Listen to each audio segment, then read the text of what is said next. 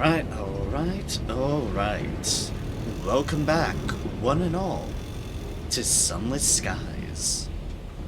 When last we left off, a couple weeks ago, we had been around. We've got a number of the other main ports within Albion. We found the Royal Society and the Clockwork Sun in specific.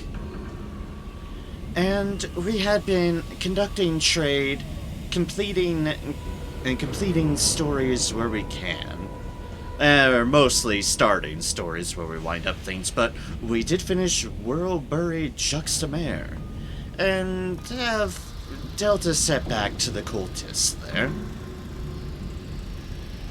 And otherwise, well, we've just been around getting the lay of the land of Albion. Unfortunately, in the process as such, we have gotten a little bit of an issue. That issue being right here at the bottom left of our screen. Terror and nightmares. They're a wee bit high up. Okay, cool, my resolution did automatically set to the proper deal.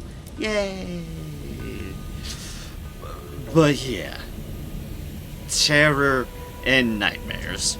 We currently stand at 44% terror and 2 nightmares, or as this says lovingly, awful.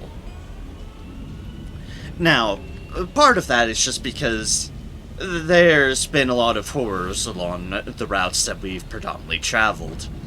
That definitely plays one factor. The other part was me kind of messing around for a specific prize. The Wrath of Heaven. Which should be a fantastic weapon once we have the capabilities to do so. Unfortunately, we need the capabilities to do so. And for that, well, yeah. For that, we will have to level up. We are pretty close. I think we took a right that, yeah, boosted us up to 60. 60 total. We just need 5 more, or 1 primary level up. We are actually fairly close in that regards. Fairly. However, like I said, we do need to make a bit of a detour first. Like I said, our nightmares are not pleasant at the moment, and neither is our terror.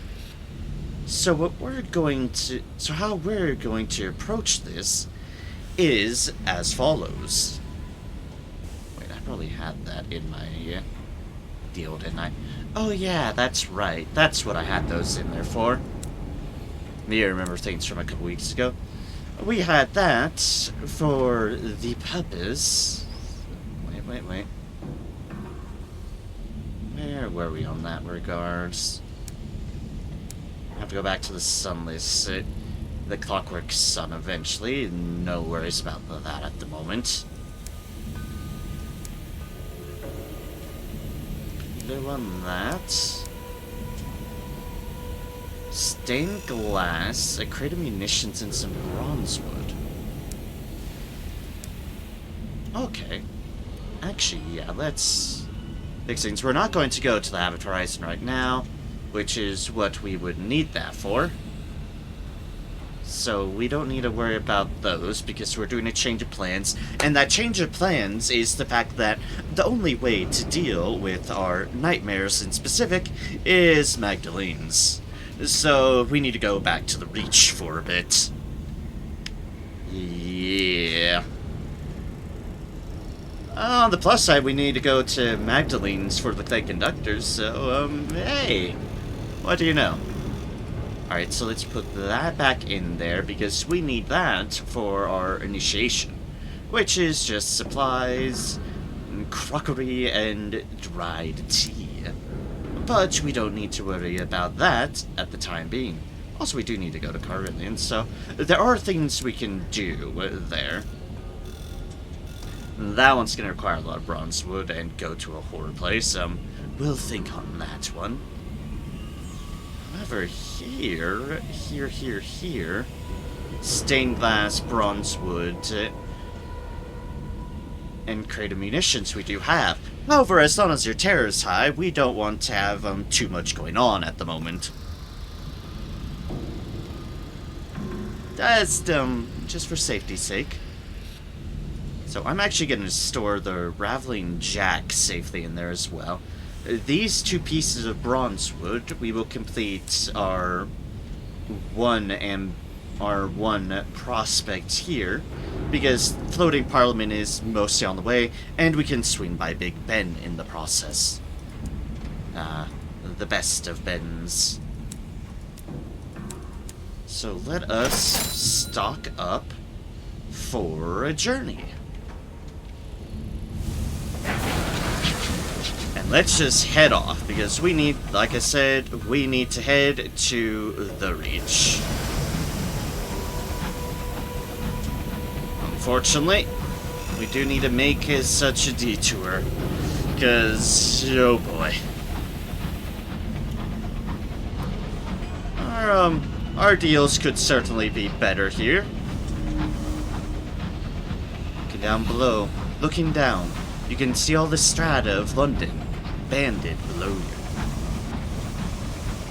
I'm gonna check to see if there's anything we've turned anything or not here. Oh, that encounter damage, I'll take it. Kind of wedged ourselves into it. It's like, ugh. Alright, we have 3 in all. Excellent. That puts us at a clear deal. Some more strength of the sun. Oh, we can actually do this just for the hell of it. I'm gonna do it because why not? I've never saved up this much for it, so I want to see what the dialogue for this is. Trade favor for royal dispensation. In matters critical to the crown, the ministry is sometimes forced to use extrajudicial methods. The genial auditor will have access to royal dispensations. Dispensations, rather. Understanding. Say no more. You've worked so hard on matters crucial to the ministry. They consider you almost one of their own. And if the auditor's eagerness is in any way influenced by a desire to reduce the debt owed to an outsider, he is remarkably skilled at concealing it. We now have 2 of those. And we can just keep saving up for the rest in case we need other things. Now, there's one port we haven't found here in Albion, and that is, well, Perdurance. We've somehow not found that, which is a really late find, but so be it. Alright, let's see here. We want to take this route so we can go by the Tower of Chimes, or Big Ben, and thus reduce our terror by a little bit. We do what we can. We do what we can. Then we will be bouncing back from there to there. Not sure which route. Maybe back the same route. You can stop by the work world and also very, very briefly reduce nightmares. Terror, rather. Nightmares are a trickier one, but they're already unideal at the moment. They can start getting particularly bad at 3. Which is why we're making this detour. Because...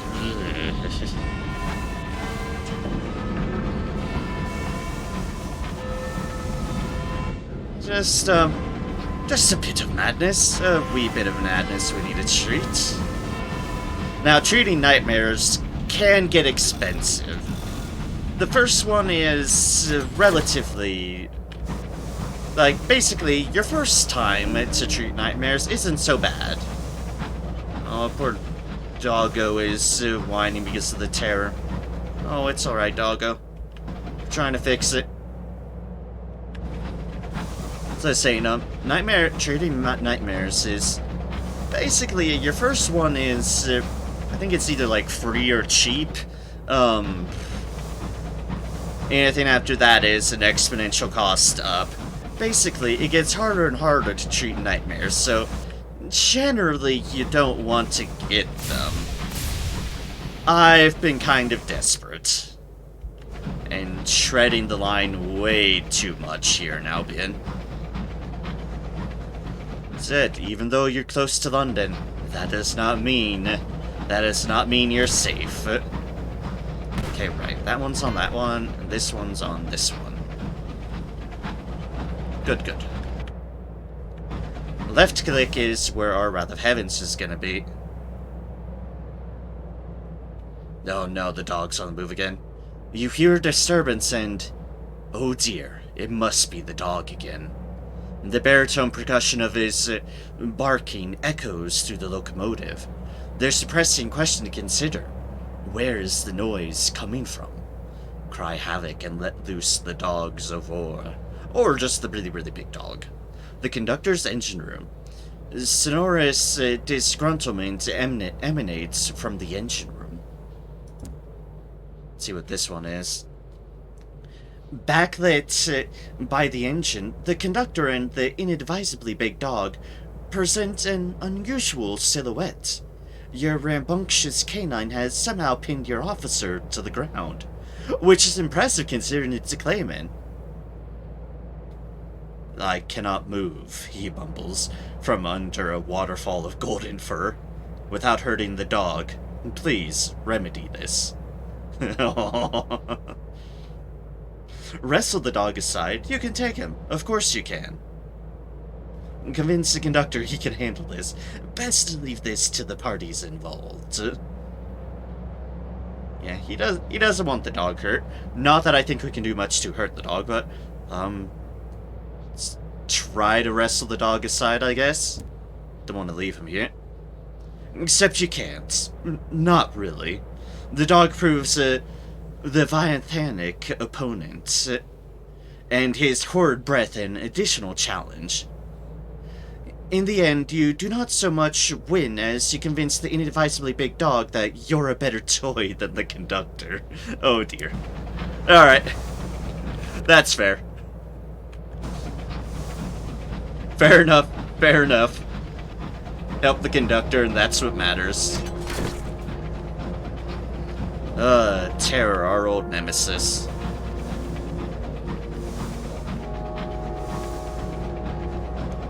Terror and nightmares. Whoa. This is good, this is good, this is good.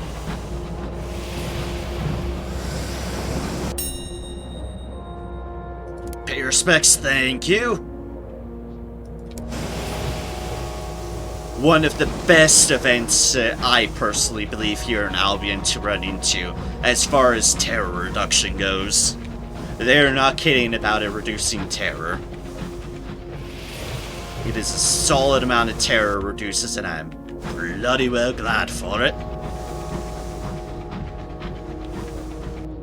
Like, yes, it's grim, but we honor their memory and we do not loot them, and in trade we help with our terror. Our horrible nasty. Speaking of horrible nasty. Hi. Kinda want to get closer to Big Ben. You guarding Big Ben from us, because that is incredibly rude.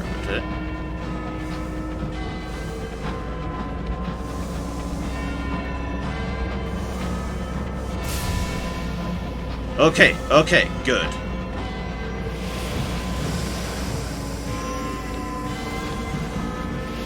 The very best of Bens. And we dodged the horrible nightmare dreadnought. That's nice too. That is very nice. Do noted about its presence. Very, very do noted. Actually, I don't think Brazenberg was worth it, so we'll just go there and head straight to the Reach Transit Relay. Correct to my plans, thinking on matters, and we will play it safe. We're getting our terror down, but getting terror down is half the battle. Keeping it down is another thing.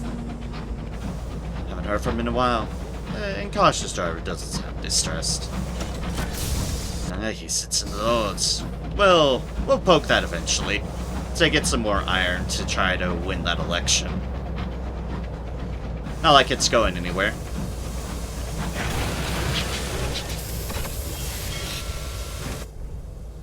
Alright, floating parliament. More of that. We don't want to worry about that. So reduce your terror. Yes, please. Excellent. Doing things with Auntie is always a good thing. So this and another ministry stamp permit and more tea. How much would that put us behind? 7. 490. No, we'll resist. We'll resist at the moment. Fuel's going down, but that's fine. Alright, we'll just pick up a port report while we're here. You never know when you might need one. Oh, right, while we're here. Excellent. Yeah, while we're here. Ask about the disgraced former courtier. She had friends in Parliament. Perhaps they might be willing to fill in a little of her history for you. The MP for Lesser Richmond is puttering about the corridors. She sputters into her handkerchief when you mention the courtier's name. She asks you to wait in her office while she fetches the courtier's friend. A bewhiskered undersecretary appears in the doorway. He offers you the MP's ginger biscuits and a dram of her whiskey. He makes sure the door is firmly closed before he'll tell you anything. Eventually, he finishes, quite red-faced. You are given to understand the throne was thoroughly cleaned afterwards. The same cannot be said for the courtier's reputation. That doesn't seem ideal. Generally, doing something with the throne tends to be a bad thing. It's a thing you can do in Fallen London with the throne, and it is also very much a bad thing. Well, bad in the opinions of folks' standards, at the very least.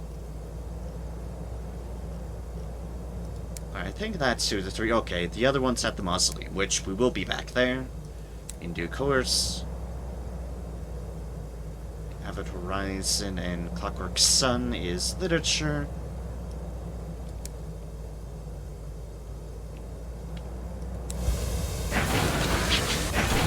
Oh wait, I'll do something like, right. Observe the protest, and let us join the protest, if but for a little bit. Yeah, we have marginally raised awareness of what your cause was, theoretically. Yeah, sure, it's fine. Okay, now let's head off and head to the Reach. We're doing alright with our terror, and we can keep on doing alright. There's means if we're careful, and I'm gonna try to be from this point onwards, because, as I noted, nightmares aren't the easiest thing to get away with. We definitely did need nightmares to get this weapon, as we know. We needed 2. We then got rid of one, and then I gained a nightmare back because I was absolutely desperate. But I will try better for this not to be a problem, because it is, not ideal. As well known, it is not ideal.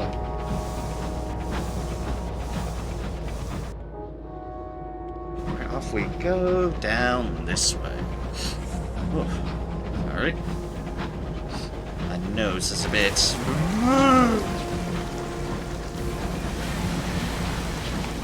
Nope, nope, nope, nope, nope. Keep moving, keep moving, keep moving, keep moving. Well, it's not facing us. This version can't see. We can't be heard as long as it's not facing us. Oh, gods. Never mind. Never mind.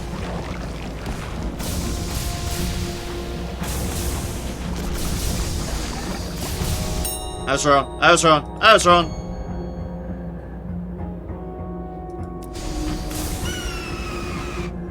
Ah, lovely. We have another friend. Spoilers, it is not lovely. Maybe it'll serve as a distraction. Okay, we only lost 5 hull off of that abject horror.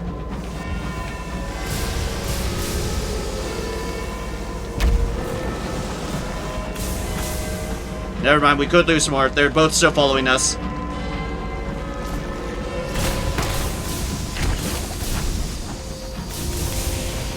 I hate how far things will follow you.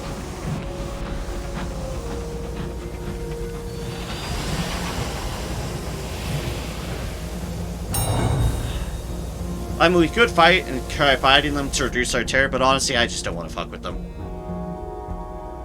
Present yourself to customs. Nothing to declare.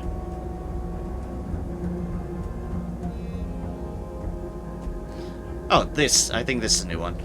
The half-binocular inspector boards the ship, smiling as she makes terse notes on her clipboard. Captain, such a pleasure. Shall we begin? I'm almost positive we can make this as painless as possible. Oh. Pardon me there. I did mention my nose bothering me. Yeah, there we go. Evidence to the deal. A clean sweep. The avinocular inspector finishes her quick look around the ship. Excellent, Captain. I won't be needing this after all. She puts away the well-weathered red custom stamp in favor of a green one that looks almost unused. Alright, let's move on.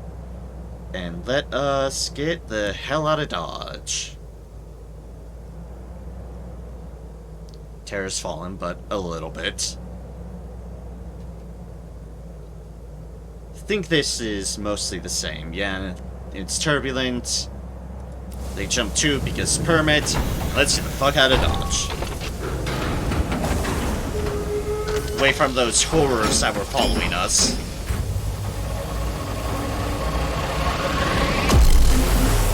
It's like, no thank you. Our terrors are already high enough as is. We really don't need more. Like I said, we'll do some business here around the Reach to make up for matters.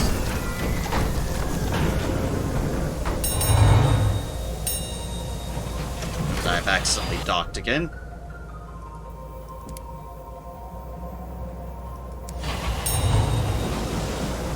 Alright, let us go. It's been a while, Reach. Luckily, Magdalene's isn't too far away. We can reduce things on that accord. Then we can do New Winchester and...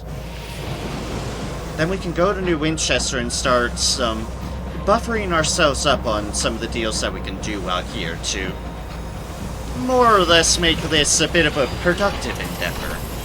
On the quest side of matters, at least.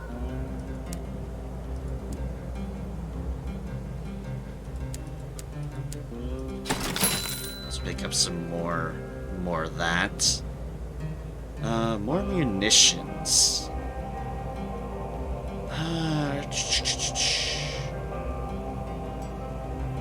That's cheap, at least.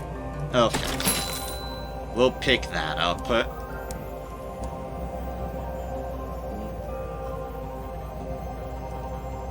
Ah, another party. Excellent. Let's reduce our terror by a little bit more.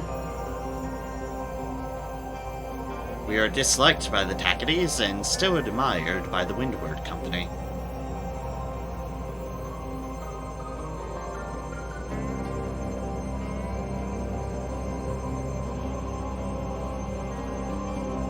Huh. We'll get to that in a moment. Let's join the fair first. Likely to be a tombola. We have both our options there. Who knows what's lurking in the shadows?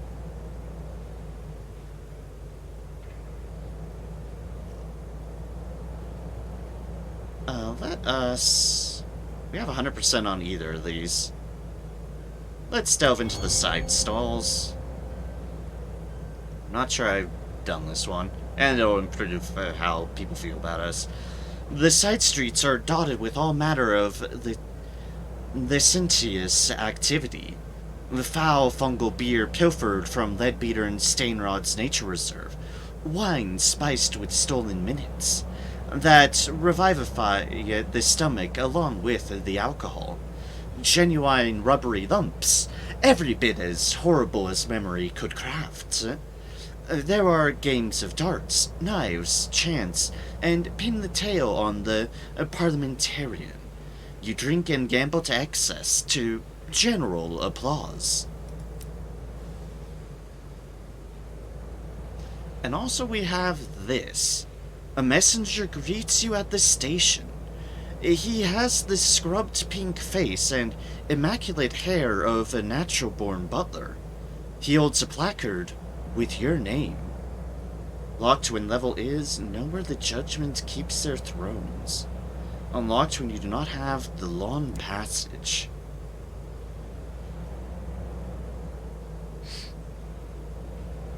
An intriguing message. The messenger explains that he is, as you already guessed, a butler. His master has heard much about your exploits, and is quite desperate to meet you. He hands you a card with an address. You recognize it as a neighborhood of particular wealth and prominence. Oh wait, I might know what this is about. Maybe. You can now visit the Bleak Industrialist estate. You have received a message from the Bleak Industrialist. He wants to meet you at his estate in Port Prosper.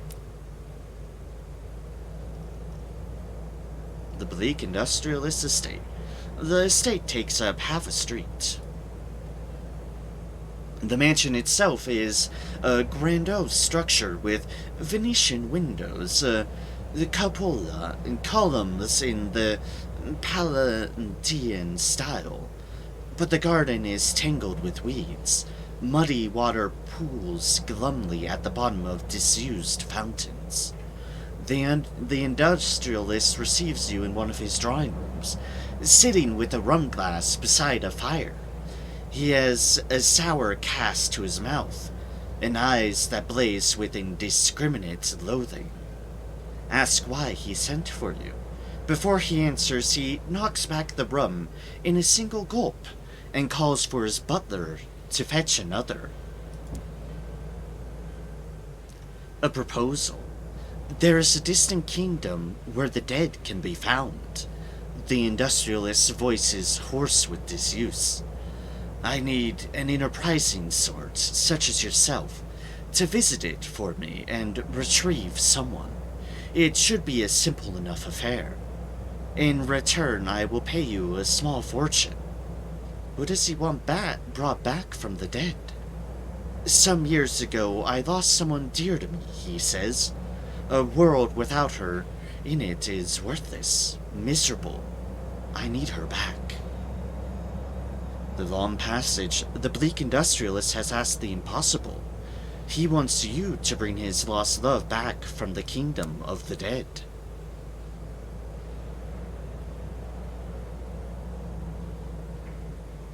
Ooh.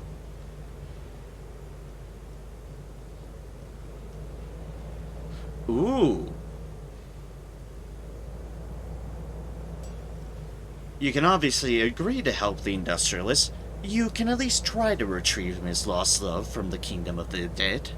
You could try to extract a higher reward with a hearts check. Why only a small fortune? Try to persuade the industrialist to let go. Nothing good will come of trying to rescue the dead. Of this, you are certain. Pardon me there. and share the story of your own loss. You too have a lost love. Unlocked when past lost love is, in the middle of other things, you will look up and around, and then remember that they will never be there. Because this was one of the faucets we took. Oh, I forgot about this. I do remember this steel now. I forgot it had a pass steel to it. I kind of actually forgot about all this, but it's been years since I played it, so... yeah, unsurprisingly. And share our own story.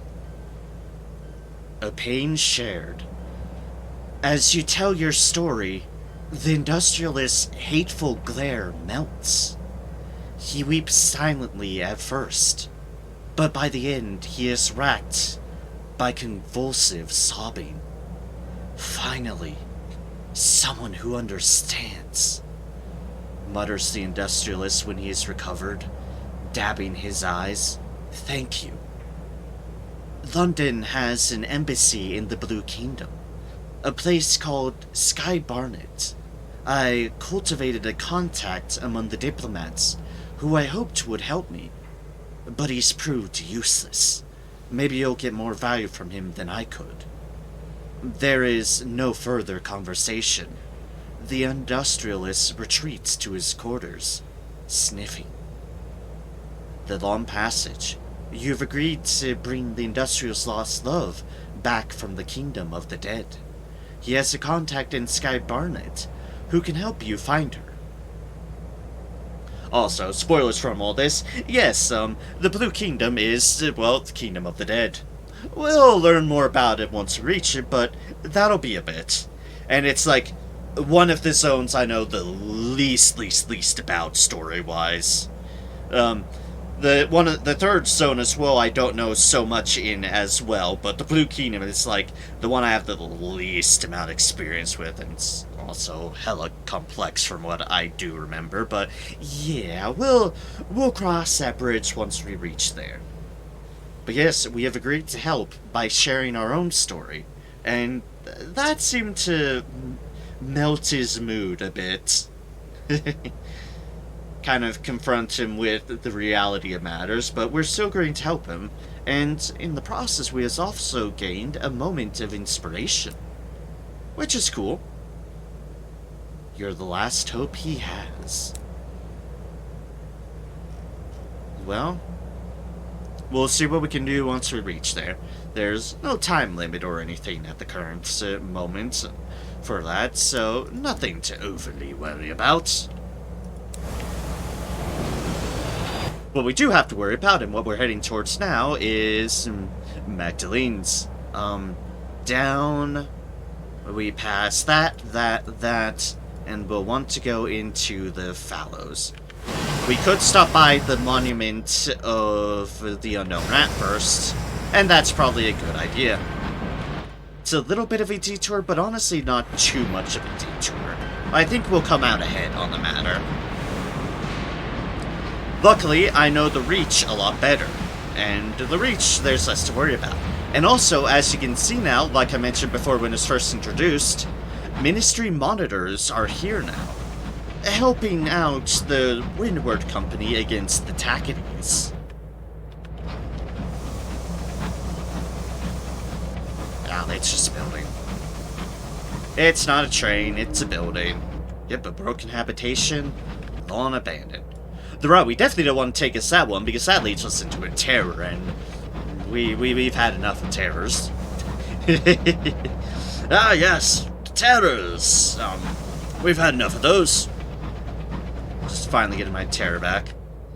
Luckily, it's like there is technically, yeah. There's always some opportunities to reduce terror around in the areas. The Reach doesn't have huge impactful ones, but I'm definitely a lot more experienced with the Reach, so I think we should be a-okay here. Bye. Bye, Bulk and Tinkerai. Yeah, they rarely They rarely appreciate visitors, indeed. Alright, here's our slight detour for the purposes of the Memorial of the Lost Rats. Let us cap our hats off in honor of the Ratisfaber who gave up their lives for the transition of London. Yep, those brave Ratisfaber who gave their lives.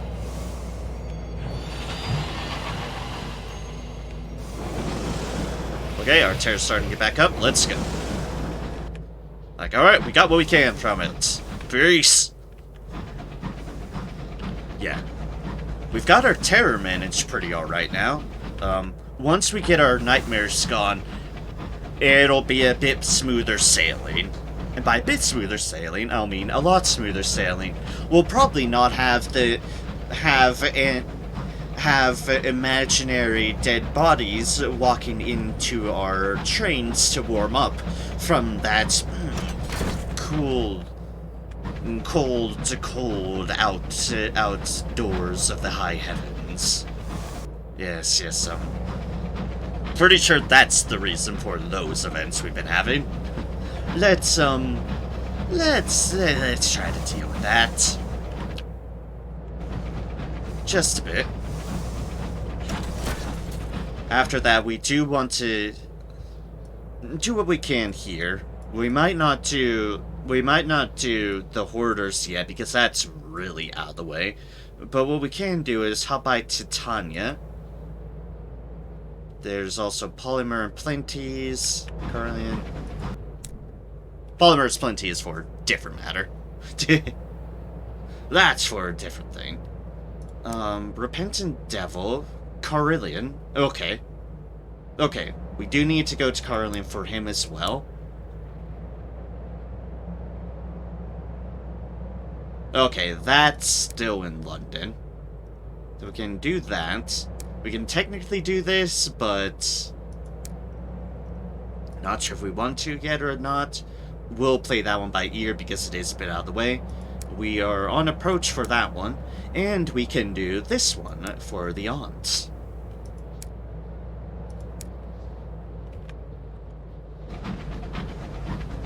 So, we have our options. Yeah.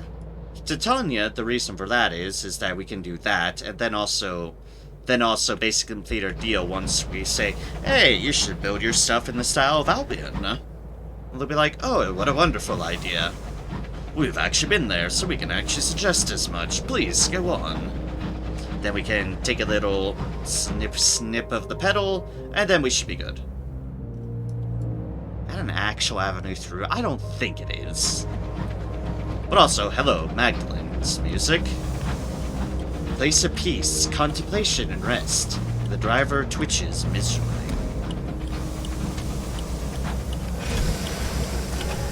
Don't know what that other sound is, but it's fine, it's fine. Not our problem. Purchase an old journal. The diary of another Skyfarer, full of dark secrets of a sinful life. Oh, that's probably Savage Secrets. How many of those do we have? A lot now. So stuck here indefinitely. Then 50 to reduce a significant amount of terror. Oh, do we clean sweep our terror? Yes, we do. An interlude. The Blythe Bar and the reception is famously well stocked. Attendants are on hand to keep an eye on the clientele and ensure no one seeks treatment while too squiffy. You while away a few hours in the company of several windward defectors, a traveling magician, a pair of quarreling botanists, and one almost definite ministry spy, aided by the convivial delights of a bottle or three of starshine-tinted brandy. We'll treat our nightmares in a moment. First things first. Port report. Speak to the host, but what we do want, you unlock this by having no terror.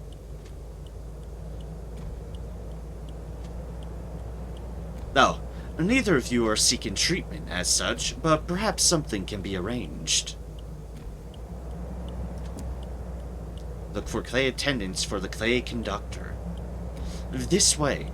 An attendant is on hand to hear your request. She frowns slightly, but the clay conductor sighs elaborately as she begins her explanation on as to why this isn't impossible. Look, she says, I can see your friend is looking to make a scene. The clay conductor looks deeply offended. Follow me.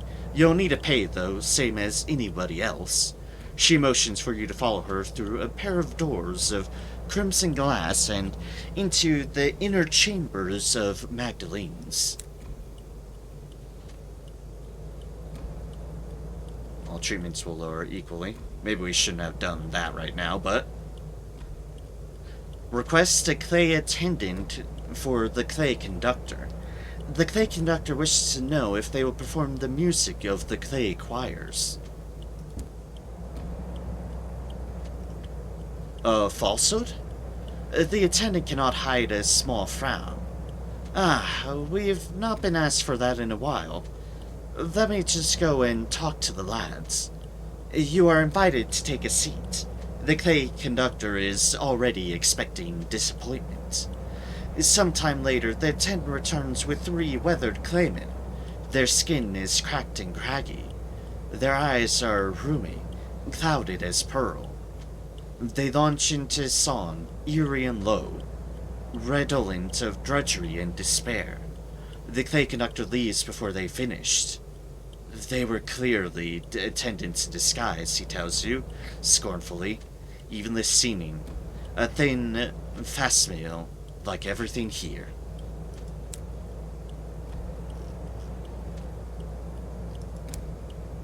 Alright, we'll go perhaps not, because we have a bigger thing to try to get rid of. Hello, our nightmares are horrible. The Honoric Chambers treat your nightmares. For some cases of sleepless nights lost in formless terror, of persistent night terrors and lucid dreams, more severe treatments are required.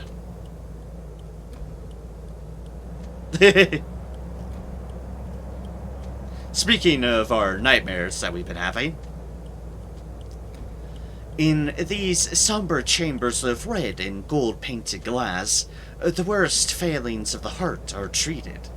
An attendant waits to take your details and your payment. He asks only that you request the name of the person you wish to treat you. Here you can reduce your nightmares before they get worse. The more you use these treatments, the more expensive they will become. The attendants can only do so much. The first one is free. That's what it means by needed 0, which is kind of handy of them. After that, I think it's when it starts getting exponential. There is your mother. She is present for a given value of the term. Her renewed majesty, which I am really tempted to do. It's fine. We'll be doing these twice. We have 2 nightmares to get rid of. We just want to clean sweep them. So, we might do that second. But this one also sounds good. Your new friend. He is pleased to be off the locomotive for a time. Unlocked when you are not alone. Nightmares is disquieting, and yeah. Your new friend. Nightmares recede. His frozen fingers extend to clasp yours as you step inside the room. He's laid out a table, candles, wine, a bouquet. His dining habits are exquisite, his conversation witty and appropriately light. He suggests a tour of Magdalene's when you're done. Halfway through the meal, you realize you are alone. Your nightmares have decreased to 1, disquieting. The Devils of Carillion claim to be experts in the assessment and improvement of the soul. They would describe yours as disappointingly clear, almost transparent. And moments of inspiration remain unchanged. Oh, did we get a soul quality from that? We did. Our soul was already fermented. and which is soul appears faintly bubbling in its bottle. It is pungent of odor and indifferent to taboo. The stained, the soul appears damaged, scorched, reckless, dangerous, and fatally curious. But we also now have clear. Soul is fully transparent. No swirls, no clouding, no personality. Weird. Your new friend? And now it costs 1 moment of inspiration. Which to get rid of her last nightmare, I'm gonna do her renewed majesty. Why the hell not? Yes, really. Nightmares recede. You enter the ballroom. Your invitation clutched to your chest. Your name in gold writing flashes under the lamplight. A beautiful air fills out your dance card and leads you into the center of the room, where couples are engaged in the pavane. From her throne under a blazing halo of candles, her enduring majesty smiles briefly in your direction. Okay, and now if you were to do this more, you would need 2. It is exponential, thus making nightmares a horrible terrible thing, rather, to deal with. You were watched by the waste waif. We've been trying teas. Oh, here we go. Here's how we see our reputations. It's in peculiarities as well. 3 and 4, and we're up to 4 lost crew, which is... that number will probably continue to go up. Yeah, that'll likely go up some more. Ooh, cheap literature. Oh. We will be needing literature.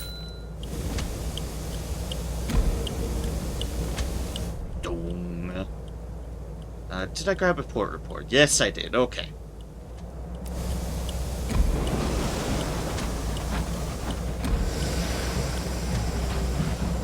Alright, let us head back to New Winchester and get sorted what we'll need as far as resources go for where we're at. Oh, right, we need to talk to our clay conductor.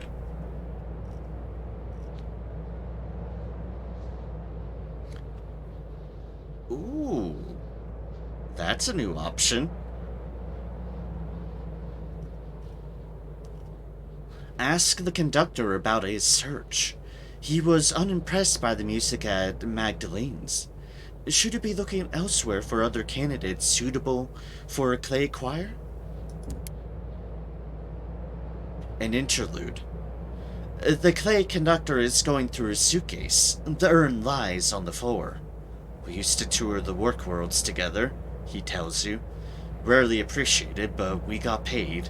He unearths a sheaf of pages, and we wrote our own music. If I could just find someone capable of the harmonies again. And he begins to rifle through the sheets. His lips move with the notes. One large finger chasing the key changes across the pages. He starts as he remembers you are still in his cabin. Forgive me, Captain. His voice is a little thicker than usual. I'm afraid I'm going to need to take the afternoon off. He will need a little time. The clay conductor is sulking. That's alright, that's alright. Limmer, but we just need honey for that. Okay, once we get here, let's grab some of the honey from our deal. Terror's rising once again. Here our old friend comes to haunt us once more. But we certainly won't let him, no matter how much he clings to our train. We really don't want to talk with our new friend, even though he is a nice, cheery friend with wonderful habits.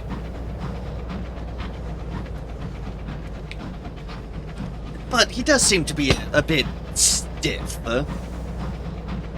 Yes, our new friend is a bit on the stiff side, but I'm sure we can forgive that. That's what friends are for, aren't they? Aren't I right? And after all, be as stiff as you want when you have as fine a mustache as he does. Did. Don't worry about it, it's fine. It's fine. We're totally not talking to a corpse or anything. Disagreeable uncle. Drop us some poor reports here at the company house while we are present. Because we can. So why wouldn't we?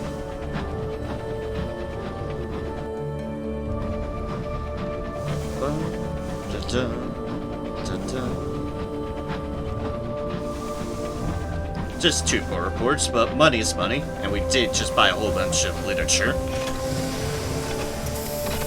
Well, 5 consignments of literature, but that is a lot. Ooh, we got a terror reduction from New Winchester. Oh, well, what do you know?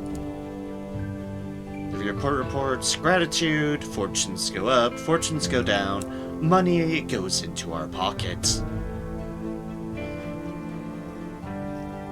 And at the moment, we'll balance out our usage of stamps.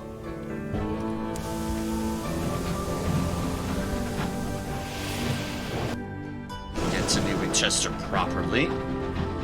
Victory Hall should still be empty. Because, yeah. Yes, no particular reason, all the particular reasons.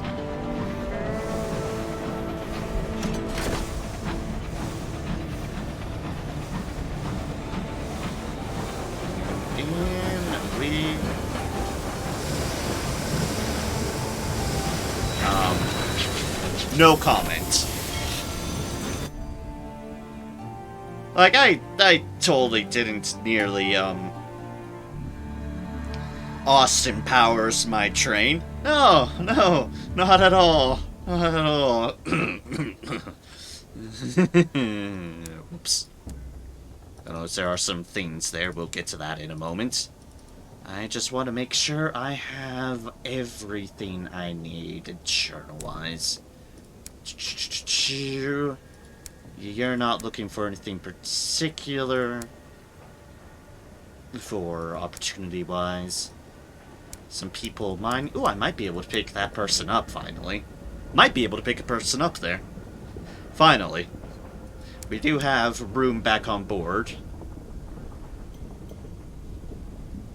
We need that deal, but we'll be doing that in a moment. Mountain beckons. Bronzewood, stained glass, and munitions. That's more bronzewood that we have, so nothing to worry about there. All right, honey, because of you. And also, let's see if there's any prospects that we can just hammer out. Oh, well, there we go.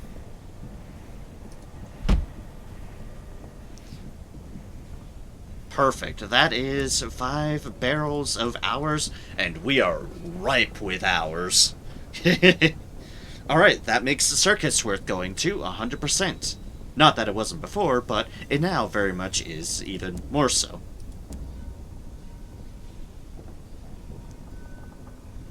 Seeds of Port Avon. What was our other ones? We do have that one, but we could actually get things from that, so... Let's keep that in due course. 1, 2.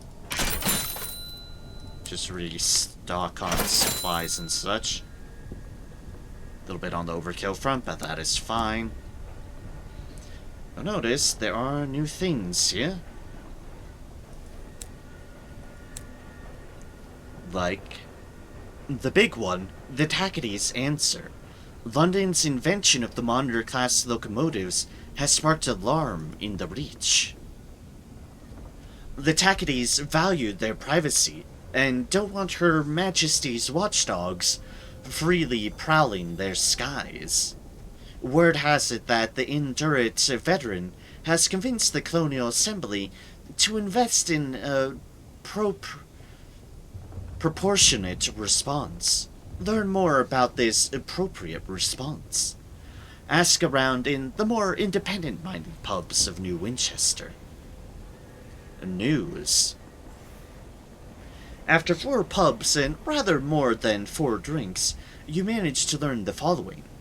Firstly, the Tackities have embarked on a project to develop new locomotives of their own. It is only a matter of time until the first ones are completed. Secondly, that work is taking place at the O'Brien factory at Lustrum.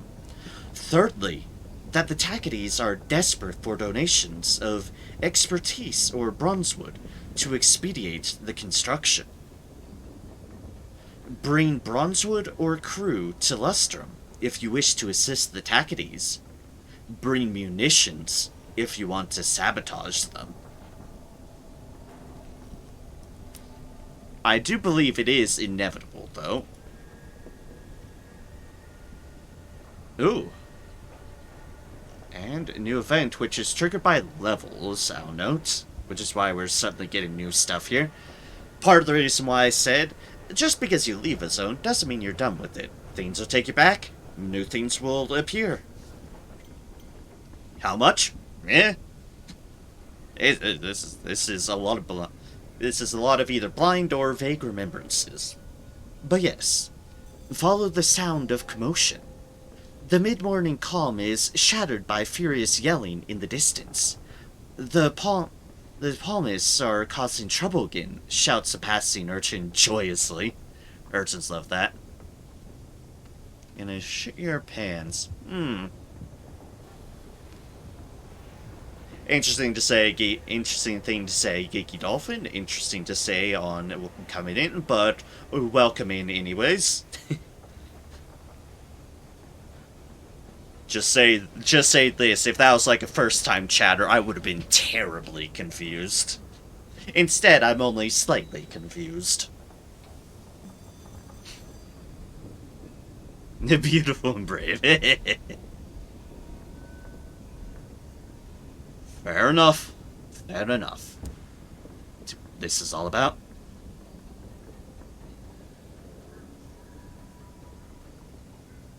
Huh. Chaplet Street is lined with gleaming churches dedicated to every conceivable deity, sect, or heresy. And there is a corner of Chaplet Street, nestled between a crematorium and a tobacco shop, where the city's least popular temples have been segregated. On this grubby and profane little corner, a group of yellow-collared vikers are trying to make themselves heard above the furious yelling of a gaunt priest.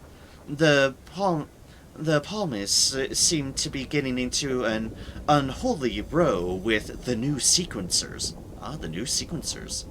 As you approach, palmists pour from their ramshackle church and charge. Oh dear. Wade in with your fists at the ready.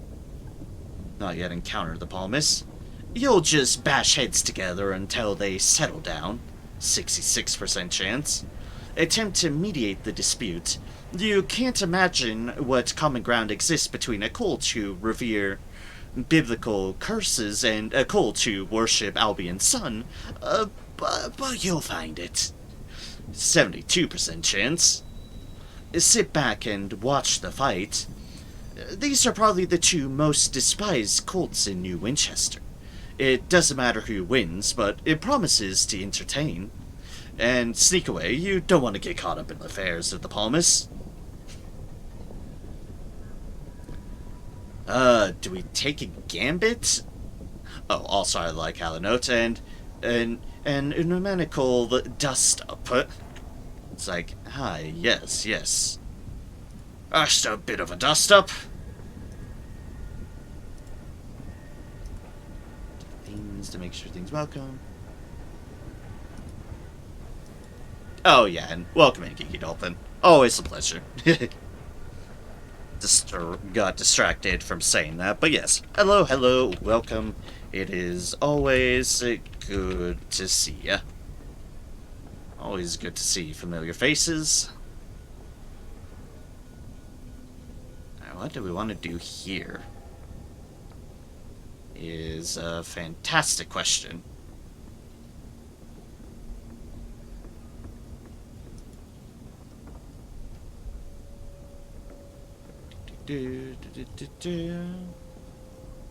What would I want to do?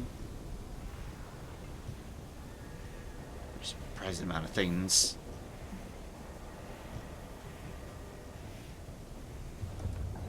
Oh, here we go.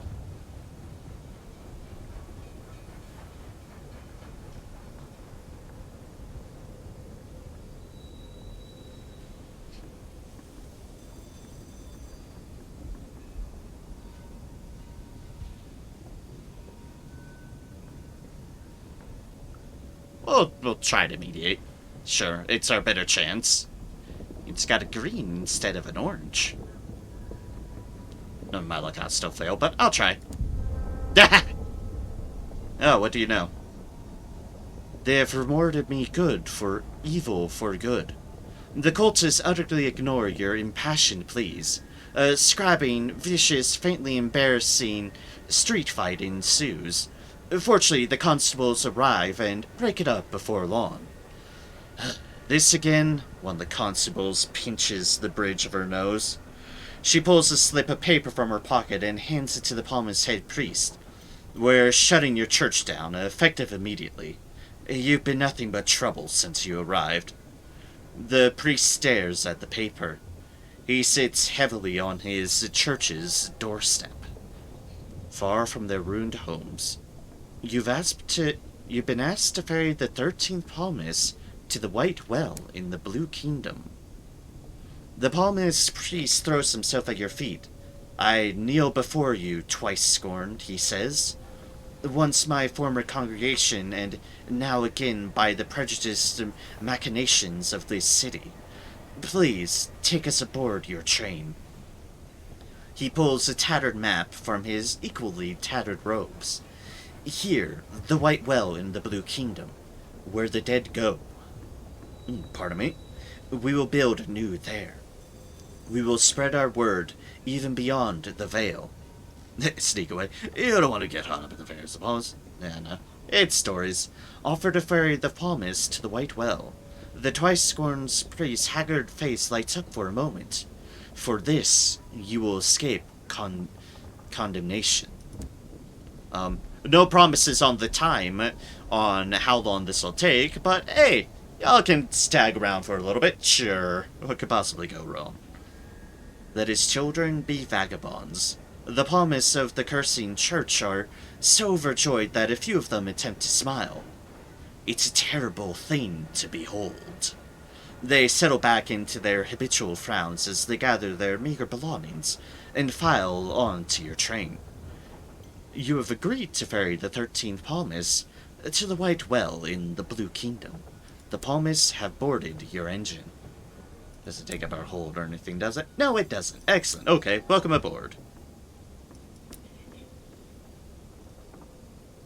And we also have our ambition here to deal with. Ambition, the stars are dying. The seasoned captains, the pluckety baroness, the bedeviled didact, the masked citizen, and spatchcocker Meg have been assisting the earnest mariner with her investigations into the fate of the stars. But your friend has disappeared, and a mysterious fire claimed her lodgings and research. Your attempt to find her has reached a dead end. By continuing her research, you might learn what happened. Inform the captains that you will be taking your friend's place. It's time they put their cards on the table. Or attend to other matters. Alas, this mystery is not the only demand upon your time. No. You have news for the captains, indeed. The Alliance. Their faces darken as you recount your experiences in London. Intolerable, the masked citizen says, knuckles white around the stem of their glass. Of course we'll help, Meg grunts. The didact leans forward, his narrow face grim. Understand that each of us only has a piece of the puzzle. Our mutual friend insisted upon it. Only she would have the whole. She and now you. Indeed. We have each been pursuing a different strand of investigations, says the Baroness. Now we'll share them with you. Perhaps you can help us pursue them. Ambition. The truth. Aid the seasoned captains in their investigations. Spatchcocker Meg is investigating the fire that follows. The bedeviled didact is investigating the politics of heaven. The masked citizen is investigating the courtesy. The Baroness is investigating how stars die.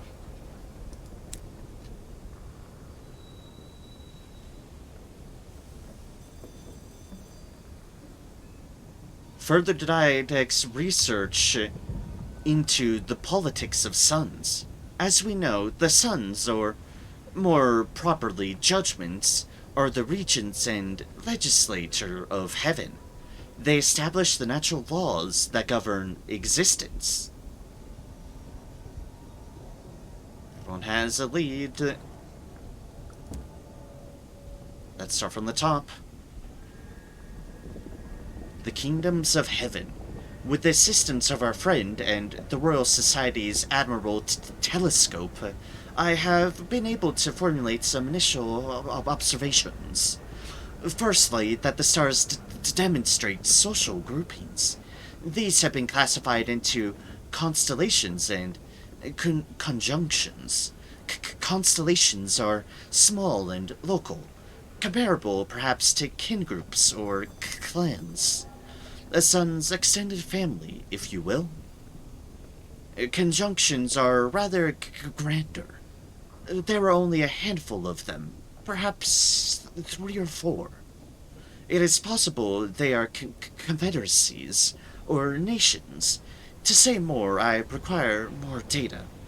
Observations on and relics of the heavens. Bring the didact 2 otherworldly artifacts and 2 visions of the heavens. Okay, we can do that. Talk to Meg about the fire that follows.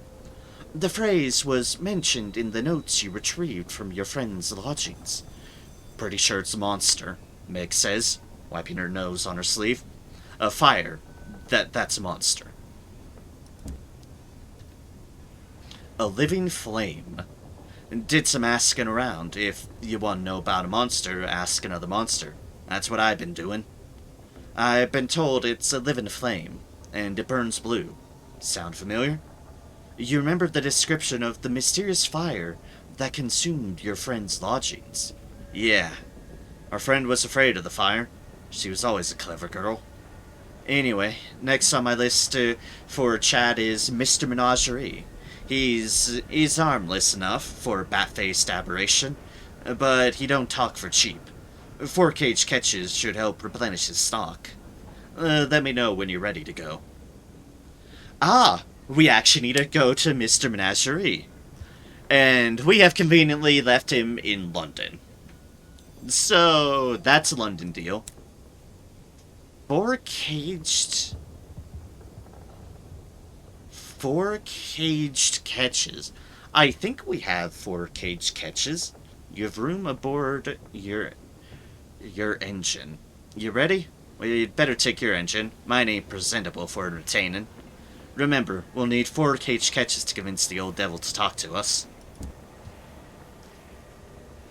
Meg boards your engine.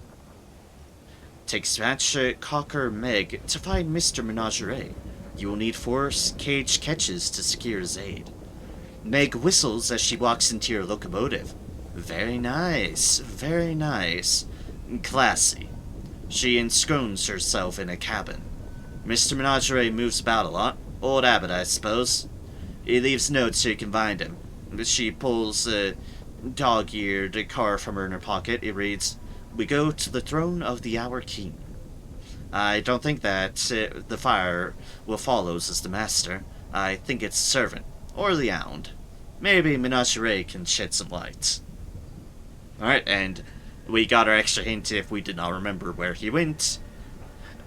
They went. Mr. Menagerie is still in London. We conveniently left him there. Convenient because it's a very nice centralized location for Mr. Menagerie. He'll be moving afterwards, but at least we'll be able to do that. Assists the Baroness in her examination into how stars die. She arranges to meet you at her family home, an elegant townhouse on the edge of New Winchester. Tea, port, an array of biscuits await you in her drawing room. The Baroness helps herself to all three. Let me bring you up to speed. I've been looking into what it would take to kill a son. We know two local sons that have died. That of Albion and that of the Reach. Our dear Ernest Mariner and I were preparing an autopsy. She's acquired a sample of... what would be the term? Post-necrotic celestial tissue? Son's blood? Anyway, a sample of that from the remains of Albion's son. That leaves the Reach. She offers you a plate. More biscuits.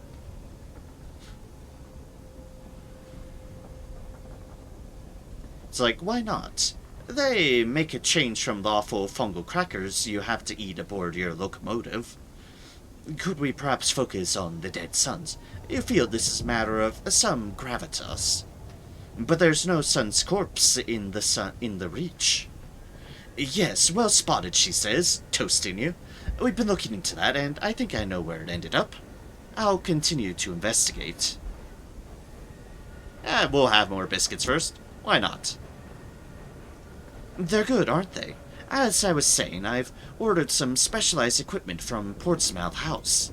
Unfortunately, they've run into complications during development. I've put together some material that should help unstick them. She indicates the chunks of papers and components. But I imagine they'll need more if they're to complete it soon enough. Perhaps you could help?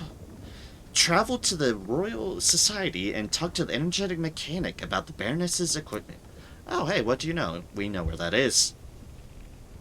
Aid the citizens' investigation into the courtesy. The courtesy appeared several times on the scraps you recovered from your friend's lodgings. The citizen is already immersed in an investigation. Passage to Pan. Unfortunately, I haven't got very far, they confess. Is it a person? An organization? A process? My usual sources are ignorant or reticent, which is itself informative, of course. I suspect that the courtesy is not merely little known, but actively concealed. A conspiracy. Then what is your next step? We should try our luck at Pan. It is a place where many secrets come to roost, and people are willing to discuss topics others fear to. Let me know when you're ready to depart. The masked citizen wants you to take them to Pan when you're ready. You're already carrying one of the captains. Finish your business with them first. Like, perhaps we could take your engine. I'm not universally admired in Pan, and may need to keep my head down. So, we'll be doing that. Luckily, we have the other captain first, which is to London, which we will be back to.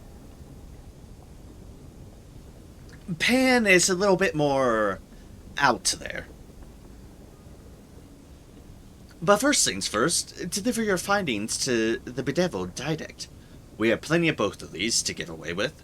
You visit his tiny corner office at the university, piled with books and grotesque curios. Pushing a stack of work off the desk, he turns immediately to your materials. You leave him to it. A week later, he calls you back to discuss his findings. He serves you black, sweet tea, the cup and saucer rattling in his shaky hand. shaking hand. "All study of the suns is difficult. The judgments are vast, ancient, beings of incomprehensible complexity. Any investigation is also an act of translation, rendering their concerns and structures into analogies we can comprehend. Nevertheless, I believe I better understand the conjunctions that divide them now. Imagine vast nations, but founded upon philosophy, not geography. There were three primary conjunctions: offer a helping hand, or be patient, sip your tea. We can be patient. Conjunctions. The chrysanthemum conjunction are concerned with inception, with beginnings and newness. Their counterparts, the amaranthine conjunction, believe in culmination and bringing things to completion. And the nephthene conjunction advocate separation, distinction, isolation, the raising of barriers and the drawing of borders. He frowns. They do not get on. Diadact wishes to take his research further. Perhaps you can help. We need to transport him as well now. Were you to transport the Diadact on a research trip, I must consult a primary source, the roll of ash. I believe it will shed light on the friction between the conjunctions. There is a library in the Blue Kingdom at the Forge of Souls. The Blue Kingdom, so, basically we'll be taking him last. But, I'm not heading there quite yet. Wish we could just jam them all aboard, but it's fine. It's fine. Alright, let's see here. We have that. We have that. We can talk to the first officer because we have that and we'll be spending one of our moments of inspiration. I know, but... well, why wouldn't we? Attempt clay singing. The clay conductor wishes a singing partner. You've heard a couple of examples. Perhaps you could give it a try. Our knowledge of the clay choirs is limited, and we have not successfully accomplished the singing of clay choirs, and we're aware of his lifelong passion, and we have nectar. No rest for captains. Mixed with sugar and water, the nectar's taste is almost worth the wrist-wrenching labor. You gargle it just as you saw the clay conductor do. Your throat feels as though it has expanded. Your vocal range has widened. You can project further. Your voice is richer and more resonant. The practice is exhausting. Your vocal cords throb with the low notes and thrill with the high. Throb with the low notes and trill with the high. You're seen of the rock and shale, the arias of quarrying, labor, and the living clay. It's passable, but not there yet. But more practice will surely make perfect. Your singing is horrible. yeah, exactly, Cybershot. Your singing is horrible. Our captain's starting from somewhere. And sometimes you have to start at literal rock bottom. Also, hello, Cybershot. Good to see you, good to see you.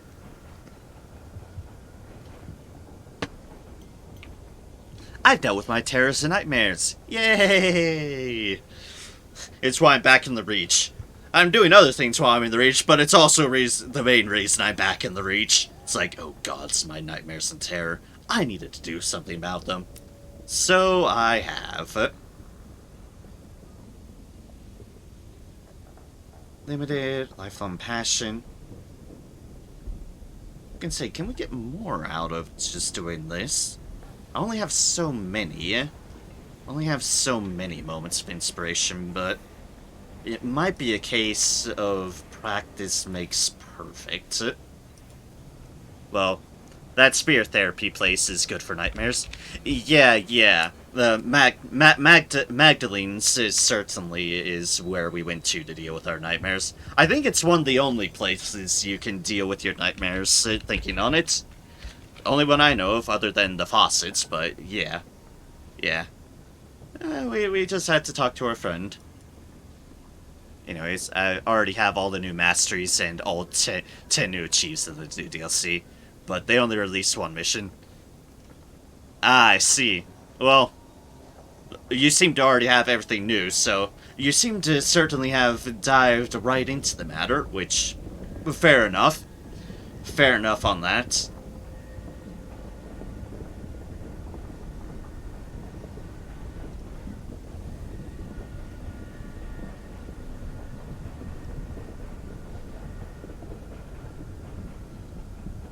Okay, yeah. Also found out if you run out of motivation in one character, you can have Albus suggest a day off to skip a day, but restore motivation to full. Huh. What do you know? What do you know? Let's just load up on honey for the moment. Oh wait, that's a bit too much honey. Too much honey. Yeah, it's like I definitely tried not to get my folks' motivation too low for obvious reasons because it's easy enough to get him back up. So that's interesting to know that that's the case if you actually run out of motivation on a character. That is cool to know.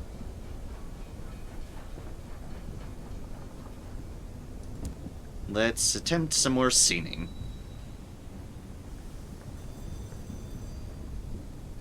Advancing. There.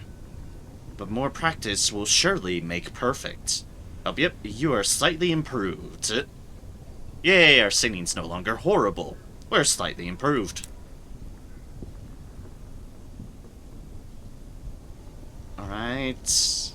Again? Sure, why not?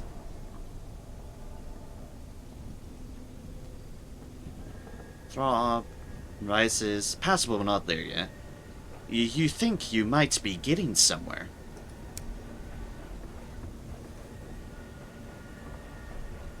Continue your singing practice. You are getting there. You've been at it for some time now. Surely you must be improving. Well, let's see.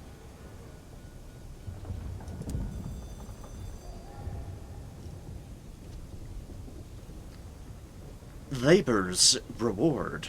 The familiar ritual. The locking of the door. The gargling of the nectar.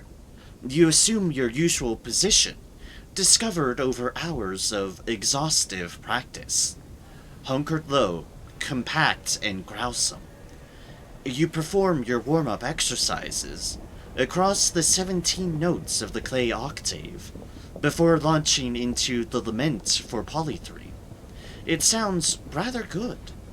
Next, the breaking of the 100th heart. If anything, it's better. You run through your entire repertoire, and then backwards to be sure. There can be no doubt. Your practice has paid off. Perhaps you should perform it for the clay conductor. The lament for polythrene. Breaking of the 100th heart. Locked when you have a scener of clay. Scene for the clay conductor. Shown the fruits of your labor. Will he be pleased? Politeness, at least. You surprise him during the hour when he's supposed to open his bunk for the crew to come to him with any concerns. They never do. The conductor puts aside a sheet of music to salute you. Captain? You launch into song without further ado. Your voice is rough, but it's more than passable attempt. You capture the echoes of deep, forgotten caves as you try to follow the rhythms of an avalanche. When you finish, there is silence. Eventually, the clay conductor speaks. Thank you. I appreciate the efforts, but you are not Clay. Even so, his attitude to you has thawed a little. Later, when you pass him in the galley, he even attempts painful conversation. Oh god, the Clay Conductor has attempted conversation with us. That's a thing. You have performed for the Clay Conductor, who was not particularly impressed. Fair enough.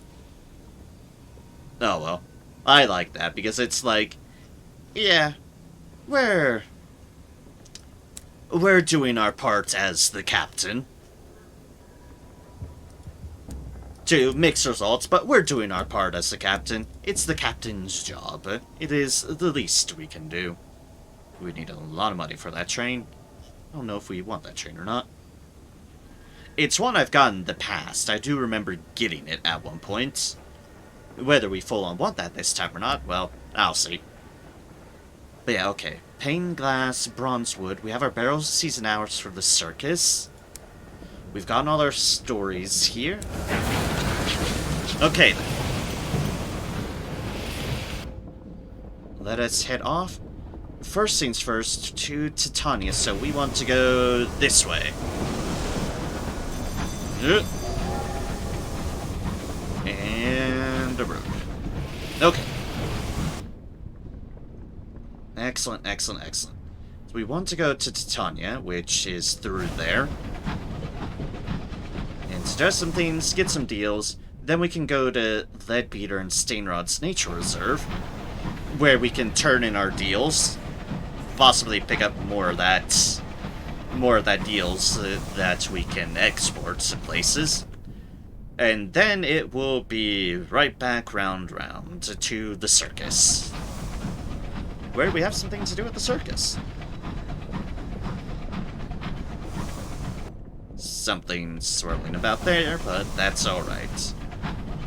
No need for us to worry about that.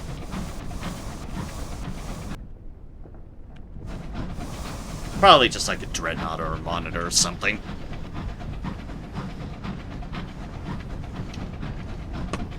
That's the usual case for those matters.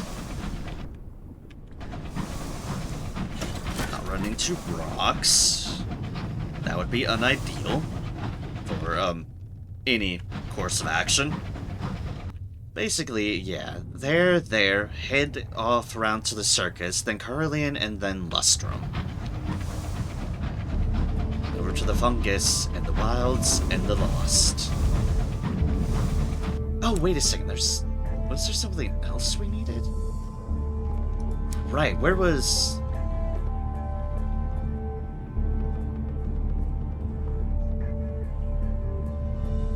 Oh, we could have just gone back to them. I thought we needed to get more inscriptions.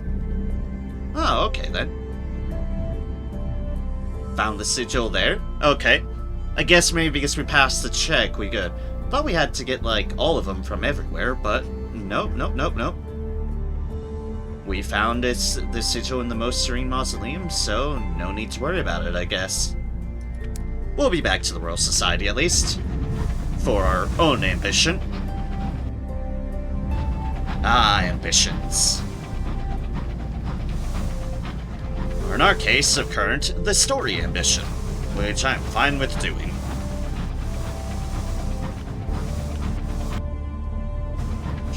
Chug.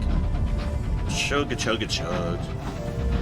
I mean, I won't deny, at least the one I did do, the big ol' story one, it does have a plotline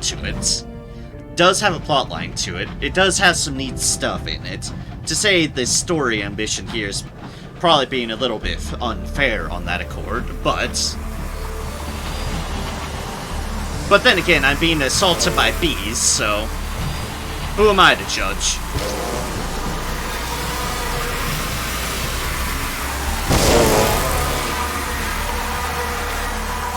Just give the bees the broadside. They actually missed us somehow. Oh. More bees.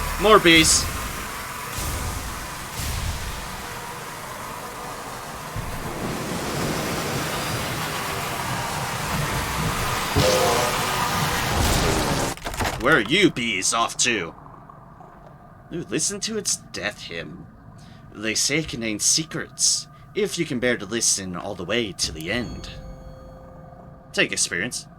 Yeah, I'm sorry about that. For some reason, the bees are unnaturally loud compared to the rest of the game, and I do not know why the bees are so loud. It's like, everything else, I think, volume balance-wise is pretty good, but for some reason, the bees are obnoxious. I'm sorry about that. That's why I murdered them. The sound is memorable, but not notably distressing until that high C, which makes your teeth itch. Afterwards, are you wiser? Are you stronger? You are not less so. The bees died. You lived.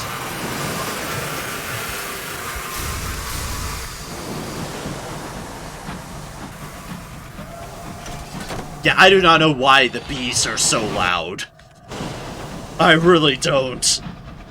But they are. It's like, I think all the rest of the auto-balancing is fine, because I've had no remarks otherwise on that accord, but yeah. Them bees. Them bees.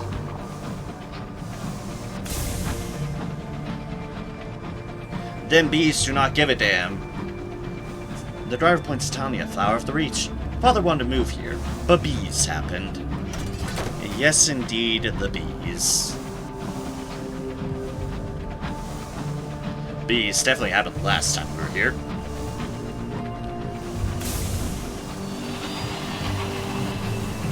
Oh no, more bees. Let's get in before the bees kill everybody's ears. Ah, quiet. Oh, hi, Rat Brigade. Attending an art exposition. Get our terror down. We'll get another report. There's such pity about the bees. Alright.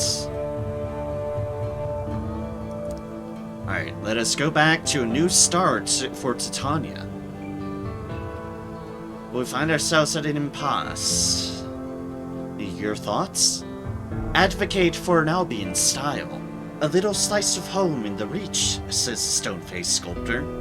A sturdy rock from which we can guide the future. You must have visited Albion to choose this. We shall. A direction is agreed. The stone-faced sculptor is quick to capitalize on this moment of agreement. Before the day is out, the docks at least have a familiar Albion look to them. The rest of the port will take a little longer before it is ready for expansion. You can continue expanding Titania with your current captain by donating towards progress, but this will get more expensive as development continues. Alternatively, each captain in this lineage will be able to choose another expansion until the port is completed. The more you expand the port, then more bargains, prospects, and other opportunities will be made available, with individual buildings offering one boon per captain. And we now have 1 times affiliation, Bohemia. Ooh. What does that put our affiliations at? Okay, 3 with Academe, 1 with Establishment, and 2 with Bohemia. Okay. And now, the text is slightly changed here. The port unfurls itself, welcoming you ashore. Titania has become a little slice of civilization in the Reach. Within its domes, visitors can enjoy a taste of Albion, without all the smoke and smog and urchins spoiling the view. The damage from the Cloister Hive doesn't appear to have dampened the mood.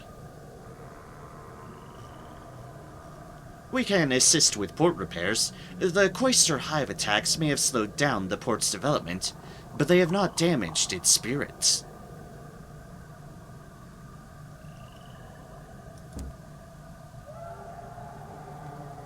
Ah, okay, it's just money.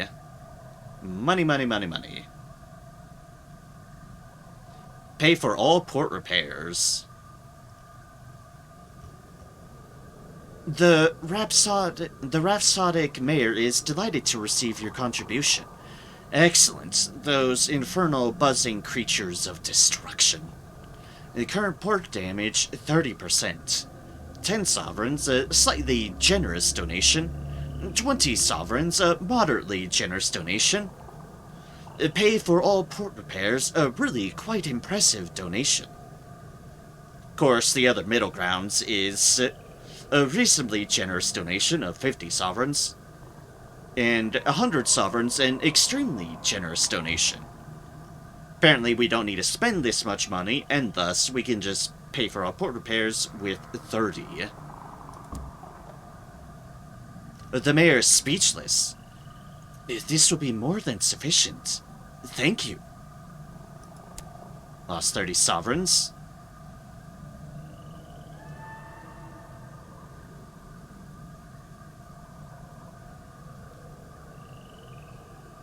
Without all the smoke and smog and urchins spoiling the view. More opportunities it will offer. And meet with the Rhapsodic Mayor. Only available when the port is undamaged. As first amongst founders, she gets Titania's only office.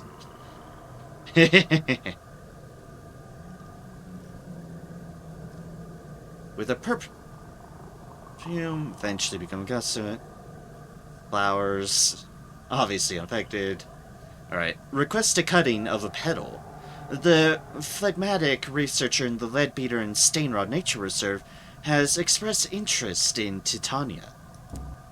And this is why we couldn't get this then. Because we need to meet with the mayor, but we couldn't meet the mayor while the port was damaged. Yeah. Yeah, indeed. So let us... A simple request. The Rhapsodic Mayor is only too happy to oblige you. I'll have a sample sent to your engine in a moment, she says. We may not be scientifically minded here, but we do love to learn more about our wonderful flower. Yeah, that's fair. We have collected it, and thus we have gathered everything the researcher needs. Perhaps not. Ah, this is where you can donate these deals. I see. And a captivating treasure. We do not want to donate our last one to those. We could donate some sky stories. If we wanted sovereigns and experience. Kind of makes up for what we just spent. Sovereigns. And I don't know, we can do it again. We have so many sky stories. I don't want to totally get rid of a lot of them, just in case, but do want to make up back some of our profits, and thus we'll do it 3 times. We don't want to accidentally do that. That's our only captivating treasure at the moment. It's like, advise on Titania's next upgrade. However, of note, there's much to be done if the founders can only agree on what. Port damage is 0%, current funding progress is at 0% as well. Must be fully repaired and funded to start a new project. Well, let us contribute funds to Titania. The bigger the port gets, the more opportunities it will offer. Fully repaired to fund new construction. The restaurant mayor is pleased to receive your contribution. Every little helps, she smiles. A pause. Though a lot definitely helps more. Current funding progress is 0%. This unlocks ability to keep constructing Titania with your current captain. The next captain in your lineage will find it ready for expansion.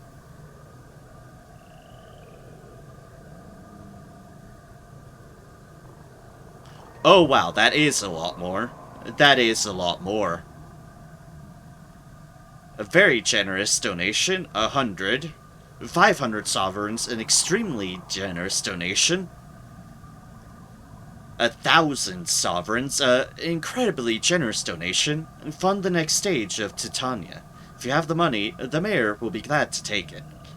1,000 sovereigns. You're rich. Not that rich. I mean, okay, I guess technically I'm able to fund it just flat out from my wallet, but I am trying to save up to other things as well.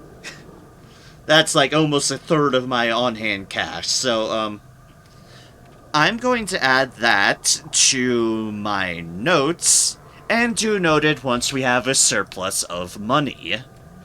We need 1,000 sovereigns for upgrade. Yeah. Yes, yes, yes. Once we have a little bit more on cash on hand, Mayor. Like, yes, the next person in your lineage, will find it more open. But, that would require us dying, and that's not really on the agenda. Relying on cheap collection of souls. I need one of the good souls. That is not one of the good souls.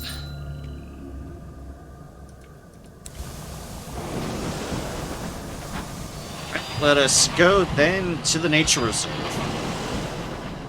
Wait, do we have a port report? I always realize that offhand. It's like, wait a second. Port report? Did I do that? Yes, I did. Okay. Okay, we're good. We're good.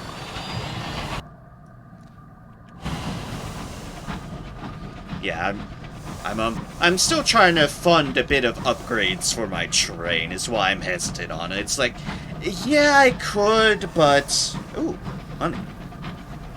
Free money just floating around. Thank you. We need that bronze wood. Oh, we need that bronze wood. We have found more bees. Captain, a hive.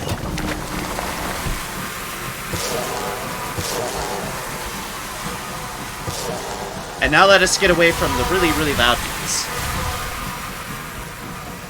I stole your nectar, bees! What are you gonna do about it? No, try to chase me down to the ends of the earth. Okay, fair enough.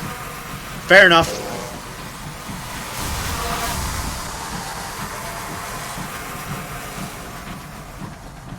I say as I feel I subconsciously was just talking louder to get over the damn bees. Why are the bees so loud compared to everything else? That is a wonderful question.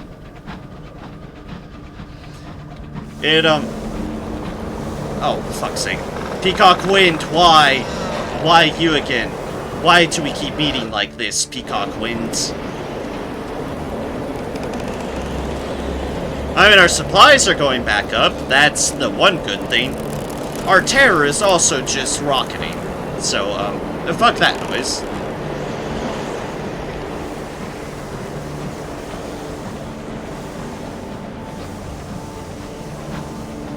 Peacock Wind, I just dealt with my troubles there.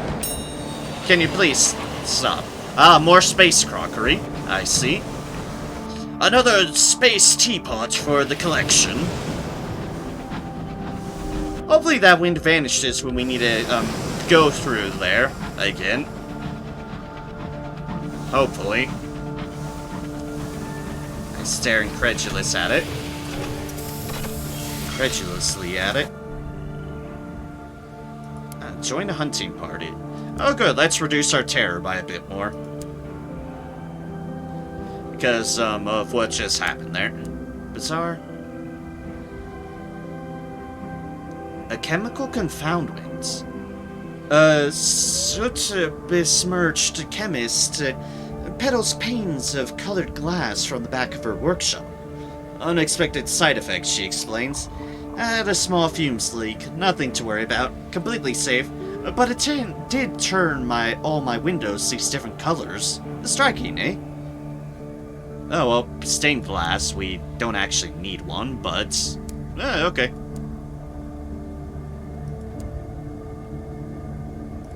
Let's see here. Their request... And we have all of those. Turning in your research. Back out until you've handed everything you have of the researcher's current requests, and everything we do have. Hand in the stomach of a cantankerite. It is a foul thing you've carried in your hold. It better be useful. You're thanked for your efforts and asked to wait while the company sort out your rewards. The phlegmatic researcher summons you to his home to offer you payment and the fruits of his research. He has temporarily abandoned his laboratory, which is filled with incense smoke. Distressing business, he says. The stench of their innards is encrusted in my nostrils. Ugh. Lovely, lovely. Hand in a titania clipping. It's only a sliver of the petal, but maybe it's enough. You're thanked for your efforts and asked to wait while the company sorts out your rewards. It might be a couple of days. Eventually, the phlegmatic researcher requests you to visit his cabin. An orchid, similar to the titanium blossom, but for its size, sits on the table. Perhaps Titania is the orchid, he muses. It is an orchid, at least. He's growing a smaller one. And hand in a fungal crinoline from a mushroom meteoroid. If the right bohemian saw this, the fashion might be revived. Alright, yeah, when they're underneath, fungal fashion was certainly a thing that existed down underneath in fallen London. Yeah, let's not go back to that fashion. You are thanked for your efforts and asked to wait while the company sorts out your rewards. It might be a couple of days. The phlegmatic researcher calls upon you soon. His eyes are red, his face slightly swollen. I react like this whenever I am near to it. He sniffs loudly and hands you your reward. Yep, even more sovereigns. Good, I need those. I mean, hell, the new engine I've had my eye on for a bit is 3,000 on its own. And let the researcher get down to work. Be sure you've handed in all you wish. We have turned in everything. Pen of a scribe spinster. Huh. Researcher has disappeared into his laboratory. Experiment sanctioned. Return in 15 days. Alright then. We go to the loading bay. We can grab reports. And we can export sapling knots. Some more sapling knots. Ah, more to New Winchester. Okay, fair enough. Even more New Winchester deals. I'm sure New Winchester won't be, like, overrun by stuff. Probably. Anyways, to the circus!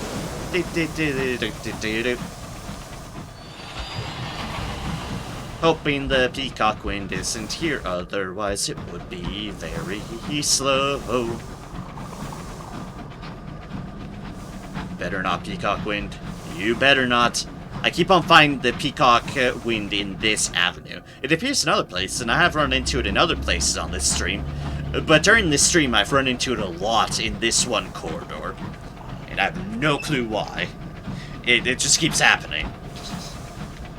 And it's tragically distressing. But yes, anyways, to the circus. The reach runs wild indeed. And, while the beast might be experienced, hopefully we don't run into any for the sake of all our ears. Because, oh dear gods, the bees are so loud.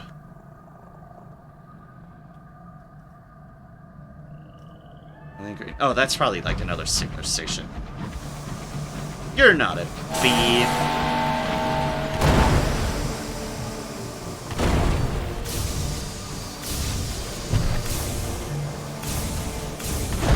You're a reach marauder, which is kind of small fry, really. Just kind of small fry at this point. Yeah, let's repair.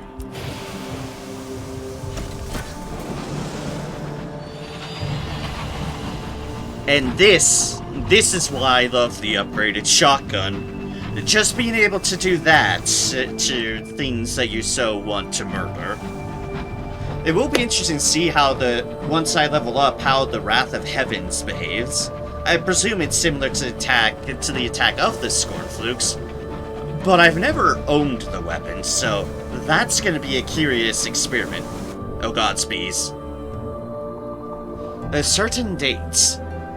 There is a tentative knock at your cabin door.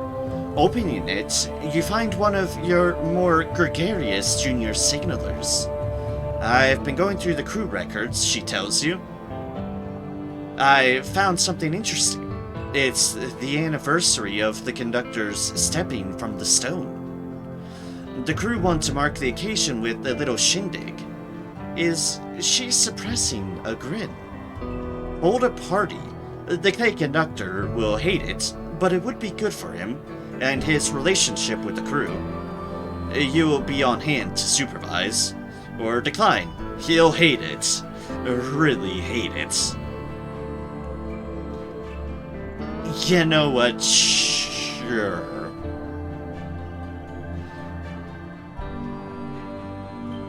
What's but a party with friends?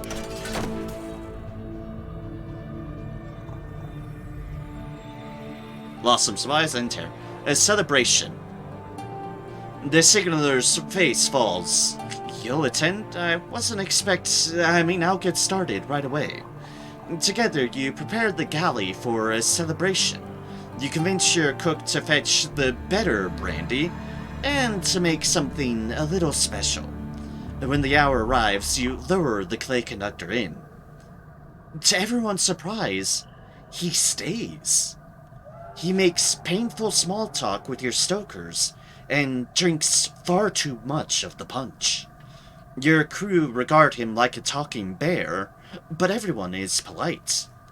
While your crew are engaged in a game of poker that will definitely require disciplinary action later, the conductor tracks you down. He babbles earnestly about Achilles in Eleutheria, and the claymen who work for the Murgatroyd Company. He would very much like to visit. The clay conductor wishes to meet Murgatroyd's attendants at Achilles. We'll be there once we reach there. Not yet, but we'll be there eventually. It is a cool place, Eleutheria. We will be exploring it definitely once we reach there. Also, we pass by the bees without harm. To any of our senses. Yay! Oh, the bees. The bees. Yep, we have replaced the sounds of nature with the sounds of very crumbly rock. It's like it's a giant monster about to just... Nom. Actually, that works me, because we do have a giant monster that has tried to nom us before. God damn you, burrower beneath. God damn you. But, let's ignore that potential, and just carry on to the circus! Because everyone loves a circus. Right? Right. Of course we do. Of course we do. We're family to these circus folks. Just a circus out in the middle of nowhere.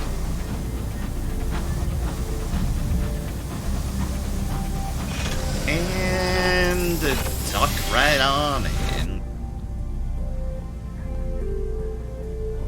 New arrivals at the circus.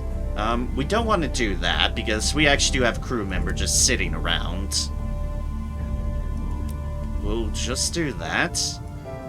Conceivable circus. We collect free tickets. Yay, more tickets. We write a port report. Wonders await you this evening. Well, the same as usual. But it's fine, it's more sky stories, and it's another vision of heaven. Cuckoo from a circus, we do not want to do that. I think we might need to go.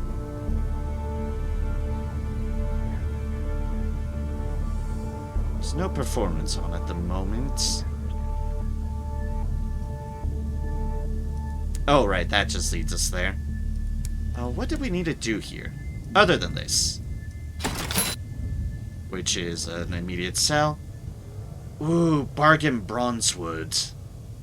We do need more of this, so we'll drop some of our money into it.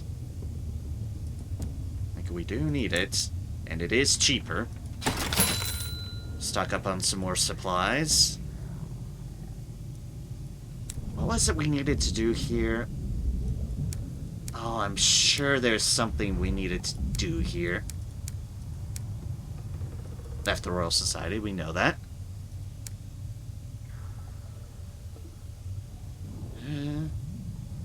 I have to finish business. What? Where are we? What was I trying to think of? We have that one open.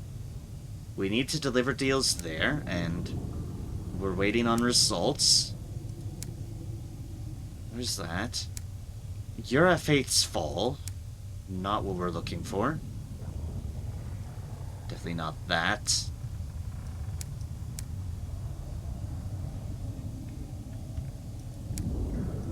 I thought we had something out of the circus, and now I'm horribly confused. Was it just this? Was it just this? I thought there's more we needed at the circus, but maybe I'm just going insane. Maybe I'm just going absolute whoop whoop whoop. Wouldn't surprise me. I know we need to go to Carillion for a couple of our folks. Don't need to worry about that. Don't need to worry about that. No worries about that. Alright, we have that assignment deal. I forgot about that. We'll be back. See if we actually have a bat's chance in hell about it. Well, maybe I was just going crazy. I think that's the case. I think I was just going mad.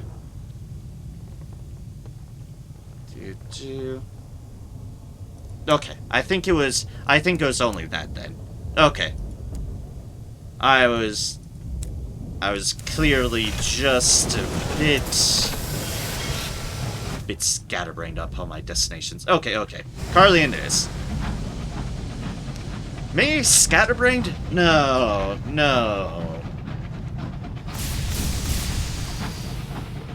Maybe, as I almost dodged myself into an asteroid as I'm drinking water.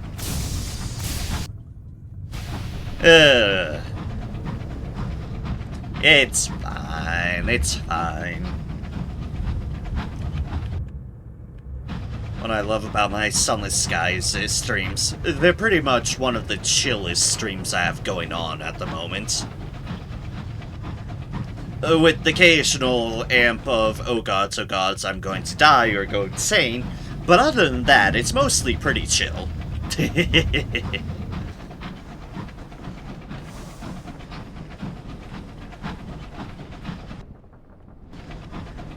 Oh, into the ice we go.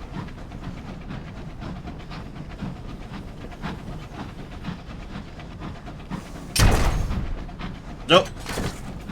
Ministry Monitor is in action. Oh god, it's against one of those.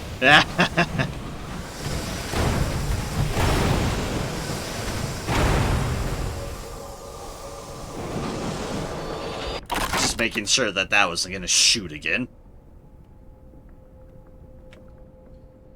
Oh, we can recover its weaponry. You know what, I might as well. It does sell. And it is a rare deal.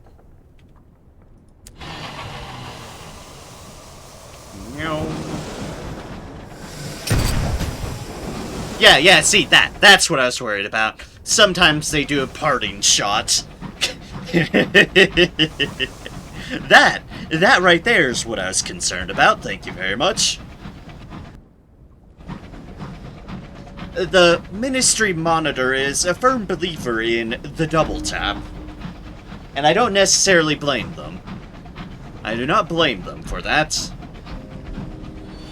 Inconvenient ants. Is that what you're planning on wearing? I suppose it will have to do. Because we are going to a party here. Like, is that what you're wearing? No.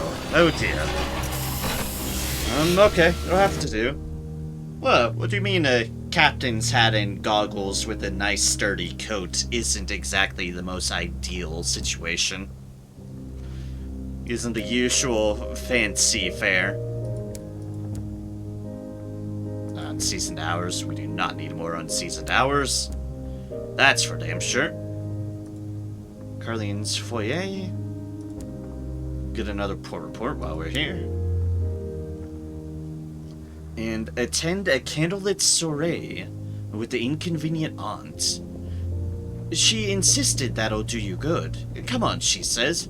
A fierce gleam behind her spectacles. Actually, we should do this one first. We should do this first, just in case this raises our terror for any particular reason. You never know. You never know. Introduce the repentant devil to the presiding deviless. Use the full and florid title that appears on his visiting card.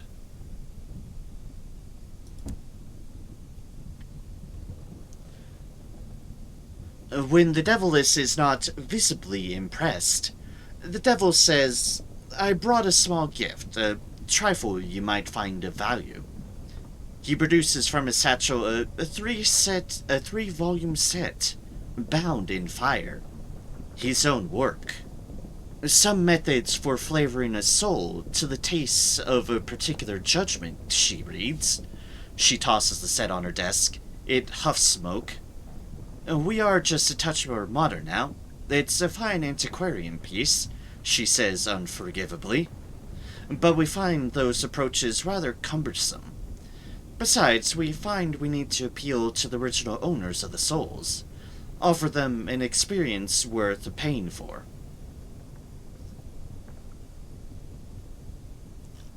Let him show how she's wrong. And in its various gardens, Carleon punishes souls into greater refinement. Perhaps he would like to visit one and demonstrate how it can be improved. Or persuade him to withdraw. No doubt he could show the presiding deviless some interesting tricks. It's not so clear that you would still be welcome afterwards. Which one goes for the ends I'm working towards? That's the question. I feel like it might be the top one, but...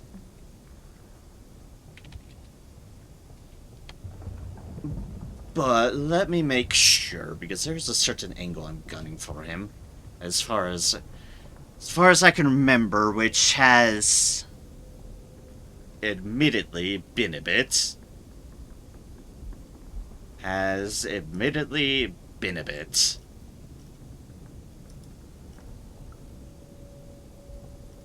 Detail.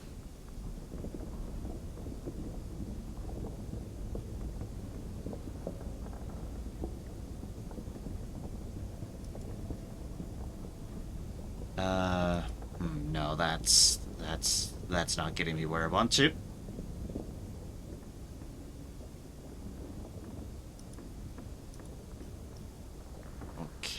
Okay. Where would it be?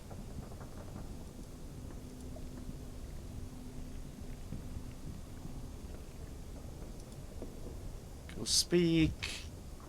And maybe it is within here.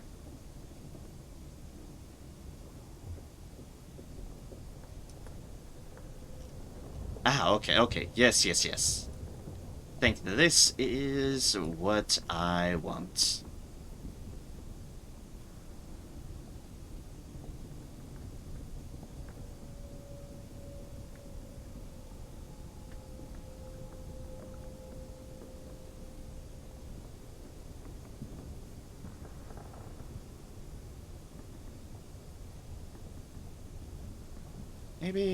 Maybe.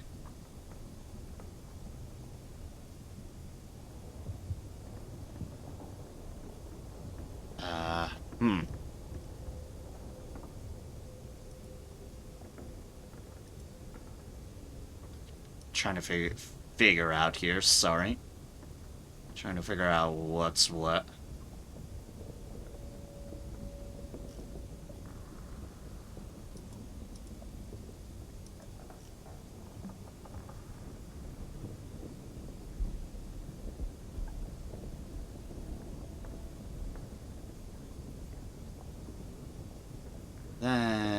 There's that.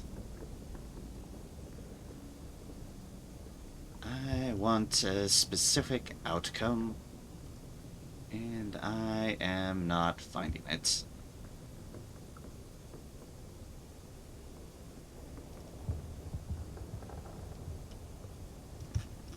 Really not. Okay, okay. Let's approach this from a different angle.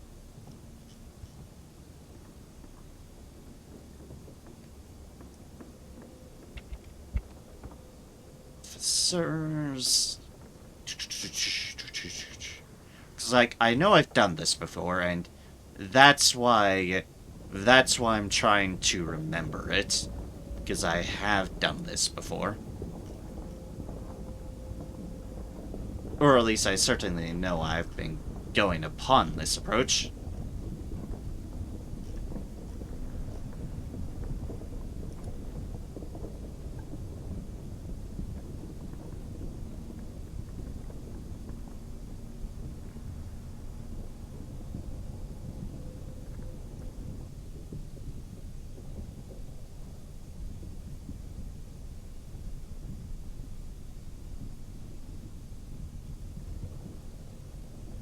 Okay, I am terribly confused now.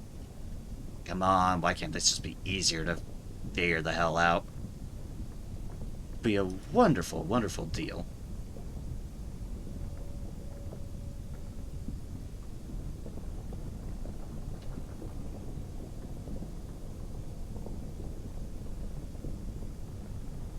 Okay, okay, equals 50.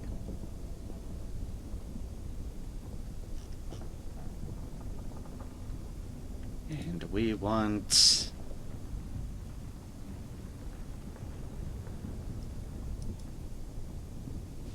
Devil... We would want 50, 50, 50, 50.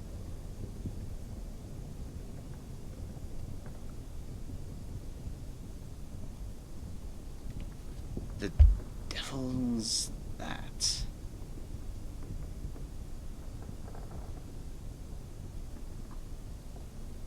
Okay, I want that specific thing, and that's neither of the options here. Okay, okay. So, that's important on this one. Not so important on this one.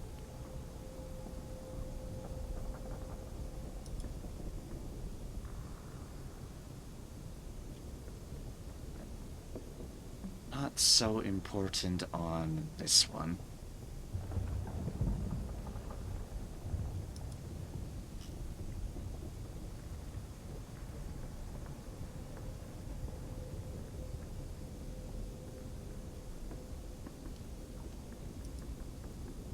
Okay, then.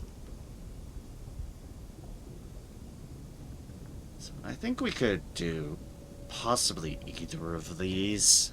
I think we're good either way. Okay. Let's just do this one. How she's wrong. He adjusts his mirror to reflect futures. Adjusts that blade to cut off the sense of smell.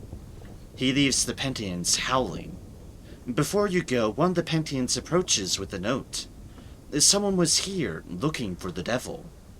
The note just didn't make its way through official challenges.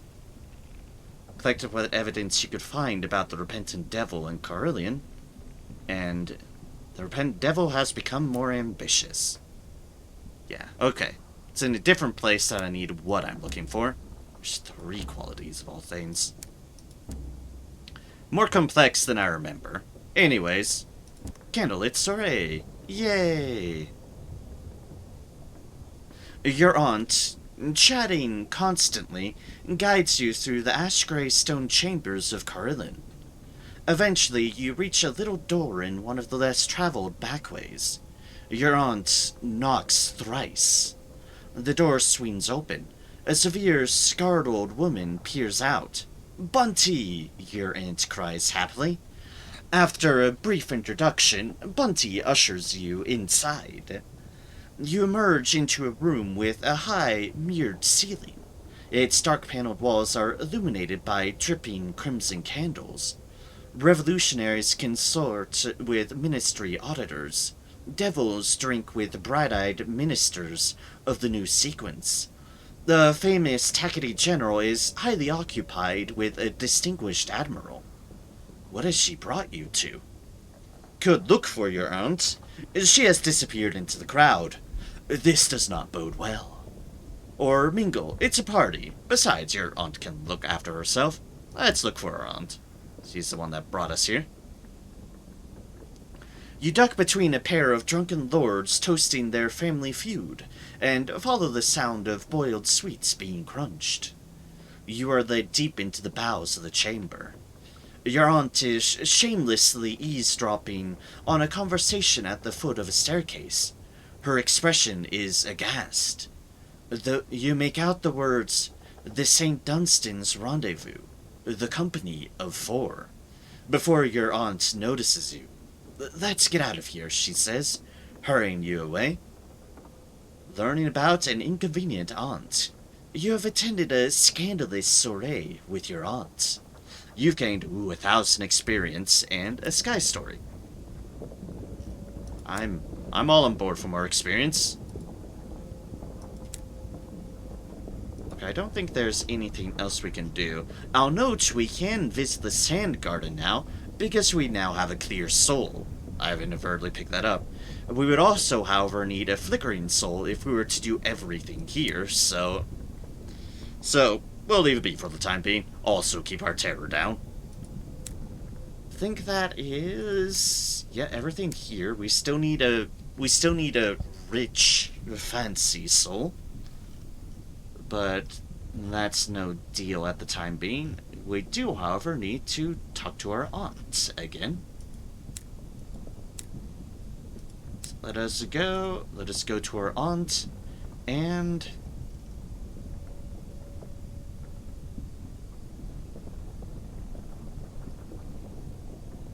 you've attended a scandalous soiree, you're to attend a deal.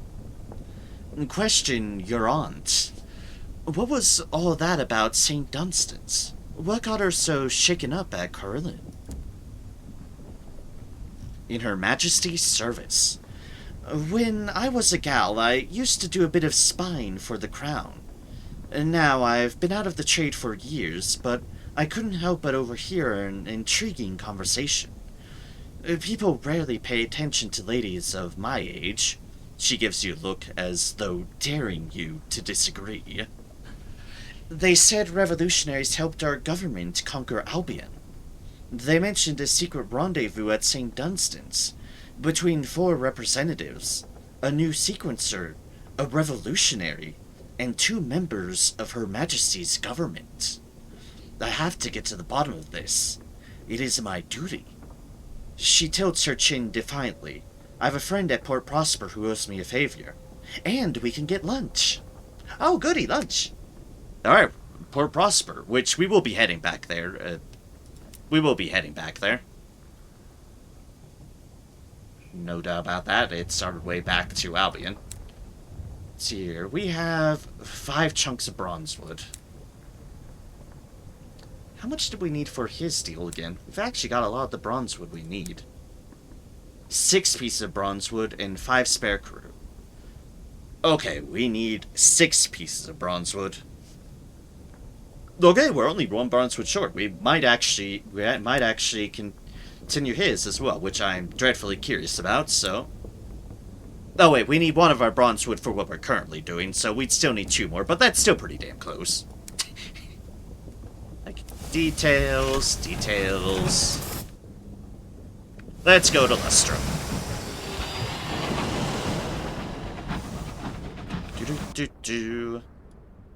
Then we'll need to head back to New Winchester. Although, a lot of our ways back involves going past horrors, because of course they do. But yeah, we still have a delivery to make there. Hopefully we level up. We are pretty damn close to leveling up, huh? We are very close to leveling up, and I am happy about this.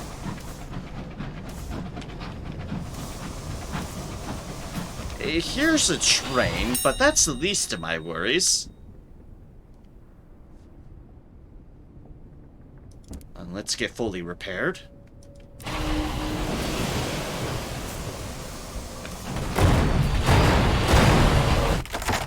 Dear gods. Look at what we did to that poor ship. Dear mercy. Give some more Slim Stew gossip. After we absolutely obliterated that bandit.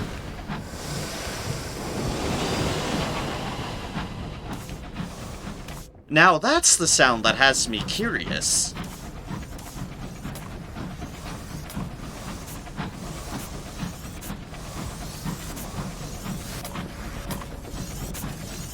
Yeah, what the hell are one of you doing out here?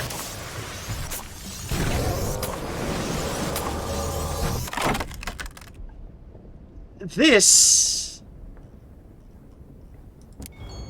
is a really weird place to see one of these things. I'm not gonna lie. These guys you usually find in the fungus. That up to use a fancy weapon. I am so close to leveling up to that. I am so close to leveling up to that. So, close. Close, close, close.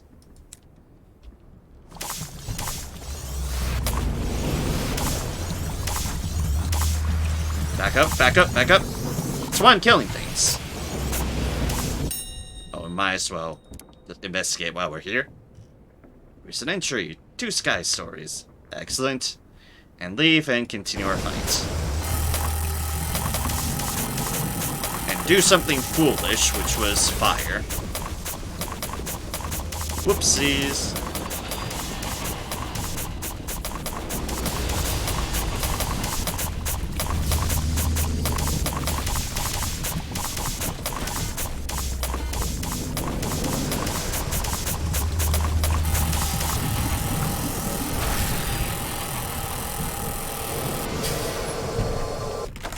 Oh god, there's someone shooting at us. Just notice that. There's someone shooting at us. So are the remains. Fallen Terror. Get away from this guy who decided to take a pot shot at us. Oh, god damn it.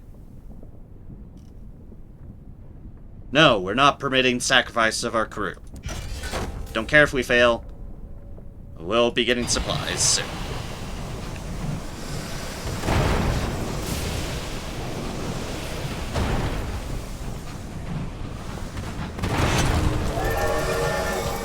Hey!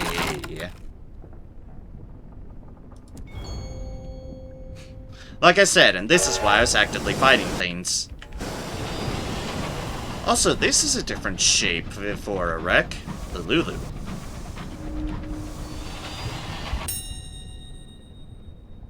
Signal the wreck. Nah, we won't do that. We will mourn the dead. And most importantly, we have leveled up. We have leveled up. So we have a Seance. We have Haunted. We have a House of Cards. Oh, that one's new. Steam and Soot. Oh, I do like that one. Repaired and decommissioned. Okay. Risk it all at the throw of a dice, or at the turn of a card.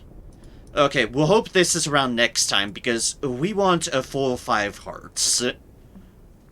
This is our full 5 hearts, right here. This is our only one. But oh. Engineering, Steam, and Soot 1, you're next on the list. You're next on the list, trust me. Haunted. Which seems oddly fitting, considering we are actually kind of haunted. If it built in insanity, but haunted nonetheless. You are plagued by the past. by some guilt or sin or old ordeal that will not let you rest. What is the nature of the haunting? It could be nightmarish visitations. You find no respite in sleep. When your eyes close, your nightmares climb down from their spidery loft. Ugh, why do they have to use spiders as an analogy? And if in the morning the crew won't meet your eye, you know you must have cried out in the night. Or, which is very oddly fitting for what we've been having experienced, a ghostly presence, a chill on the window, a breeze when the window is closed, a presence on the edge of the bed, as if someone was sat there as you slept. You are not alone. We'll just have a minor ghost hauntage. It's fine. It's fine. We gained hearts and mirrors. So we're at 38 mirrors now. And we're at 38 bales. We're at 38 of both of those. Neat. 49 irons and now at 65 hearts. Excellent. Let us get into dock. Let us get into port at Lustrum, and then we should be able to equip our new weapon. Yep, we meet the requirements. There we go, Cybershot. Now we've statted up enough to use our fancy weapon. Oh yes. Oh yes. I am looking forward to this. And probably gonna end up blowing myself up with it, but details. Details. What's but a little accidentally blowing yourself up? The Alexander's Hubris. That's a name for a wreck. Let's just mourn the dead.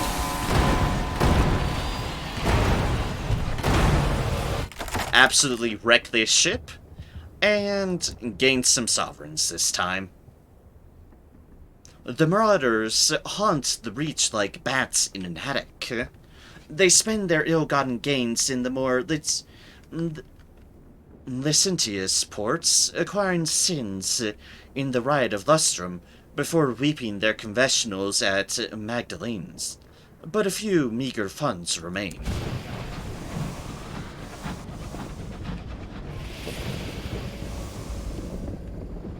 I can definitely wreck those bandits with my current shotgun, and that's great. It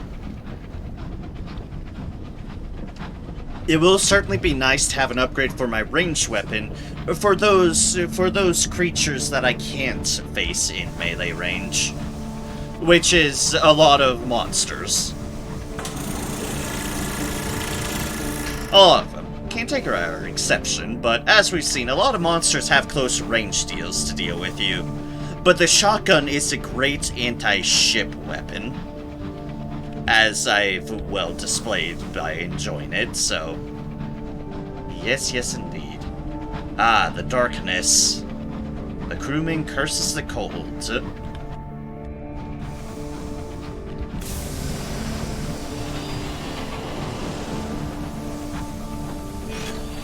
Alright, let us dock in at Lustrum.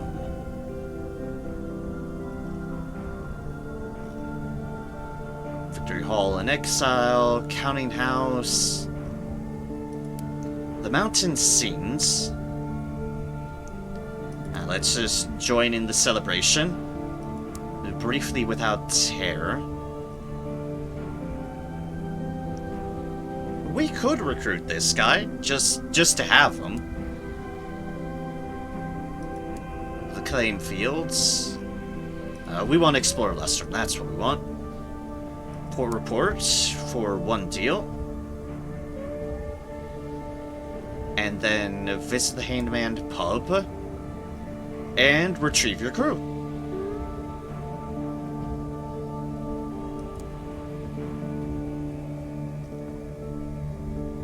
Return to your train. I think we only have one crew. Retrieve one crew member. His bunk is just as he left it. Messy. Can't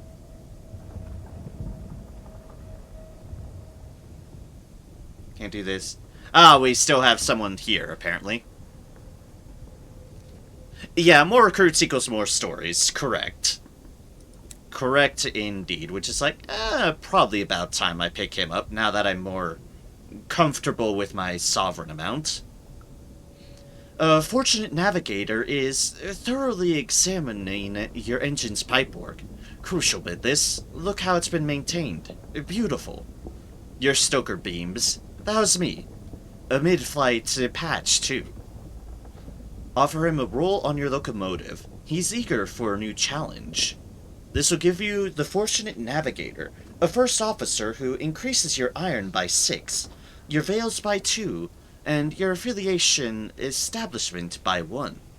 I've also never recruited him before, so, welcome aboard. A fond interruption. You won't regret this, Captain. The navigator pumps your hand. He is an Imperial. Oh, okay. That immediately makes me interested in them. People descended from ancient Mongolians and led by the Eagle Khan, whose technology opened the door to the skies. The passing skyfarer tousles the navigator's hair. For luck, the woman says, with a grin. The navigator rolls his eyes. She's from my last crew. They thought I brought them luck. I didn't, but I'm still a good hire. Fair enough. Fair enough. Yep, and that puts them into here, along with my clay conductor. I'm not going to switch them out, for obvious reasons. I need all these hearts that I have. Oh gods, do I need all these hearts that I have.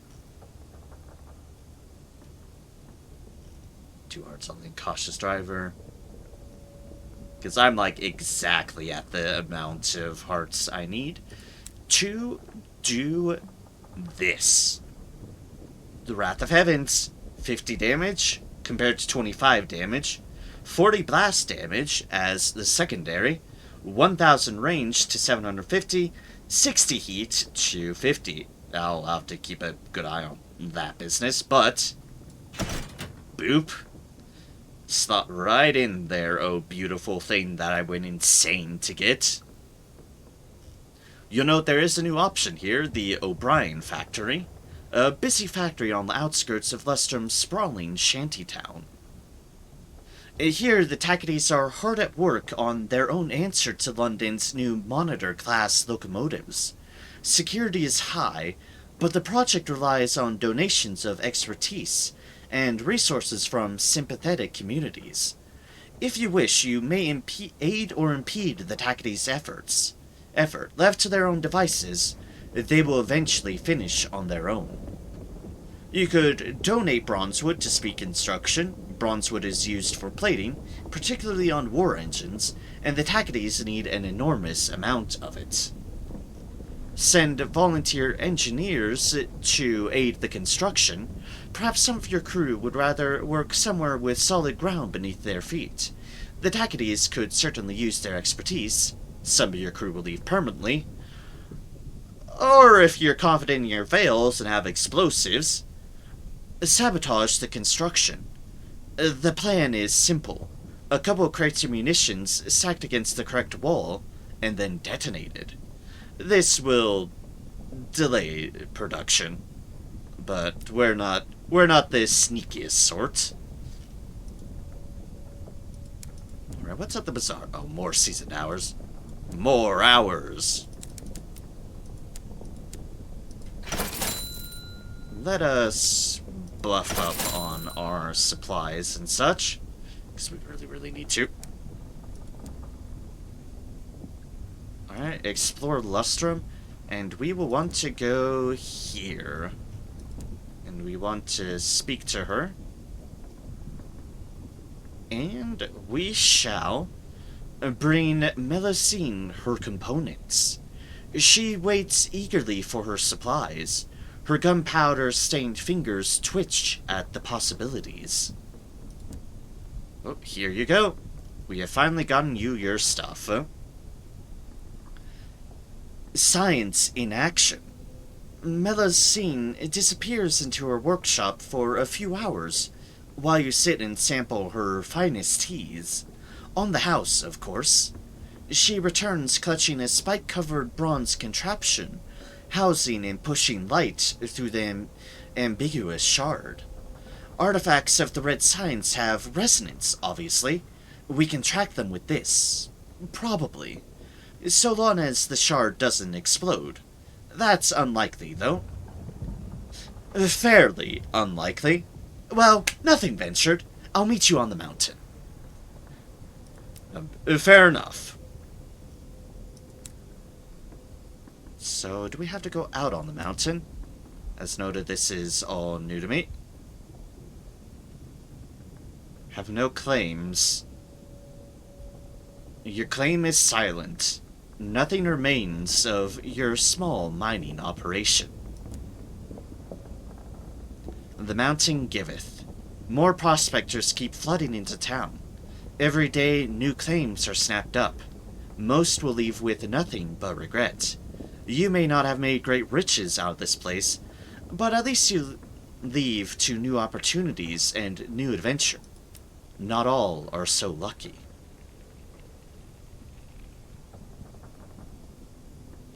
Do we have to go up the mountain again? We might have to, but before I do that, I'm just gonna talk to them again. Just to make sure.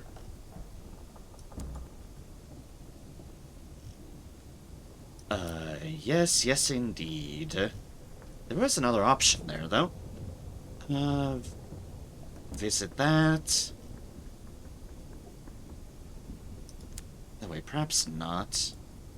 Or Lustrum. Attempt to climb the mountain in search of the stinging caves. No path leads up to the peak, but with a sturdy stick and a stubborn attitude, you may be able to forge one. We might end up using a bit of supplies here. We can buy more. Sure. Give me the 29% to check on the first try. I'll fucking take it. Sure. Why not? I won't argue. A long, challenging hike. The snow is deep, and much of the mountain demands scaling cliffsides and clambering across treacherous ledges. There's no way to tell how long the climb is. Eventually, you claw up onto a ledge near the peak and sit, exhausted. The air is too thin to keep going, even if you had any strength left.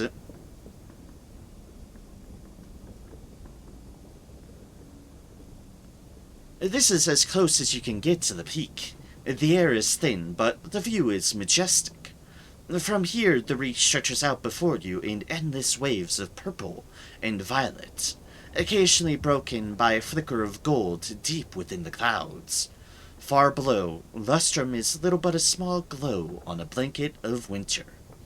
Explore the singing caves with Melusine. A small pedal-powered flying machine cools off behind her. It's certainly a faster way to ascend the mountain. Probably not a safer one. The deeper caves. Some of these caves appear natural, winding with no apparent destination or design. Others appear hand-carved, albeit with deep slashes which suggest that those hands came with extremely unpleasant claws. Melusine follows close behind you, carrying a purple-flamed hour harker's lamp, along with the little bronze device containing the ambiguous shard. She swings it around in the air. In response, it makes a click sound. Click, click, click, click, click. Unpleasant claws, huh? Have my suspicions? These caves descend deep into the Mother Mountains. The occasional breath of wind from outside echoes as light whistling. Your stride booms like a drumbeat. Melusines' awkward footsteps are practically a whole percussion section. Deep in the mountain, light pours through a crack in the wall. Your skin crawls at its touch. Looking down, you pull away at once. The writhing ceases. Ugh. The light in the mountain. The crack opens onto a large cavern where the world has been torn open. The wound casts the light, and the walls writhe at its touch. You lead the way, slipping through quietly.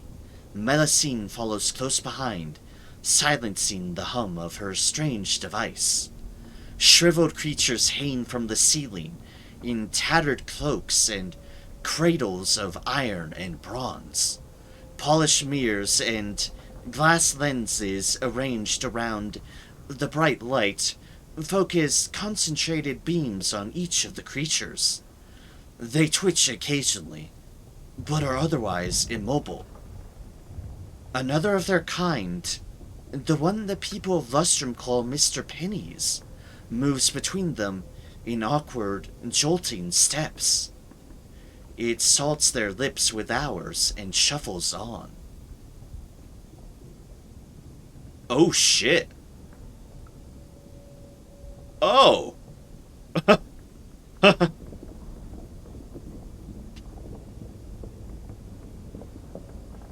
Okay then. As I probably mentioned before, but I'll reiterate, this questline is new to me. This that we're seeing is, the mind whirs. The mind whirs. The light flickers. Just for a moment, but apparently a moment too long. A creature shivers and screams. In its death throes, it drops something it had clutched to its chest. A statue of sorts. Its last scream echoes through the mountain's tunnels. A piercing screech that cuts to your bone. Somewhere far above, it emerges from the mountain as beautiful music. Oh. Mr. Pennies goes about its strange routine in the writhing light. It spreads hours from a small pot between its various charges, in apparent exchange for the treasures at their feet. Each holds their most precious treasure tight to their chitinous chests, relics of distant worlds, of the tears of dead suns, the final evidence of great shames. Examine the wound in space. It is unclear if the ray of bronze and glass is causing it, or merely channeling its light. Pennies is far enough away. You could get a closer look. You could make your presence known. Mr. Pennies seemed amiable enough down in Lustrum Town. Attempt to sabotage the ray, whatever this is, it shouldn't be, or attempt to slip away. Nothing good can come of this kind of thing. I'm curious. Yeah, sure, let's examine the wound in space. What could possibly go wrong? Other than everything. Signs of treason. I think the light is keeping those creatures alive, whispers Melusine. Remember what I said? Light is law. Usually. The science it lets you rewrite the rules. All of them. Even death. But look, I don't think it's working. Maybe something's gone wrong. Maybe it never worked properly. I wish I could play with it. Let's put it this way for clarification's sake. The red science is a funky-ass science. To put it lightly, there's things you can do with the red science. And as she says, the science, it lets you rewrite the rules of reality. And it's crazy what you can get up to with the red science. But that's also why the red science just absolutely fascinates me. You can do a lot and figure out a lot with it in Fallen London, but it's a curious thing. And tied to a bunch of stuff in this, and some things in Sunless Sea too.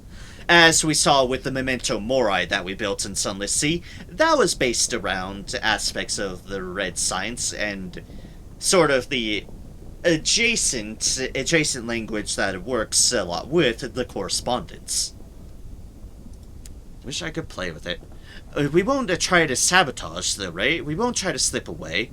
Let's make our presence known. Let us see what Mr. Pennies is up to.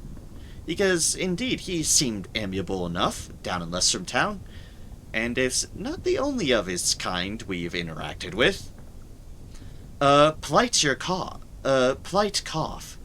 The monster that was Mr. Pennies moves too fast to see clearly. Scabbed bat wings unfurl. Its cloak falls to reveal. All you register is teeth, fury, and torn velvet. We have our options. Hold your ground. Melusine dives for cover. You do not.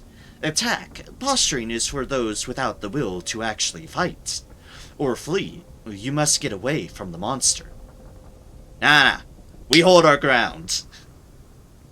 This might hurt, but we hold our ground. The bat's wings rattle the mirrors in the array. Its teeth glitter in front of you. You fold your arms and wait.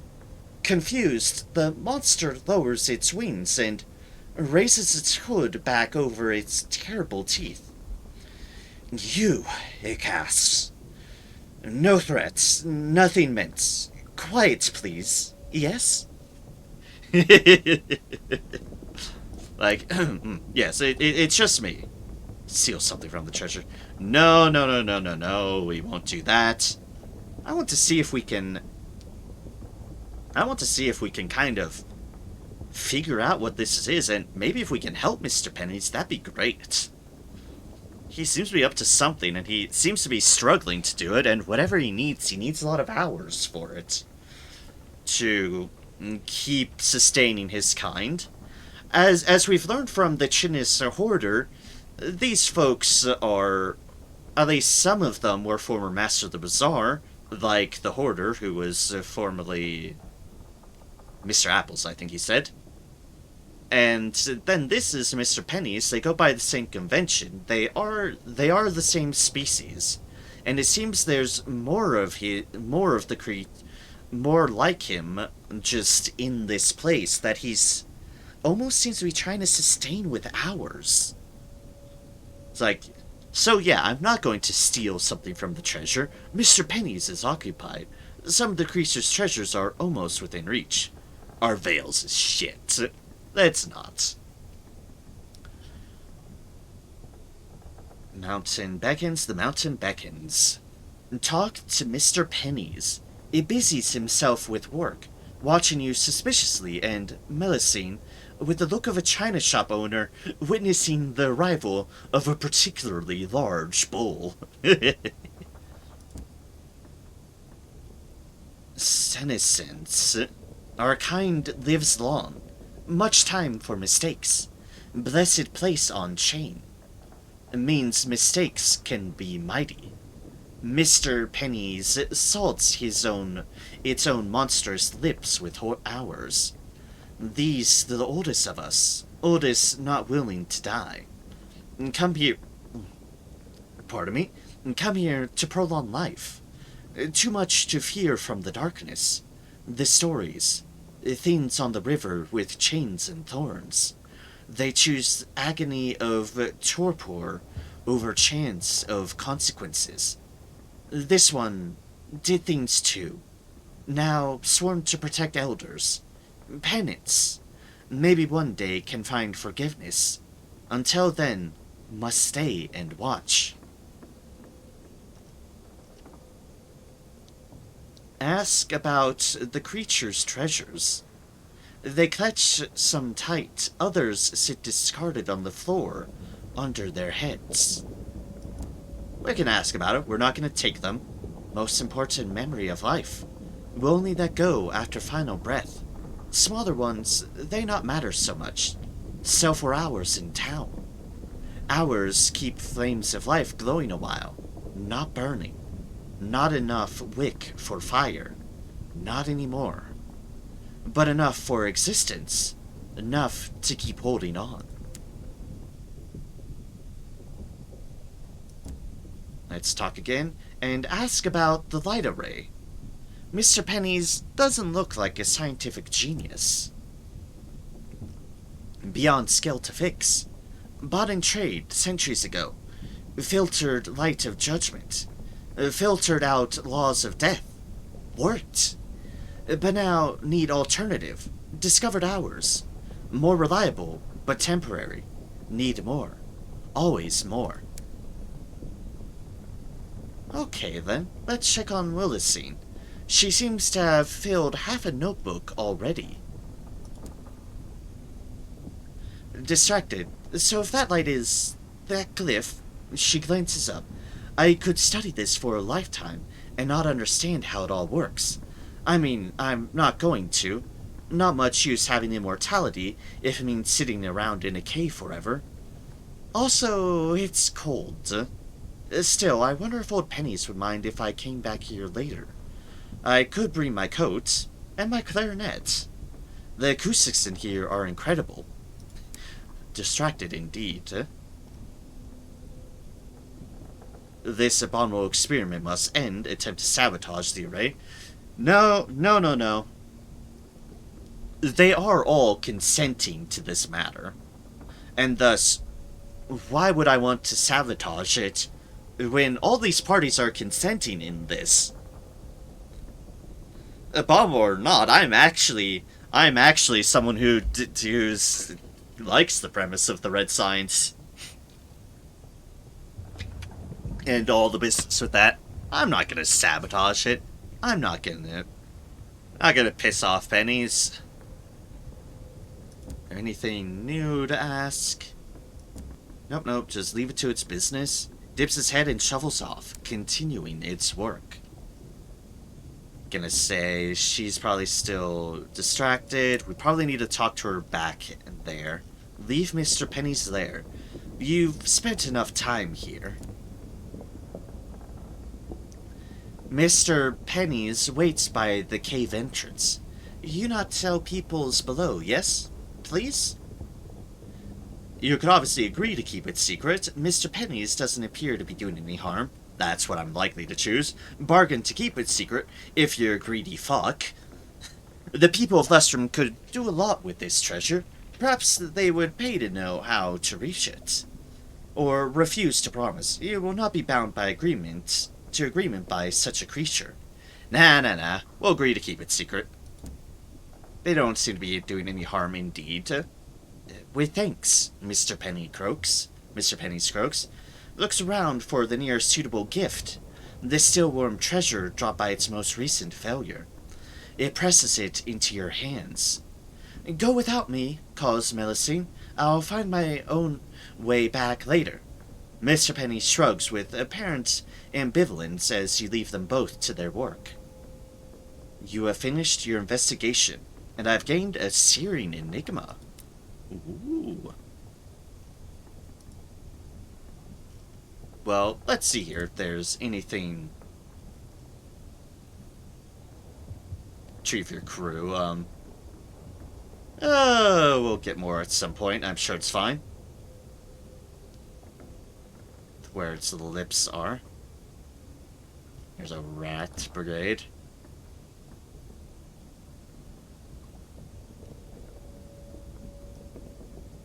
For better time, please.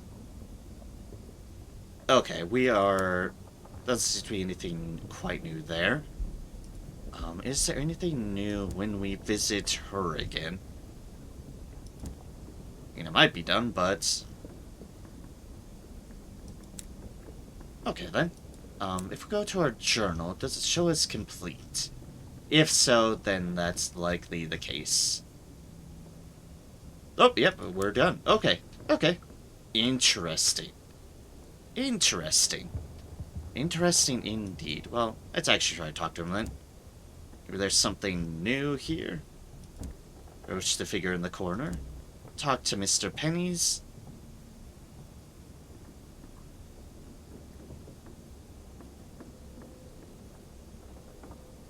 Okay, it's pretty much the same. Alright, fair enough. Fair enough. That was still fascinating. I was certainly not expecting any of that. Okay, before we leave off, we have everything equipped proper.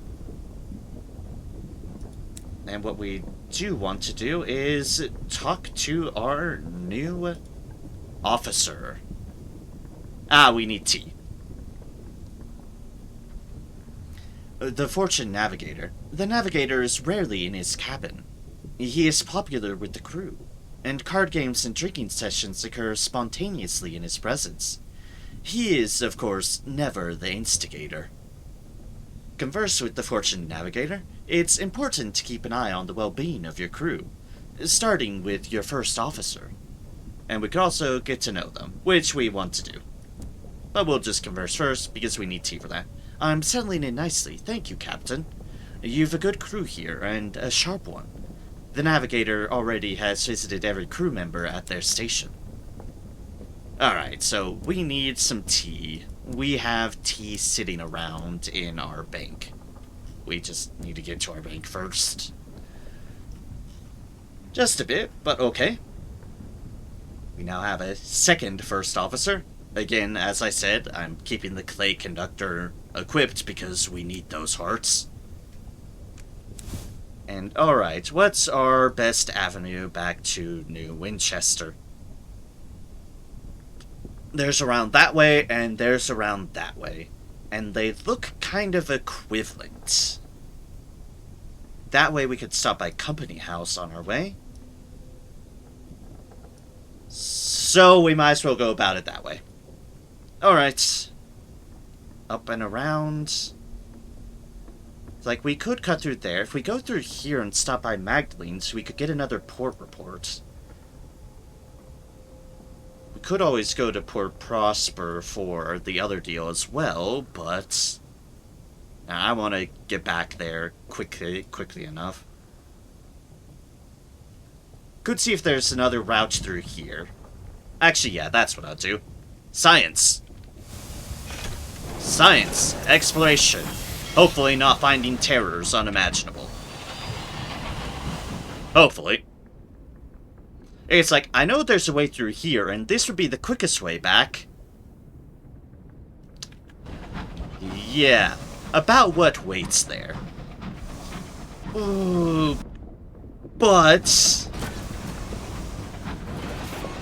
I could test out my new weapon and potentially get some bronze wood off of Scriveners. If there's any scribe Scriveners there. It's there. Okay, fine, I'll risk it. As we said, we're science. Unimaginable terror. But also for science. Alright, careful does it. Be in control of my faculties. Because that.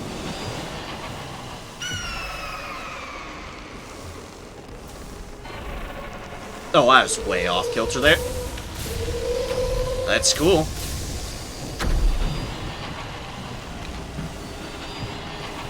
The old ruins are encased in ice. There's staircases leading nowhere. I had a friend climb one of those stairs, an engineer claims. Didn't come down again, though. How did I miss that? By being a fool, that's why.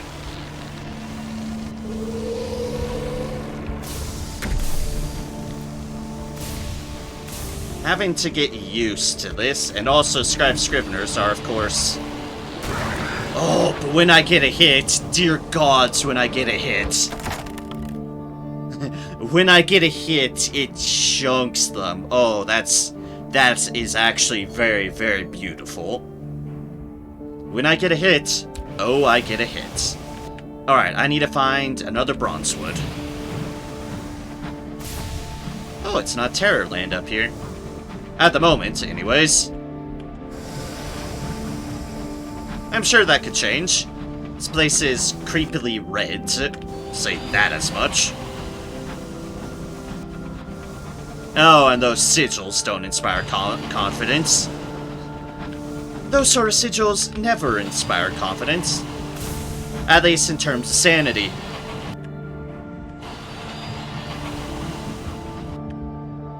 Okay, so the terror's kind of... just kind of... Oh, so many kind ofs. My brain got stuck on repeat. Are originated around here, the terrorish. Is the terrorists actually something to dock at? Is a fantastic question that I actually do not know. And I'm not finding, but that might be for the best. Not gaining abnormal terror, so that's a plus. Which actually might make this relatively safe, as long as we can go through the previous thing, and as long as we have the firepower that we do now as far as Scriveners go, then all the better. That's just another ruin. Do not have a saint. I've not found another Scribe Scrivener, which is actually kind of sad. I was hoping for more to murder. Need one more piece of bronze wood. But, oh well. Beggars can't be choosers, or at least I ran into one. In the desolation of Sliba. Oh, hey! Donk. One shot nearly kills it. Just one full barrage nearly kills it.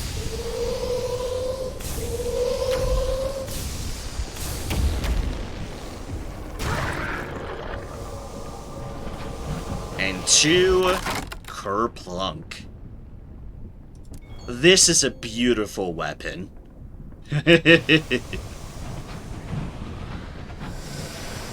This is a beautiful weapon. So between my shotgun and this, I'm pretty well set off. Hello, Kintankerai.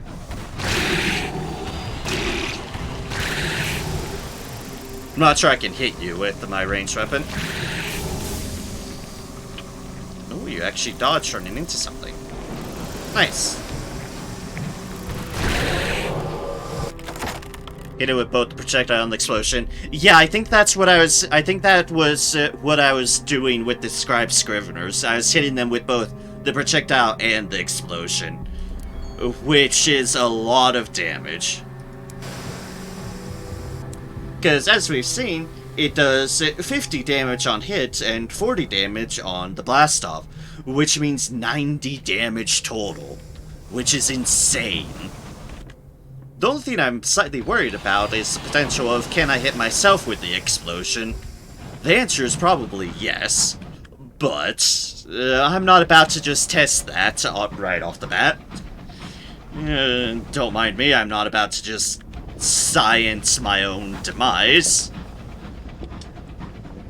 40 damage would be a lot to repair.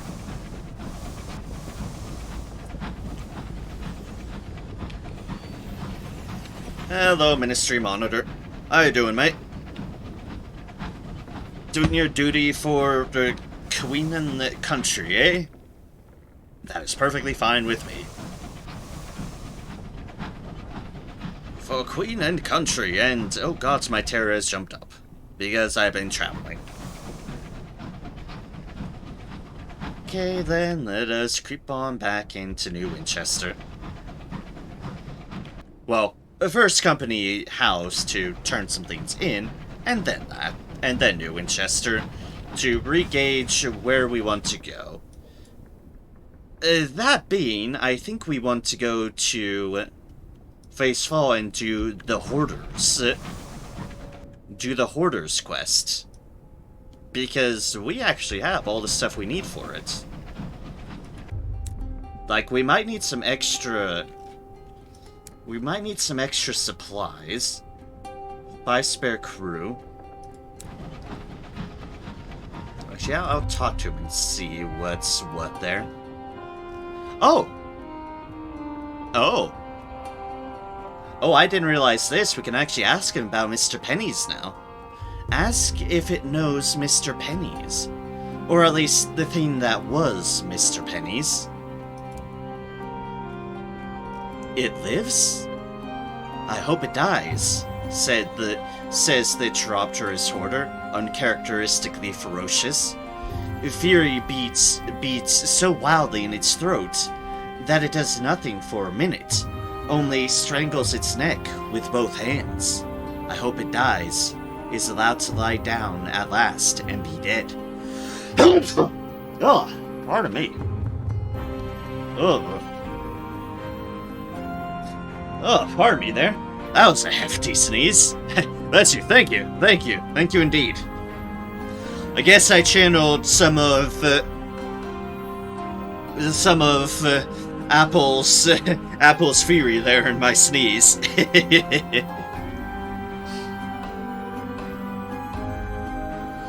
I think it almost seems like its fury is directed not towards Penny's itself, but the state that Penny's is in. And, fair enough on that accord. Oh, no, we can't. Okay. I'll bring some extra supplies just in case. I can pick up some extra supplies. We will be cautious. We'll supply up well in both fuel and supplies, with a little bit excess on our supplies. Yeah, that sounds like a plan. Just to be sure, nope, I'm making my turn too early. Whoops. Because for some reason I remember something mentioning supplies, so I want to be cautious on that. Make sure I do have the excess. For the spending, or the experiment, for whatever the Hoarder's trying to achieve here.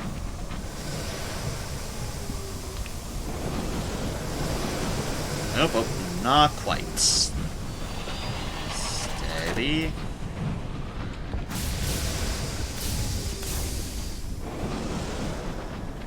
This is more effort than me, just going in proper, like. It's just more effort than me going in and then turning around, but I just had to do it, because... Sure. Alright, port reports. More favor for the stovepipes. Less favor for the tackities. And we have some gratitude and some makeup money. I like money to make up things. Ooh, that's an option we haven't done, and I might do just to show it off. Trade favor to affect the balance of power in the Reach. You have provided the company with a great deal of information. You would rather they used it to strengthen the Empire's hold on the Reach. So, this is how this works. You trade in 5 gratitude.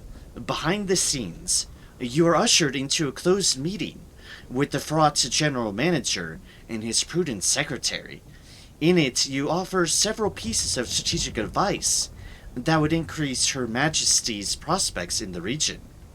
When you have done so, the manager casts a glance at his secretary, who nods. Of course, the manager says hurriedly. We'll ensure this reaches the proper ears back home. You raise the stovepipe's fortunes by 5. You reduce the tackity's fortunes by the same amount of 5. You lose your gratitude. You gain 10 reputation with the Windward Company, and you lose 10 reputation with the tackities. Yeah. So it's a way to tip the scales, but be aware they very much know you tip the scales. And that is how that works. I believe you can do the same thing applies with the tackities. The similar principle. Although with them up at Lustrum and things being gratitude be more expensive for them. Why would I ever help them at this fucking point? It's like, ah, yes, we're desperate and really, really need the help, but your gratitude goes far less. I mean, maybe it has something to do with we impacting the matter, but, details.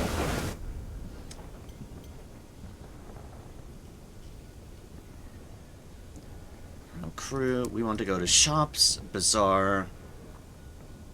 Ah, barrels of hour to the nature reserve. We'd be heading that direction, actually. Okay. Okay, then. 1, 2, 3, 4. Drop in the honey. Drop in the crocodile. Drop in those weapons. We need 1 tea. Also pretty good, if not kind of terrifying story. I've never done it, but I have heard things. It's hard not to hear things about the Incognito Princess, unfortunately. So, while I haven't done that one, I've heard, and yeah, it can go places. From what I've heard, it definitely goes places. And on top of what the things I've heard from the Sky stuff, I also know the general basis of the royal family from Fallen London, and there's plenty of unpleasant and terrifying things about the royal family in Fallen London. Very, very, very terrifying things about the royal family.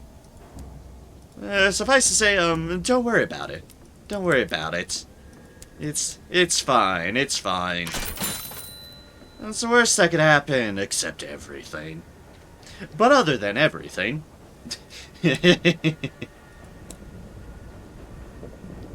Let's see here. Officers... Fortune Navigator. Get to know the Fortunate Navigator. He often recounts escapades from his last engine, but rarely shares anything from before that. Perhaps a quiet cup of tea will draw him out. A quiet appreciation. He clears his desk for the tea set by sweeping papers to the floor. I'll tidy up afterwards. The condition of his cabin casts doubt on that. I grew up a servant of the Eagle Khan's ambassador to London. His son, Alton, befriended me. We'd climb out the attic window to race urchins together. A wistful note enters his voice. We never won. Yeah, urchins do be like that.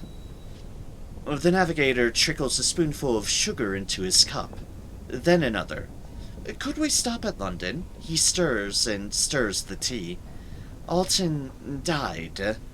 I couldn't even be at the funeral. I want to say goodbye, but I'll need to speak with his parents first. Ah. Alright then. Something to take us back to London, I see. Explore the city. Let us deliver the sapling nuts. 150. Turn to the reserve for more. Splendid, the clerk with the horn-rimmed glass says. Here's your delivery fee. I'll see it makes it to the lady's home. Right, crew, city. We have our bronzewood, we have that. We have a little bit more space in our hold, but... I'll get another fuel and leave 1 slot open. Yeah, that's how I'll do it. That's how I'll do it. Not sure we need anything else elsewhere. 6 pieces of bronzewood, 5 spare crew. We have that. I don't think anything else is on the way. The other thing here in this area is Port Prosper, which should be on our way out. And we want to return after 15 days. Not sure if it's been 15 days, but we'll find out. Alright, back to the nature reserve. It's a little bit out of the way, but it's fine. We want to go there, then bounce back this way. We'll stop by the circus on our way back, because I'm sure we'll have terror after this. I'm sure we'll have plenty of terror to deal with after that. Considering it's a terror landmark.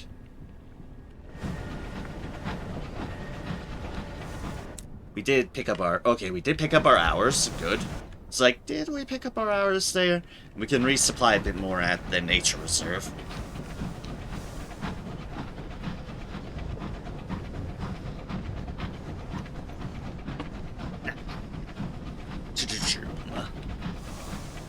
Alright, alright. We'll see if we get the fucking peacock wind again. Jesus. Also, we did get our terror reduction there, which is excellent. Which is also promising for returning to Leadbeater and to the nature reserve, because in principle, that should mean that it's been a relative same amount of days since we've been there by the time we get back. I'm hoping anyways, I'm hoping. Why did I go around like this? Like, oh yes, I could have just gone the same way, just the big old path, but no, I decided to swing around the rock near the edge of all the bigger asteroids here, and then just zoom around like a crazy person. Clearly, I'm channeling the incautious driver here. Clearly.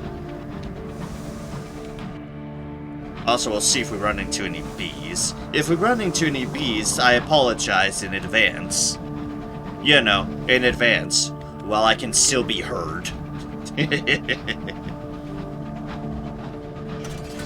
I'll be honest, I wasn't expecting to head back into the Reach immediately, but, well, we're getting things done, and things going back to London. The sea mammal returns. Salutations. Hello, welcome back, Iggy Dolphin. Welcome back indeed. Hope whatever you're up to went well, and that all has been going well for you. It's always good to see you return. Also says something that I'm streaming long enough for that to be the case, but so be it, we'll be streaming for a bit longer.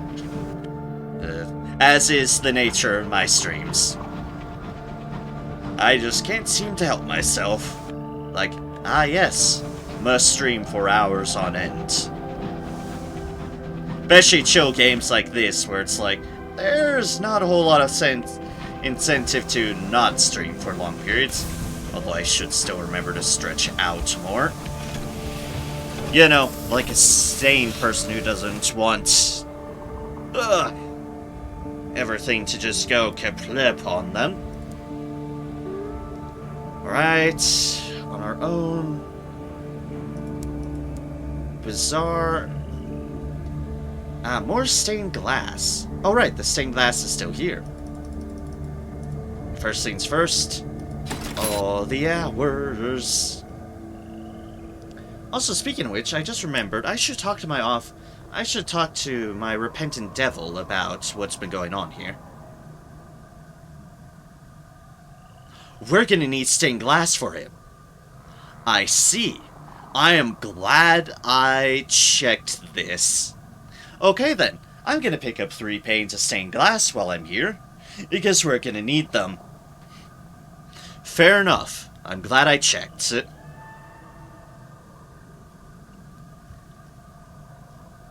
Let's see here. Debrief him on Carillon. He is craving to speak. Past passions. If I were younger, remarks the repentant devil, I would take that place from its current ownership and turn it into a fitting demonstration of the refinements of the soul. I could even work with you if I turned your ribs to glass. And he is lost in a reverie, like a tailor seized with the vision of the ideal trousers for a particularly difficult client. When he recollects that you're still present, he adds, "You may have noticed that they do not bother to prepare each soul to order. That's the real art, of course. Match the soul to its judgment." Interesting. agree to a private rendezvous. Allow him to distract you from the unhappy topic of the Well of the Wolf. He is in the mood for something more carnal than conversation. He says he is curious whether old skills hold. Wait, what? Wait. I beg your pardon? Like, hold up. What am I being asked of here? I'm glad I didn't just randomly click and it's like, wait. I was gonna say, is he propositioning me? Is he propositioning me? I see. Okay, then. That's a different sort of debrief. Ask more about rebelling against the judgments. Perhaps he will explain more now than he would before. Okay, this is the right debriefing I was looking for. The wrong methods. It was a waste, the repentant devil says. The protests, the peaceful fights, and the violent ones. We were never likely to win by those methods. You wait. Control what something consumes, he says, and you control what it is. The feeding of stars is a delicate art. I had spent centuries in cultivating them, studying their palates, watching for evidence of their responsive growth. I had influence. Now, how much can any devil say the same? Okay then, and once we collect our evidence here, which we need also the souls there, we need 3 panes, no, pardon me, 3 panes of stained glass. Ugh, pardon me again. 1, 2, 3.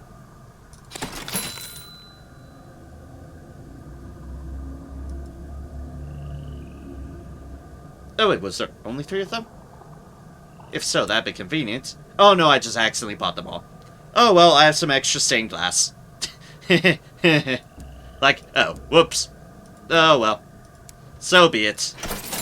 I mean, it's a profitable purchase no matter what. I just oopsed. It's like, oh, no. Awkward. Nature Reserve, we don't have any terror. We wanted the base of research. Yeah, here we go. Realize I've done that, and I'm worried that he'll give stuff, but hopefully he doesn't give stuff.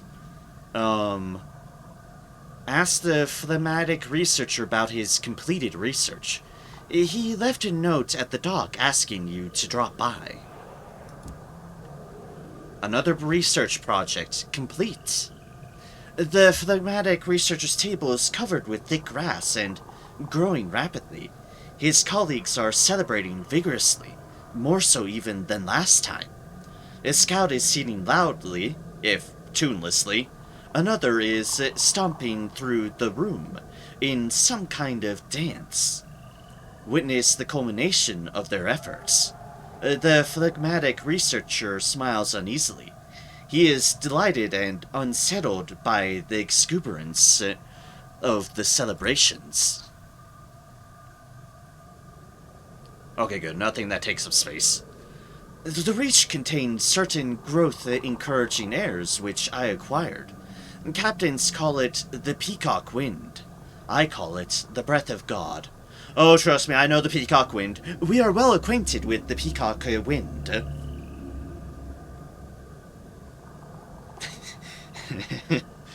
I was about to say something. I shall restrain myself. Don't mind me. I am just an immature person. Yes, quite so. Anyways, the phlegmatic researcher strikes the table with his cane, and this is what we've accomplished. A fertilizer so potent, it'll grow whatever you seed into it. It costs a fortune to make. You know the show password? The show password. Not sure I know what you mean. Not sure I know what you mean indeed.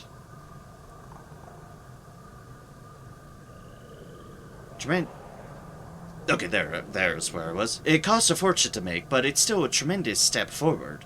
He glances warily at the singing scout, whose voice is growing hoarse. I don't know what's got into them, although I suppose it is a remarkable discovery.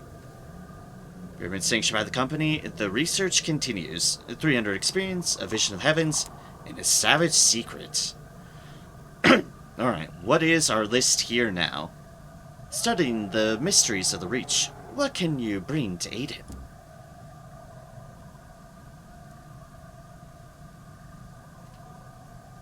There's a show called Password. 2 teams of 2 go against each other trying to guess a word. One person knows the word and gives a clue, and the other tries to guess. Oh. I haven't dedicated watching anything like that, but that sounds that sounds tremendously familiar to what to just stuff I've passed by on the TV.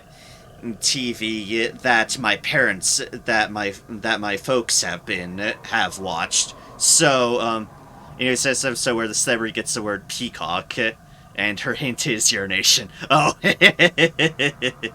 the 10-year-old humor for that. Yeah, fair enough. Yeah, that is fair. Yeah. That does sound familiar, though. Yeah, I think I've seen it on passing by to what my folks have had on playing on TV at times, so... Because it sounds dreadfully familiar, but I know I've not watched such a thing, but it still sounds dreadfully familiar. Alright. He needs one of the following requests. Of course, he's happy to reward you for more. We have a list of 4. The request that he brought a pen of a scriv spinster, the ligaments of a guest, oh no, a guest, a trader's wood mandrake, and ice from Old Tom's Well. Is that the well here? It has to be. Oh, that's just next door. Oh, I'm going to that well. Okay, fair enough. Researchers of the Nature Reserve toil away in their laboratories. The phlegmatic researcher has identified certain elements, however, which may quicken their progress. Wanted, the pen of a scribe spinster. If we may determine how they are able to write without refills of ink, then we may be able to reproduce the effect, or else learn something about the nature of celestial note-keeping. Fair enough. Wanted, the ligaments of guess. The biological infestation, known commonly as guest, are in fact multiple organisms. They're bound together by something akin to a shared ligament. What is this alien biology? Wanted, a mandrake from Trader's Wood. There are reports of a curious warbling, if not shrieking from the wood. It reminds one of the classical mandrake. Also, sorry, not warbling. Put our pronunciations in the right spot. Warbling. It would be a fine thing to study this, to learn more of the defenses of this marvelous creature, and where it learned its song. And wanted ice from Old Tom's Well, a most curious phenomenon. The shells of black ice. But from whence does it come? What call has the ice to freeze, in a place otherwise so warm?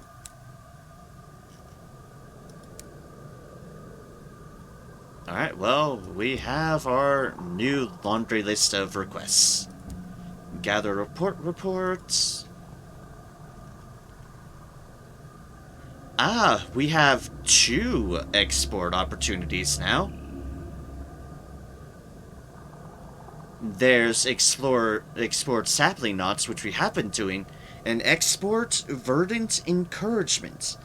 highly effective fertilizer is unnecessary in the Reach, and this is heinously expensive besides.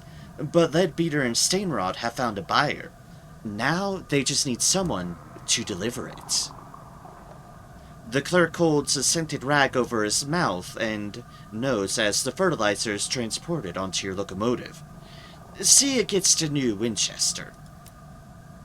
And export sapling knots. Kirk smiles as you sign your name. This one's going to New Winchester. I like money. This is money. I hope nothing horrible happens from me picking up both of them at once. I'm sure it'll be fine, said the thoughts of a man who just realized what they've done. It's like, crew, keep that well separated, please. Please. I think this is Old Tom's well, which means going back up to here. Which, unfortunately, and I apologize, means heading through all the bees. Godspeed to us. Also, we need to go to Trader's Wood as well, so we'll see about going there, and then we can just boop along like that. Let's see here, journal. We have completed that. Yes, okay, good. We have picked up a port report too. We're going on a hell of a detour, but that's fine. We'll just effectively go on this trek here, and then we'll stop at New Winchester, restock up, and then we'll go and do that. That's our new plan. And plans change on the battlefield. And our battlefield is about to be swarmed with very loud bees. It's fine. We have a better gun for this. This better not be. Mind this wind suspiciously, like, you better damn well not be the Peacock Wind, thank you very much. You better well not be. Thank you for not being the Peacock Wind. Oof. Meet enough with the Peacock Wind, we don't need more. The Jeticus Hives.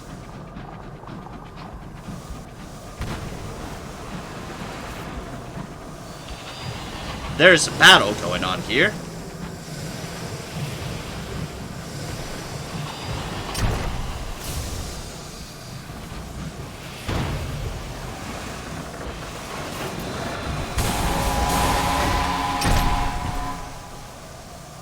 A marauder and an explorer. Huh.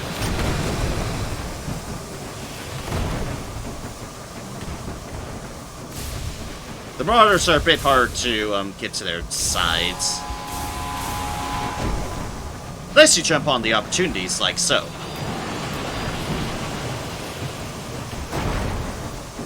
Oh, you're still alive. This is awkward. There we go. Loot the hold. Perhaps the engine was transporting something valuable when the crew succumbed to star madness. What could it be? A faintly luminescent cage. And the things being transported in this cage did not survive the journey, though they still glow faintly. Ah, more uncanny specimens. Ah, piece of fuel. Ah, piece of candy. Ah, piece of candy. Ah, you are very nearly dead. Oh, that was not the gun I meant to use, but it worked. I did not mean to go for the Wrath of Heaven, but I did. Let's get some more gossip. Yeah, there we go.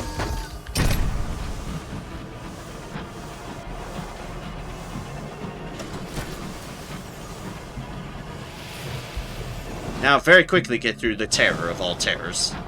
We've not pissed off the monitor, although let's avoid accidentally running into it. Another explorer. Another insane person. Excellent. Oh gods, that was also an accident, and I have learned for science what you can do. I did not mean to do that. A solid crate. Stamped and carefully sealed, it is heavy as a dead man's weight. A windfall. It takes a wrench and your strongest stoker to lever off the lid. When at last the crate opens with a heavy thud, your crew gasp.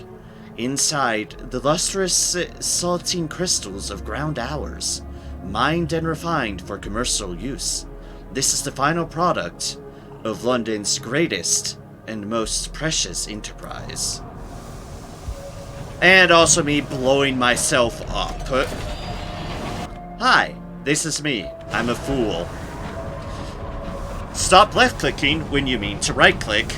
You'll keep on blowing yourself up that way, and possibly anywhere else around us. Ah, more supplies. Well, in turbulence, the crew looks terrified. The incautious driver, thrilled.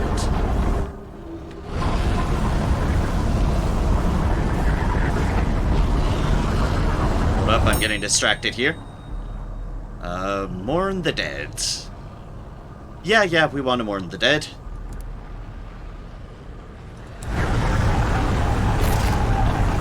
Accidentally knock ourselves against it.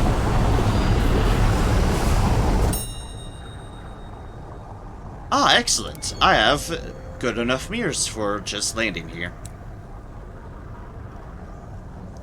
And take a sample of the black ice. The phlegmatic researcher in the Leadbeater and Stainrod Nature Reserve had better pay well for this.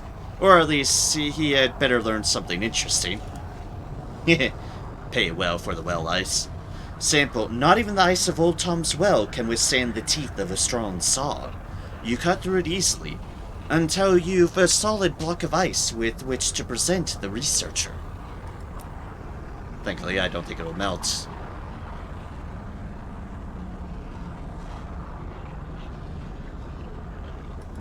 Which was which?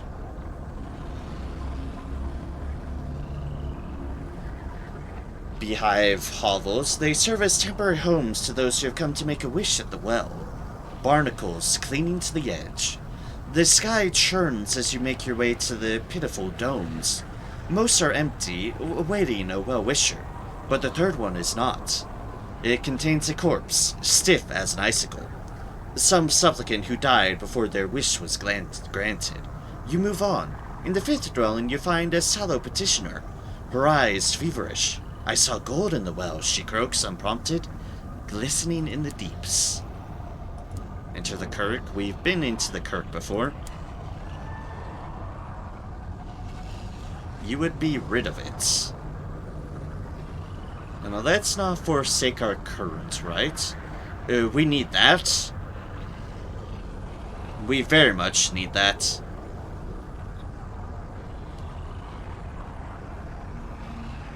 Candle burns. Because we can do something here, and that is offer a confession. They will only accept you if they believe you've been grievously wronged. We don't want to use that because that's using up a resource.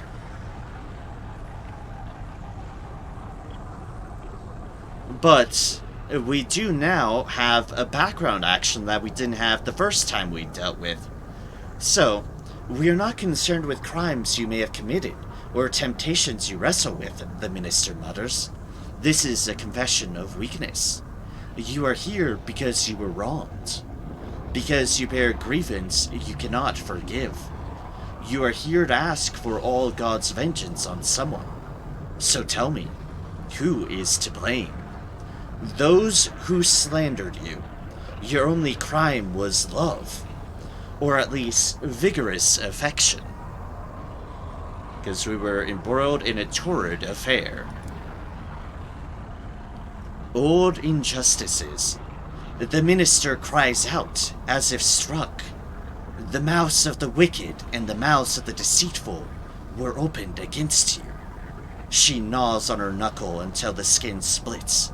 then smears the blood on your lips. A wolf resides within this lamb. A sword sleeps within this plowshare. A curse coils within this prayer. That your grievances be heard, and that the whisperers, the gossip mongers, and the extortioners be clothed in shame. Amen, a couple of people in the congregation remembered to mumble. You've been accepted into the Pitchkirk congregation. So now if we wanted to do this, Ron, we can.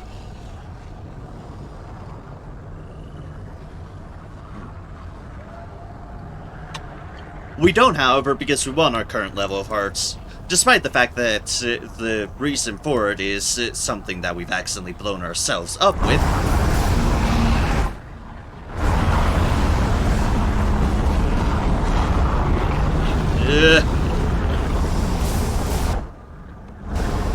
Must get out of terror.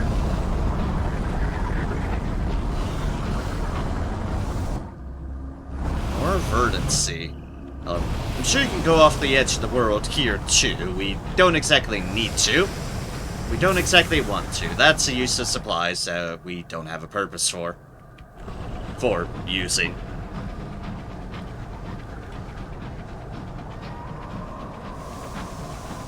So, alright then. Now, let us go around here, see if this gap bridges anything. It might just be from there to there. And go to the Trader's Wood, where we have a thing to find there. Potentially quest to start. What's my academe at? Passenger, Spatchcocker Meg, and a gaggle of Palmas. They're bound for the White Well in the Blue Kingdom. Your crew were quite happy to have good Christian churchfolk aboard, until they listened to the sermons. And Spatchcocker Meg, keep an eye out. The skies didn't ever want us here. Discovery Well, the right of the rack. Yep, we undertook a right at the Well of the Wolf. That we did. That we did.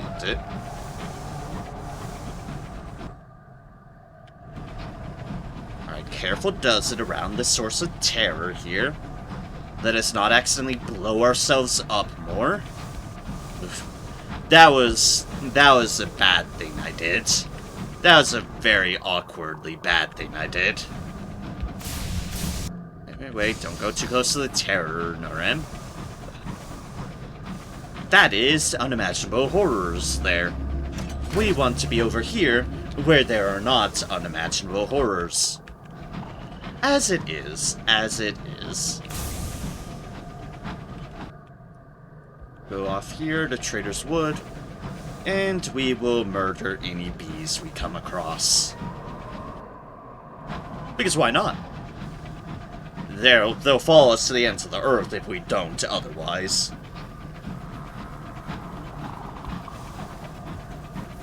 Speaking of which, I hear bees. Unsurprisingly. Ooh, a hive. More honey. The repentant devil is listening to the bees. They sing of a well, and the unpleasant fate of the one who gave them voices.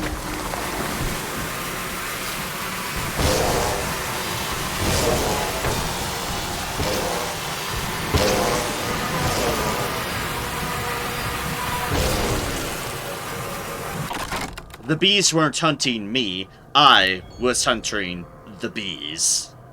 I was hunting the bees, rather.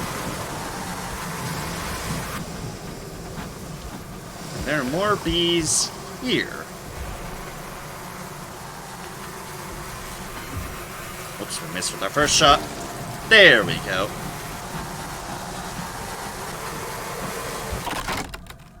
Loot, more experience.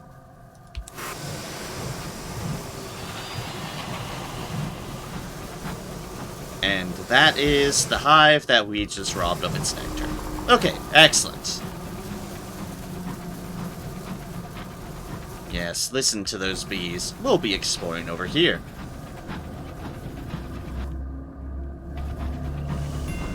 Which, whoa. This is a full-on nest. Oh. Oh, that's really cool looking, actually. Oh, the be aware music of danger has appeared. We only usually encounter that on bandit areas. We're encountering it here. I mean, we didn't run into anything, but we countered the music.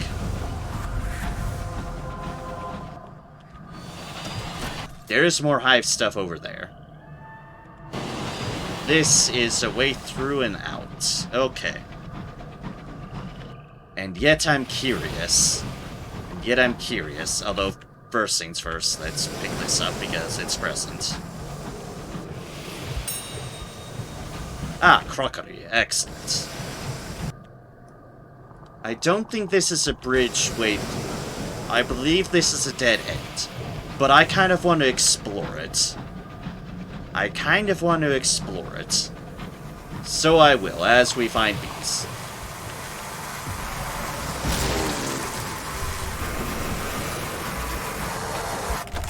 Did find bees. Did. We really had to be careful with this weapon.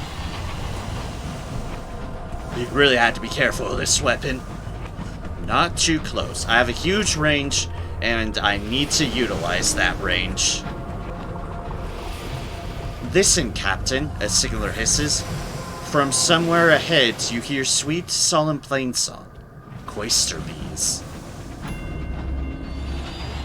The Poidinian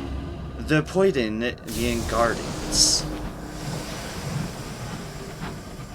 Your navigator is entranced by the wash of flowers, and soon arrived in fields of asphodel, they recite, dome of shadows who have been worn to weariness.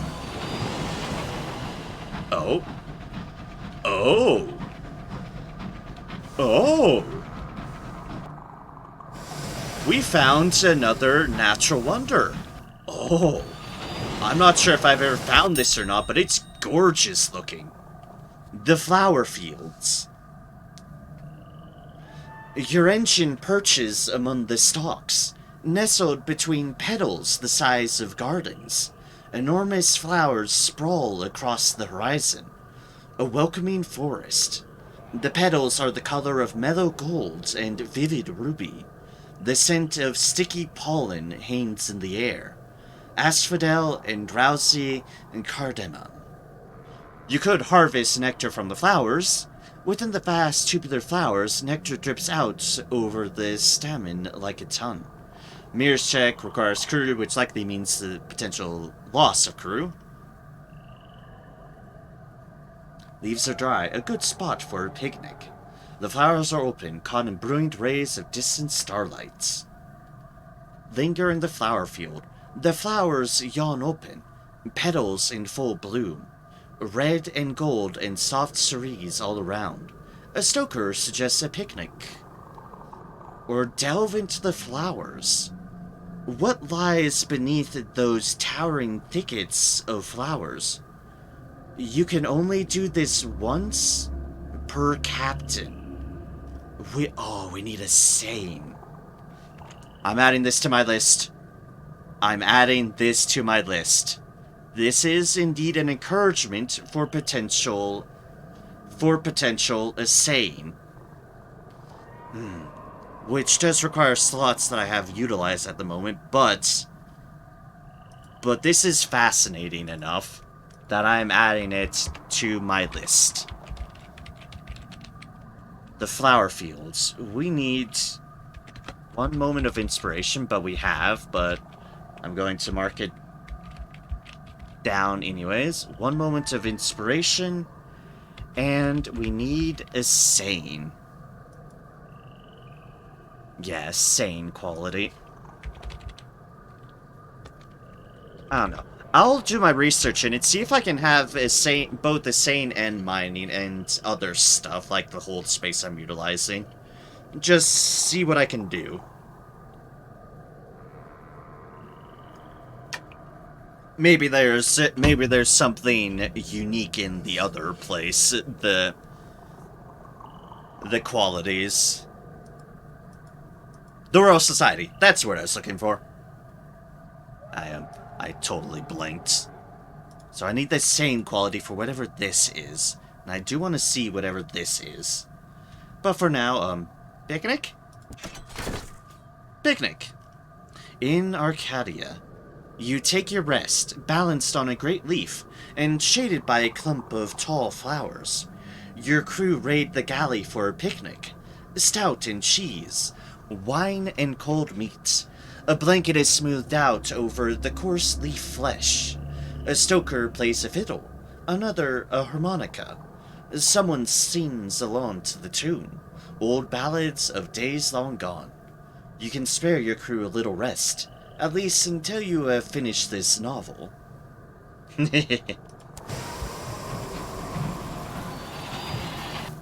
Okay then. This is indeed noted.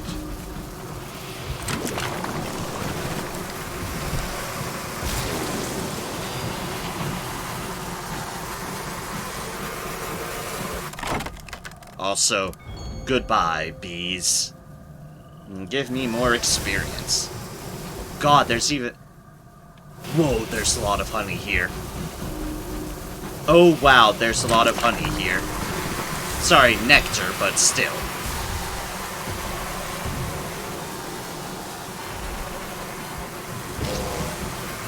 Oh wow, it's alive. Let's fix that.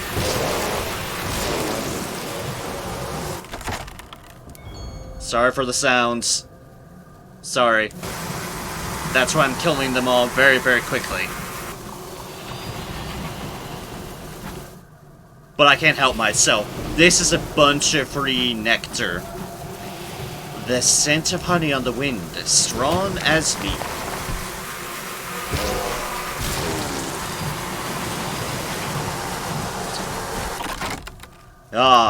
Luckily I have the anti-bee gun. Also called the Wrath of Heavens. Gods, I've never had this gun before, but it is a fun gun. Your navigator is entranced by the wash of flowers. Ah, that's the same deal. Okay. Just saying, we're in the range of the natural wonder. Which we're not getting more bonuses because we've done it, but still. That was a lot, and this was worth exploring. This was worth exploring. This is cool, and I have another goal now of things I want to do. Alright, I'll mark down the name of the place. Took me forever to find that.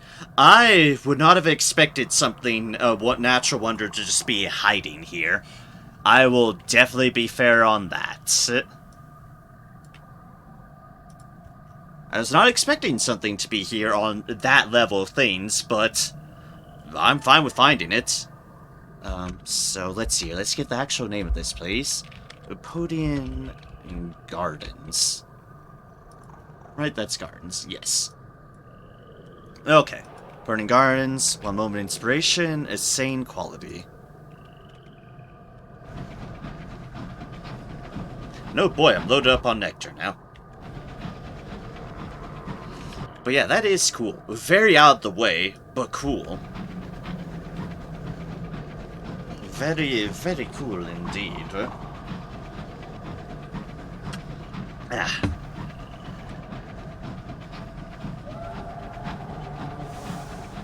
Delicious, delicious water. Never have enough of it. It's like Sunless Skies. It's a lot of reading. I enjoy doing it, and I enjoy the reading.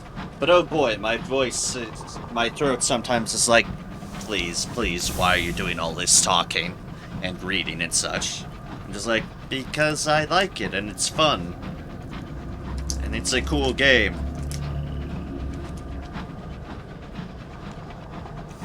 It's why I'm really glad I have my streaming schedule set out as is. Because it gives me enough rest days in the middle for just my voice to recover, me to just get back into the mindset of the different games. But especially the voice recovery. I think as I've said to folks about it, and I will definitely say again, it's like, and now, I can see and appreciate, very much see and appreciate what would cause, like, my teachers and my professors' voices to go out. You can be practicing talking a lot, and it will certainly help. But your vocal cords can still only take so much.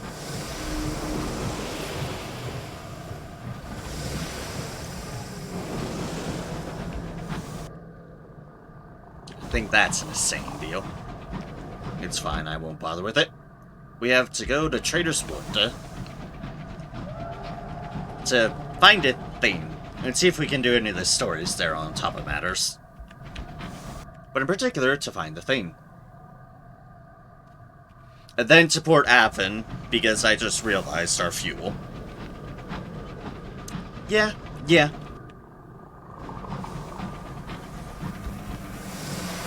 God, more bees!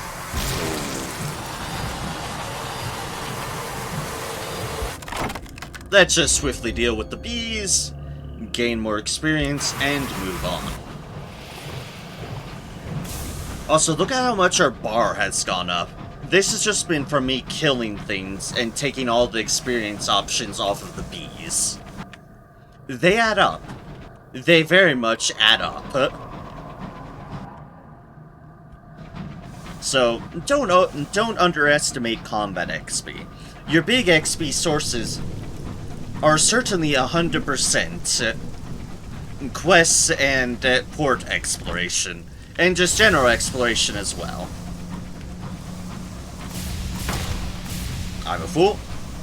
But combat experience can add up, especially with the experience deals that you can get.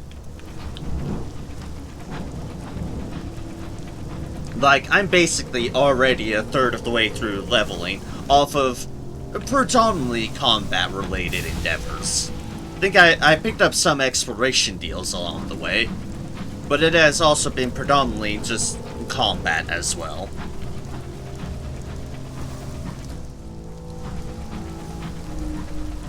Ah, eels. We don't have butchery. But hello, eels. You are spared from the butchery because we don't have it. But it's fine. They're cute little adorable sky eels. They're cute. Why would we want to eat them?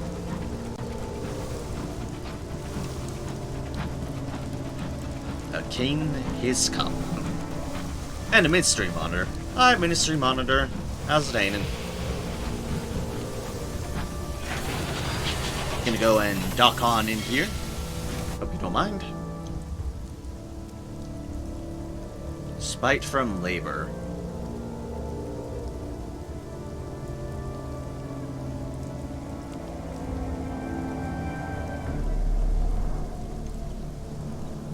Offer stable employment. We don't have crew room.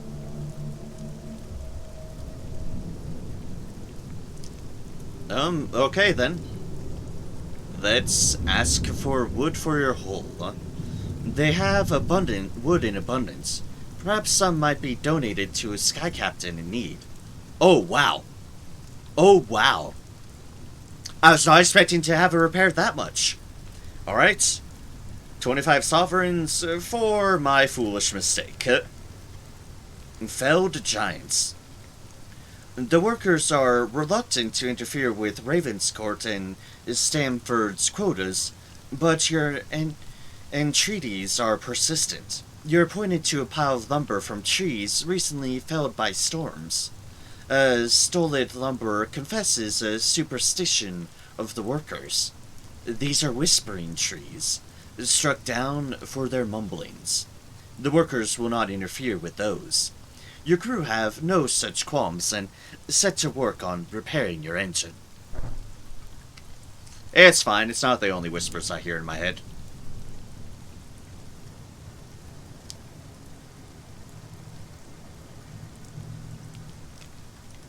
Okay, not that one, not that one. then it's parting light I probably want. Yep, port reports. And find a mandrake.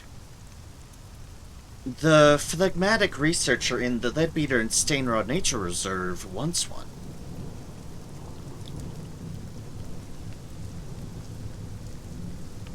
A grove of mandrakes grows on the outskirts of the woods. Their leaves reach out of the ground innocuously. Cotton is required for their mouths. Their brief screams carry on the winds. Something deeper in the woods screams back. Ah, lovely. Well, we have one. Yoink. Alright, Shop's Bazaar. Ooh, strange catches. Oh, strange catches. We actually need some for that. I don't know how many we have or how many we don't have. I know we have some, though.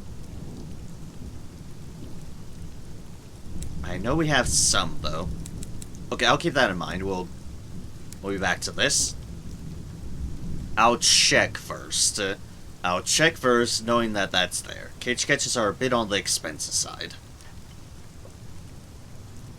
A campfire. Alright, it's been a while since we've been here, so I'll reread it, but yes, it seems like we can finally do this.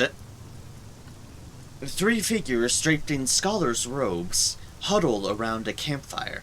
They are arguing about Keynes. A banner in the colors of Somerset, London University's most respectable college, gleams in the firelight. As you approach, the discussion dies. One of the scholars, a woman with a fierce expression, stands up. Only scholars should be here. Are you one? No, but you have friends. You spent enough time in academic circles that your name is spoken in favored terms. They'll have heard of you. We have that for having affiliation academia at 3. Students of the Grave. Oh, we got supplies from it. Haha, yeah. The scholars invite you to sit by the fire and share their food. They tell you scandalous stories of colleagues and advisors, until a chill wind rushes through the camp, scattering papers. The woman is a vituperative classicist. Her companion's a dismal paleographer, a forlorn young man, and a feckless theologian, a handsome youth with an easy smile. They explain that they are here to enter the regent's grave, where they believe a sleeping king lies buried. They do not agree as to the king's identity. Unfortunately, the college has cut our funding, the classicist explains. Speak to us if you'd be interested in helping.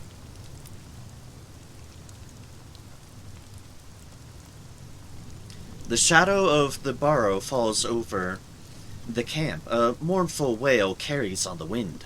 A cluster of scholars has set up camp on the border of the wood. Their funding gone, they struggle to continue their research into whoever is entombed in the regent's grave. The wind howls in the trees, and the skies threaten rain. The scholars huddle in their tents, brooding over papers and conspiring against colleagues. Ask how you could help. The scholars intimidated that you might be able to help them continue their explorations into the wood. Into the woods. Your inquiry induces a rare spirit of cooperation in the scholars. The last expedition into the woods found a document written in the correspondence. It contained directions to a place called the Steward's Font, the theologian explains. Alas, that is all it needs to break their alliance. The paleographer begins to argue that the steward was a chief position in Charlemagne's household. The classicist makes a pointed reference to Inanna's husband. The theologian's smile is forced. If you could find the font, it would be immense boon to my work. There are sputters of protestation. Our work. Can begin this expedition from expeditions into the deep of the wood. I'll keep this in mind. We'll speak to them. We might not do it right now, but I'll keep it in mind.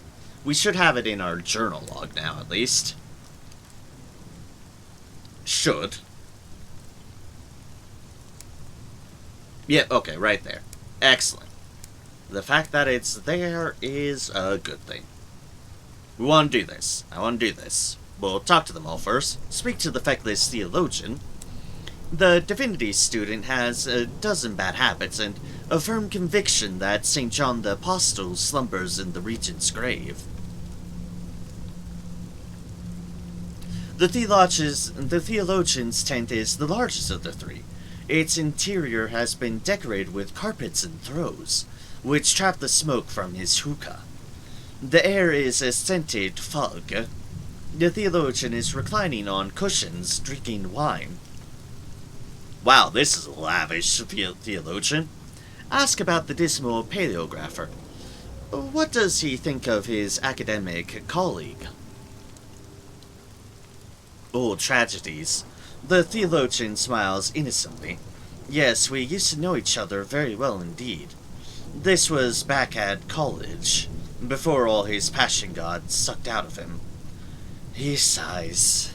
Some people can't accept change. Ask about the vituperative classicist. What does he think of his fellow academic? Ambition. She's very talented and very funny, and not at all nice. And she's furious with me. Why? He won't say. I think I've done enough damage with both of them. He shakes his head. If it weren't for St. John and the academic senate sending me here, I doubt I'd have seen her again. Until she became principal, of course. Ask the theologian about his theory. Why does he think St. John is buried in a forgotten tomb in the high wilderness? A fair question. The Golden Legend. The theologian's eyes widen. He is delighted to have been asked that question. According to the Legenda Aurea, St. John is sleeping somewhere, waiting for the coming of the Antichrist. Which would mean the end of the world. And what is the high wilderness but that? We left the world behind, and the stars are going out. And just after we arrive, we discover a tomb, hidden in an ancient forest. He runs a hand through his hair. Sometimes we must have faith. Return to camp. The theologian is not offering you any of his wine.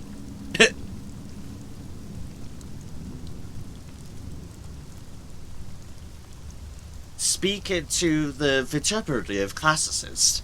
The student of the ancient world is armed with more scorn than a vengeful goddess, and a firm conviction that the Sumerian Queen of Heaven sleeps in the regent's grave. The classicist tent is practical and largely unornamented. The interior is damp from her various walking clothes, which have been scattered across the floor. Old playbills and gaudy costume jewelry hang from the tent ceiling like charms. The classicist is pacing the tent, reading Herodotus while smoking up a storm. Ask the classicist about her theory. Why does she believe the ancient Sumerian deity Inanna is buried in a forgotten tomb in the high wilderness? The Queen of Heaven. Isn't it obvious? She rolls her eyes. Fine, I'll tell you what I told the academic senate. The high wilderness is heaven. Not as the church conceives it, but as the Sumerians did. A place of stars and chaos and impossible powers, in proximity to and affecting our own world, but far, far removed. She pauses for breath. Inanna, the Queen of Heaven, entered the underworld in search of her husband and was trapped for a time. That is the myth. This may be the truth. She waves her hand dismissively.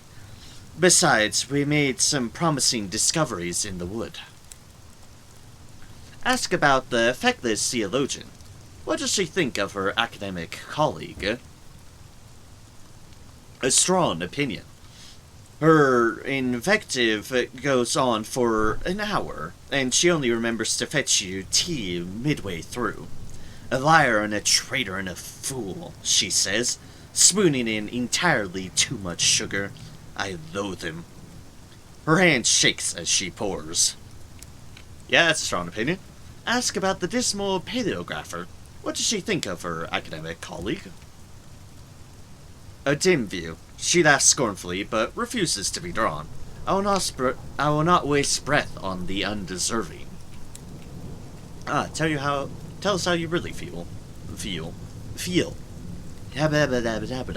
Words are hard. Return to camp. You've bothered her long enough. And now speak to the dismal paleographer. The forlorn student of medieval manuscripts believed that the Emperor Charlemagne lives in the regent's grave. The paleographer's tent is some distance from the rest of the camp, and almost in the forest. It is smaller and more worn than the tents of the others. Inside, however, the tent is both warm and sturdy. No rain leaks through the oilskin. The paleographer's inks and reference books and old theater handbills are neatly sorted. The paleographer is at a little wooden desk, conjugating the subjunctive. Ask the paleographer about his theory. Why does he think the Holy Roman Emperor, Charlemagne, is buried in a forgotten tomb in the high wilderness? The king's duty goes on. It's a little strange, I admit. You certainly won't find this in Einhard. But there are legends that say the great king did not leave his people on death, and instead sleeps in a burrow, waiting for their hour of need. He almost smiles. You query, his people? I do not forget that we are British. He pauses for effect. But is our queen not of German parentage?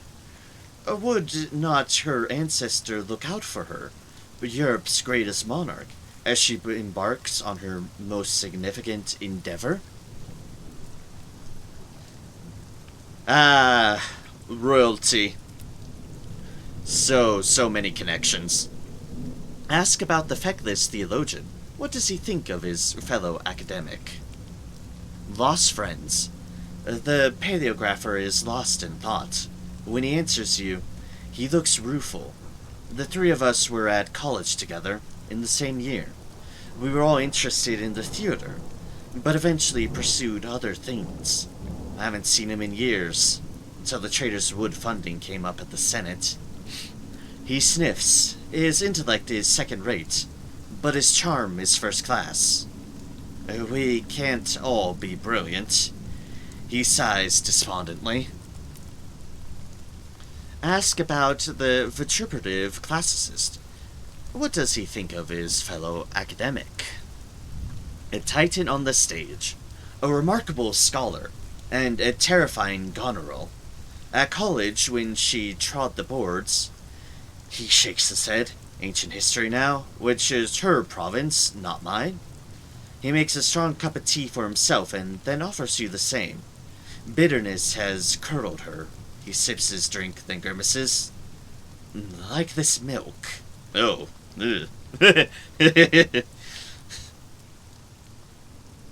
Yeah, I've been there. You take one drink, it's like, oh, that milk ain't right. And this is why our taste buds are so refined. For our own safety, return to the camp. You've intruded long enough. Okay, so we've talked to all of them. What does their, expeditions require? You risk more crew, but lower chance of failure. Okay then, okay then. We need crew to prepare for an expedition. Losing them all. Then choose your destination. Okay. Time to add things onto my list, because I don't think this is added to the journal. I'm just adding things to my list that are not qualified on the journal. Let's see here. Traders Wood Expedition. We need at least 2 supplies and... Yeah, we need 2 supplies and 2 fuel. And that is 2 supplies and 2 fuel. Okay. 2 supplies, 2 fuel, which fuel we cannot buy here. But okay. And then it's either... Oh, wow. It's either 10 or 5 crew. Wow, those are huge amounts of crew. 10 or 5 crew. At risk of losing them all. Imagine losing 10 crewmates on this expedition. I'll have to do my research into the matter, but we know what there is there. Expedition, the Wood's Edge is just this stuff. Bazaar is that. And, alright. Off we go. We need to hurry off onto Port Avon. I say as I go the unexplored route because I'm a fool that keeps on taking risks. But we do need to go to Port Avon. It has fuel. It probably has some ways for us to reduce our terror as well. But then we'll go to here. Then we'll go to New Winchester. And then we shall go on over to Faith's Hall. A memorial. A cryptic stoker once held a memorial service for the crew that have recently died in your service. Ah, the pagan. Okay. Attend and deliver a eulogy yourself. Yeah, we can do that. Parting words. The crew nod as you speak, punctuating your sentences with solemn, approving grunts. Rattle like distant thunder. There's a ceremony in a dozen different voices. Do the living to remember what has passed. The storm that speaks has noticed you. Ah, good. What could possibly go wrong? At least it's notice and not anger. Anger is, as we've seen with the burrow below, can be slightly annoying. And slightly annoying as in, I keep on cursing out the burrow below, as he fucking deserves. That many-eyed git.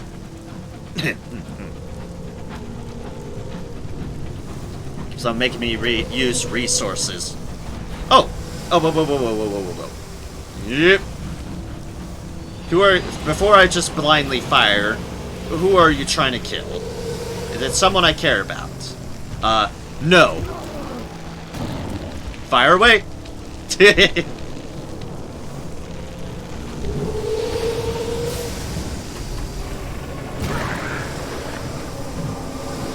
Boom. Boomlay, boomlay, boom. Take the spinster's pen. The phlegmatic researcher in the Leadbeater and Stainrod Nature Reserve sees some scientific value in it. The crew member sent out to retrieve the object has gone some time for their task. Evidently, the spinster's grip on it in death is exceedingly tight, and her fingers must be hewn off to retrieve it. Oh my. Ooh, nice hit. Crockery. Kind of hoping for better, but... Or rather for fuel. Get some sovereigns and get to moving. I just wasted fuel by doing that, but... We did need a scribe scrivener, and there's literally one just right there. Actually, that means... Collected a pen, collected Traders with Mandrake, collected the old well.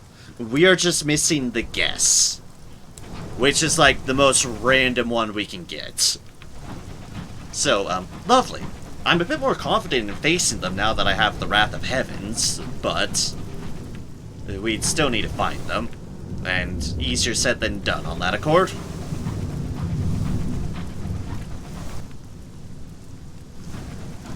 And let us hope we can get to Port Avon.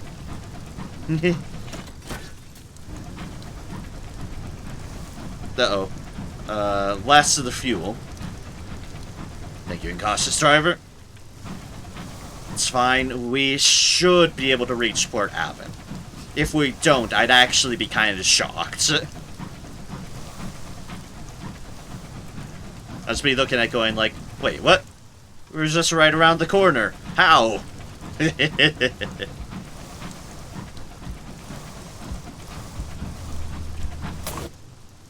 Hi.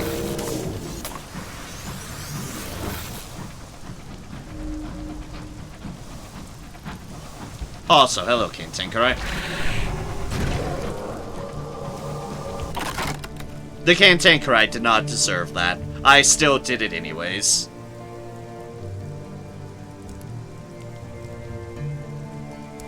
Let's get some terror reduction and move along. I would have fought the other thing, but, fuel. That poor Cantankerite was just a drive-by. Oh, the poor Cantankerite.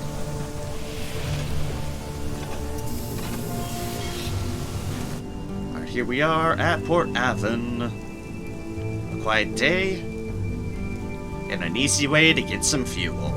A cheaper way to get some fuel, which we very much needed. To your Port Avon, right at Port Report. Excellent.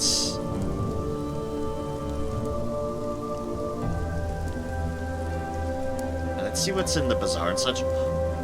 Oh,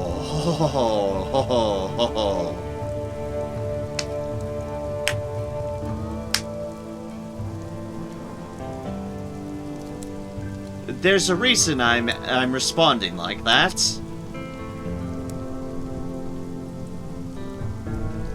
We've been looking for a couple of these. Boop and boop. Just like that.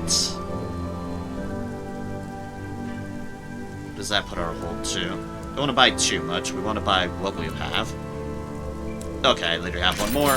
We are getting fuel in that slot. But okay then.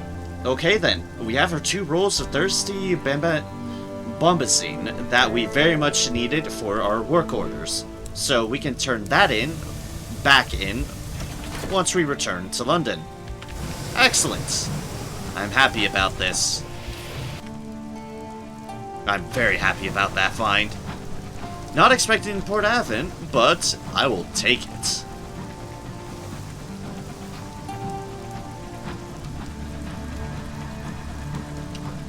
Off we go once more. To not run into the Ministry Monitor. Make up your mind, Ministry Monitor. Please make up your mind. We'll stop by the company house. And then we will do what we were aiming to do. Which is go down there, right? And see about the Hoarder's request.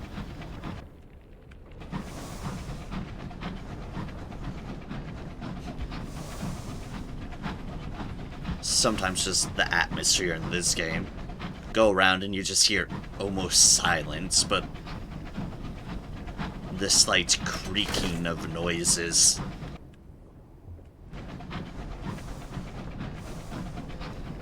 And it makes things tense. Yeah, like that.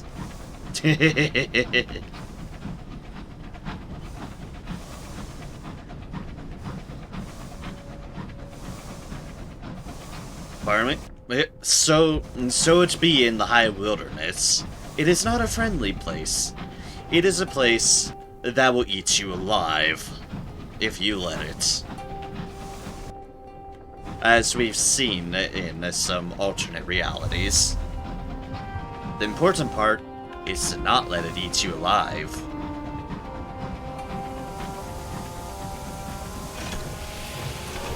Obviously.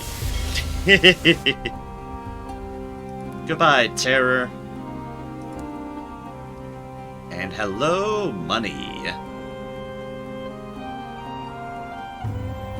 More Windward Company's gratitude, and the Tackities are desperate.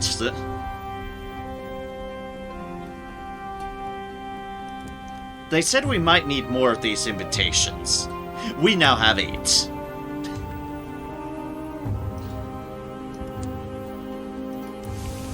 Figured I'd play things on the safe side. Like, you know what, let's just grab one of these while we're here. Why not? We have the gratitude anyways. We might as well use it.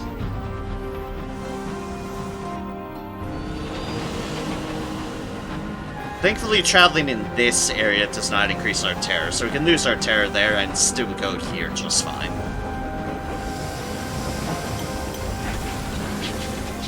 Squeeze on in.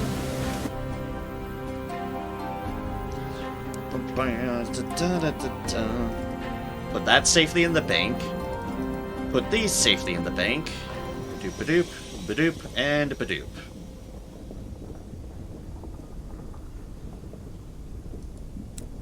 Dear, we need that for those deals. And I don't think we had any other plans, except for Port Prosper.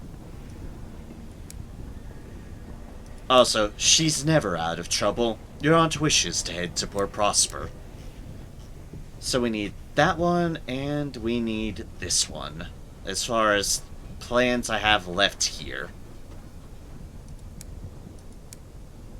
And keeping an eye out for some of the good souls. Literature for Trader's Wood. And, oh hey, more hours for the circus. Hells yeah. Yoink. It's just money in the bank. It's just money in the bank. Kind of literally.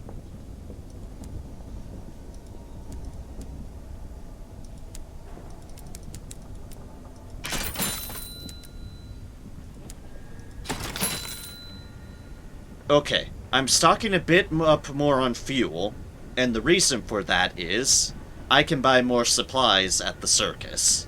I cannot buy more fuel at the circus.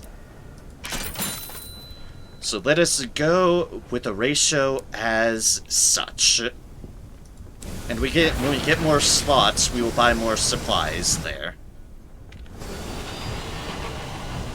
Alright, head off. Around. And to the circus. To the circus. We don't want to head down that route. We want to head down this route. The circus is nice and neat and on the way anyways. And we can grab a circus port report.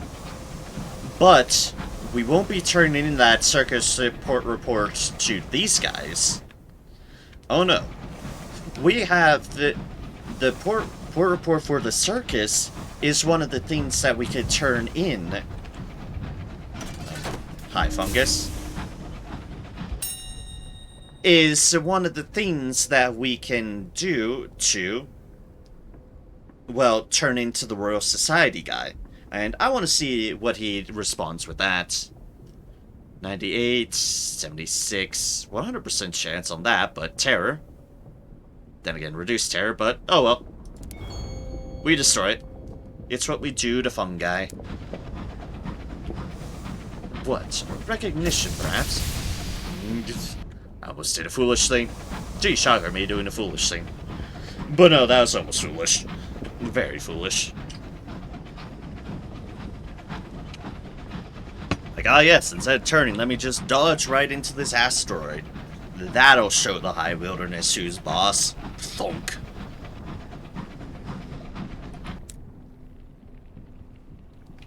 I have a bridge slot still open. That is correct.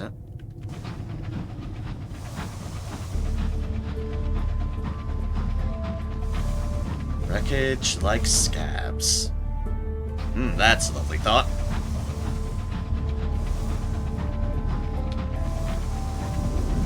Hi, Dreadnought. Are you an actual Dreadnought? Yeah, looks like it. I was checking if it had guests on board. Since we are looking for them now, we do kind of want to breeze past your typical enemies. The aunt spent an hour lecturing on the necessity of dog-proofing the ship. The dog drooled on her shoes while she did.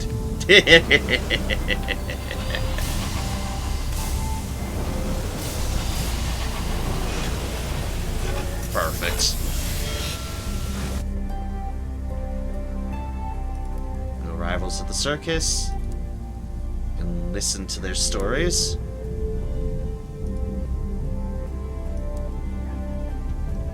Free tickets because we're part of the family. Here, we're family, son. And that. Attend another performance. For more of those deals, let me go to Shop Bazaar. Sell all these hours and get another Vision of the Heavens. And seeds. Okay. No need to worry about seeds. And now to just buff up on supplies. Don't know how much excess we need for the deal, but this setup should serve us well. And by that I mean it should be well more than enough. Sport sacks of verdant seeds. Not too much anymore. Hybris is definitely one of those weird ones when it comes to ports. You visit it once, it seems perfectly normal. You go back again, and it's dead as a port. Like, it is really weird in that respect, because it's one of those few ports that just close on you. And I still find it very strange that it does so. Also, this is why I kept inventory space open. For free goodies! Oh, fuck me. Oh, I wish I could reverse the buttons. I really wish I could reverse the buttons on it. Because I keep on blowing myself the fuck up. Because I just want a shotgun, but that is not shotgun.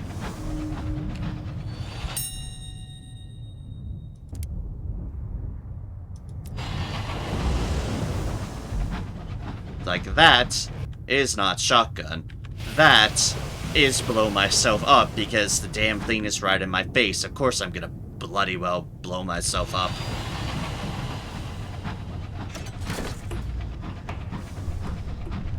See if we can't find any marauders to repair a bit off of. Oh, I see smoke. I see smoke. Can't run from me, motherfucker.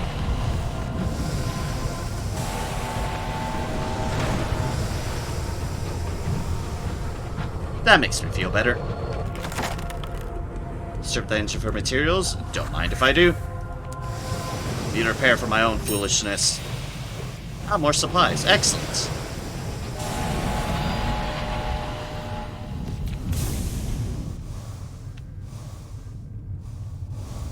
Straight enough. Straight enough. We're about to find out. Yes, is the answer. Yes, it was. And strip the engine for materials. Well, there we go. That was a worthwhile detour. Partly because I knew marauders would be here. This is their turf, after all. And I just came in their turf firing the weapon of a fucking Lorn fluke, so... Like I said, I do love this weapon. It is an effective weapon. I just wish I wasn't such a fool and kept on shooting my own self in the face with it. There lies in the problem. Me doing foolish things by misremembering that my shotgun is no longer on my left click, it is on my right click. because of how large weapons, small weapon slots behave. But nope, I just keep on shooting myself in the face. What a show of dominance on my part.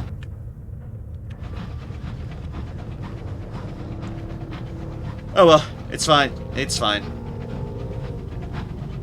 1,905. We are about to do what the Hoarder asked upon us of. Or at least hinted at, then just kind of went back saying, but no, you'd never help us like that.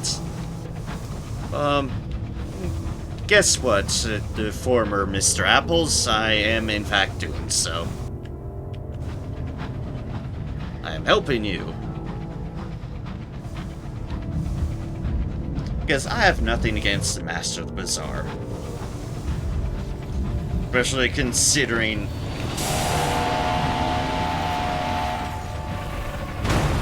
Especially considering my character in Fallen London, I very much have nothing against the Masters of the Bazaar. Hey, we're almost fully repaired for my own error. Thank you, Marauders, for all having the strip your ship of all your valuables. Valuable repairing materials, not the valuables of other accords. Oh god, that guy is just shooting wildly.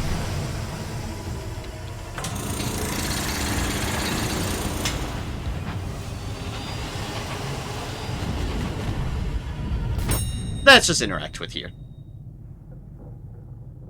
Repair your locomotive. Hard as bronzewood. You can hack off a few sections. You can patch your engine. We don't have much at the moment. That accord. Oh, we might not have needed supplies. Oh, okay. Assist the Chiropterous Hoarder with its collection. The Chiropterous Hoarder seems genuinely overjoyed to be here. There is much to be done. 6 bronzewood. We needed crew. Wishes to build something at Faith's Fall in the Reach. It needs bodies and bronzewood both.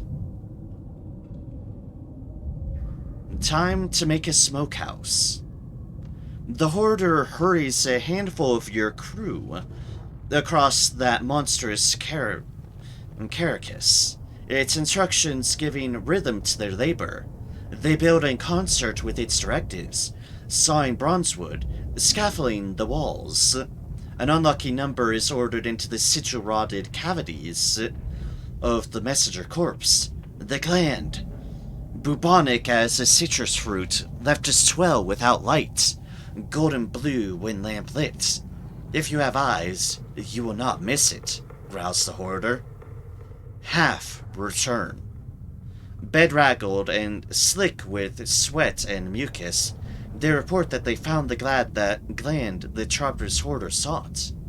Unfortunately, it was nothing but a worm-eating clots of ossified tissue that they brought home. Almost worthless, rasped the Hoarder, softly.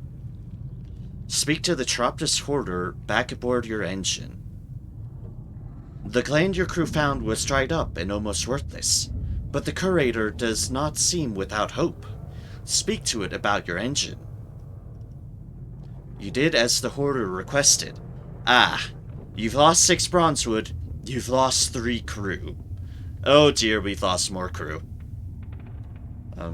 Play the taps.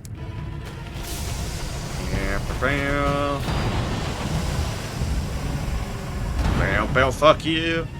How are you alive? I hit something else. There we go. That's better. Need some more sovereigns.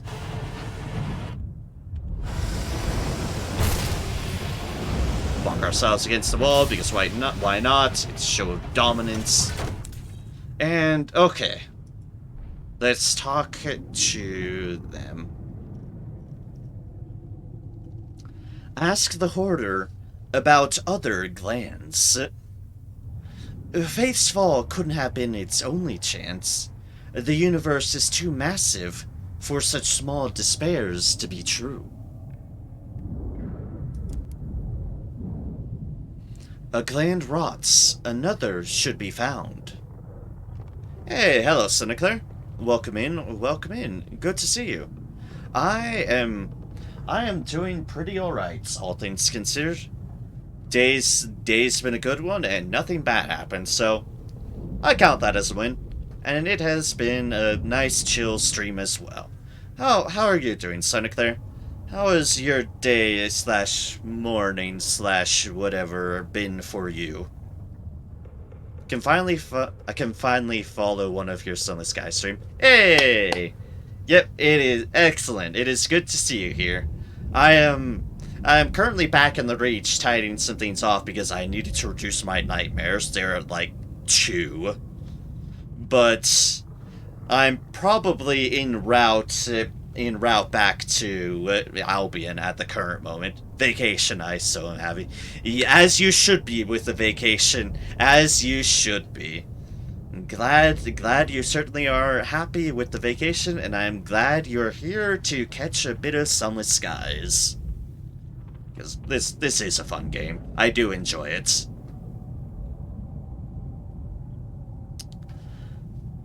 The Tropterus Hoarder has gouged its frustrations onto the walls. The marks are an inch deep at least. At your question, it glares and claws a fresh shape onto an unmarked section of its quarters.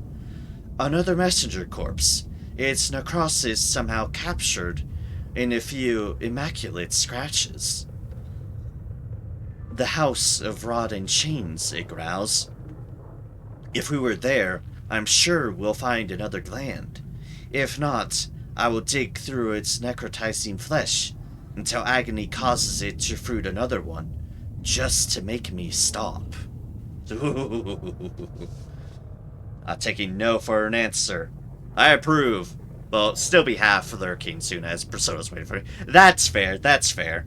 I appreciate the lurking just as much as active just being around. I'm just glad for folks being about and being interested.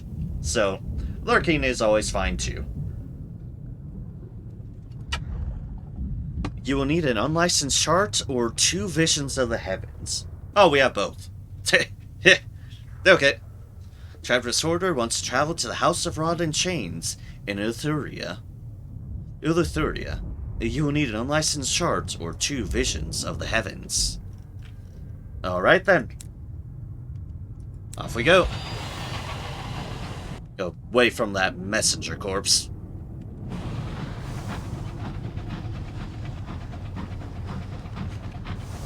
Yeah. I have the Wrath of Heavens now. It's a great weapon. It's a powerful weapon. I've blown myself up accidentally twice with it already. I'm sure more will happen of me accidentally blowing myself up with the Wrath of Heavens. But it is still a worthwhile weapon.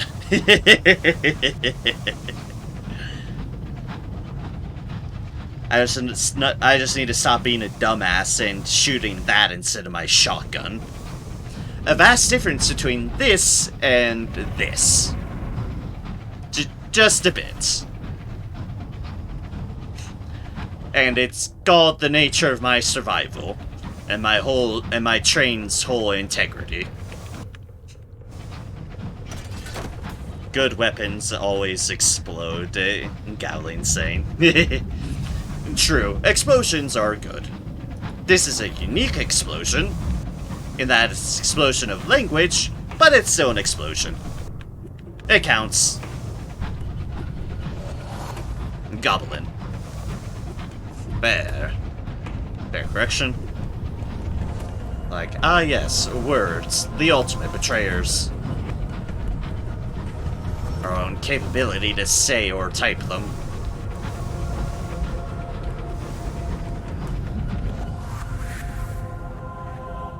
Alright, so the current plan at the moment is Port Prosper.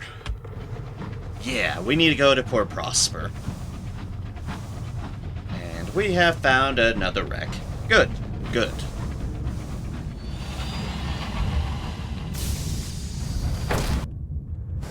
Oh, it's not one that's counting. Huh, okay. Alright, fine game. Have it your way. Have it your way.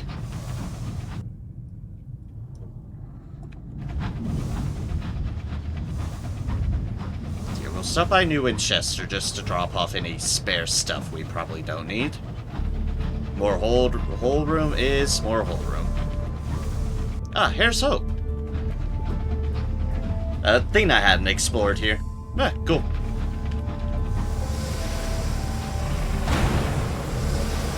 I worried for a second I was too close there. Thankfully I wasn't. At least close enough. A distressingly odored barrel. Hey, fuel. Now, excuse me, Marauder. I've just dealt with your friend. Now I have dealt with you. As I said, explosions.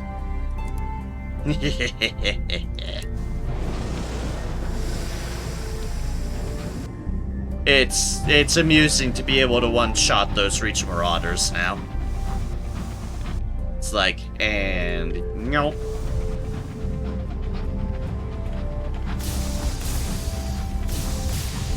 Accidentally run into the monitor. Thought it was moving another way, and that's why I had to make the quick emergency switch up. It's like, oh no, it's not going that way.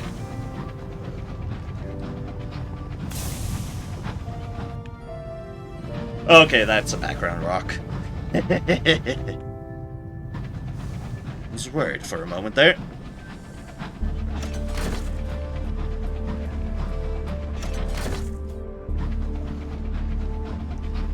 Transfer a fuel barrel, transfer a supply barrel. All of that is a-okay. Alright, I need to check my cage catches. I should have enough of them. I should have 4 for my ambition. Yeah. Should have some. Should.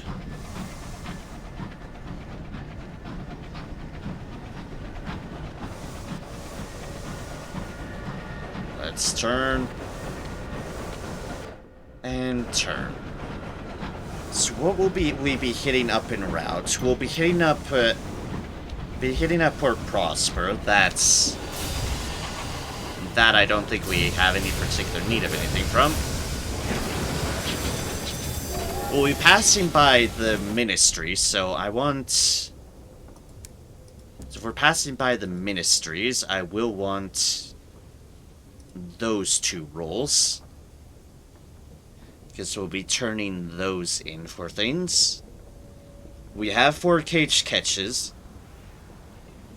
We can just pick them up out of London because Mr. Menagerie is in London. Okay, that's what I'll do there, just to prevent anything bad from happening. Was there anything else? Not to my knowledge. We have Port Prosper. We need a better soul, but we do not have better souls.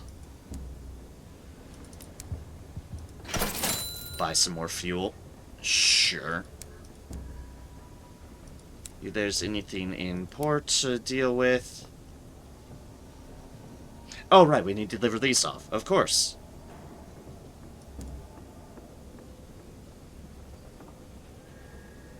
See, it makes to the lady's home. And... explore and deliver the verdant encouragement.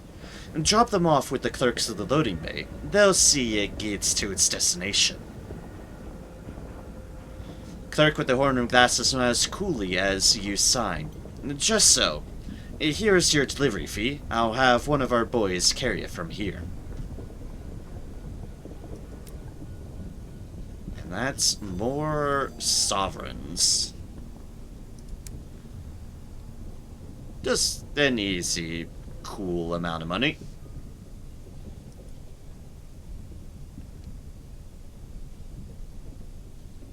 Around 2 or 3 crew. We probably want to do that. We are in the range of 2 or 3. So, yeah, we should restock on crew. Ah, excellent. Relieved to be aboard. There's a buzz of chatter as your new crew board your engine. A brief scuffle over the berths is swiftly resolved. Alright, cool. We're back to a full compartment of crew. And nothing to take advantage of here on the way out, so let us go. Our terror is 30%, which I'm not exactly a fan of.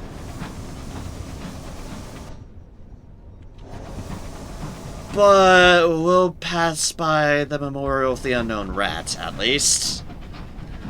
And we'll just hope we can do something about it. Oh.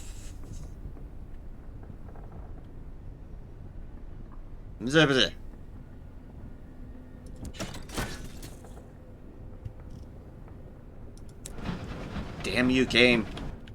Damn you, damn you, damn you.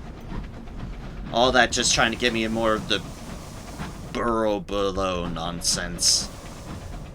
Just leave me be, burrow below. I don't want to sacrifice my crew members to you. Keep lose enough crew as is. I don't need to willingly sacrifice them to some git of a god. Who then I'm just probably gonna get Oathbreaker events back again as well. And oh boy, dealing with your Oathbreaker nonsense. Who also wants me to sacrifice crew just to solve some squabbling over oaths. Ugh. At least the other gods don't actively bother me. No, you just have to make my life uncomfortable.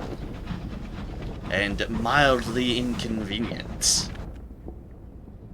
How dare you? How dare you indeed? Anyways, burrow below ranting enough aside, let us press on. And worry about our terror as is usual. Because I did not get a reset on it. Yeah, we're not sure. Careful, there's marauders around here. Like to see them fucking try. Search the dingy home so with silent, professional disdain.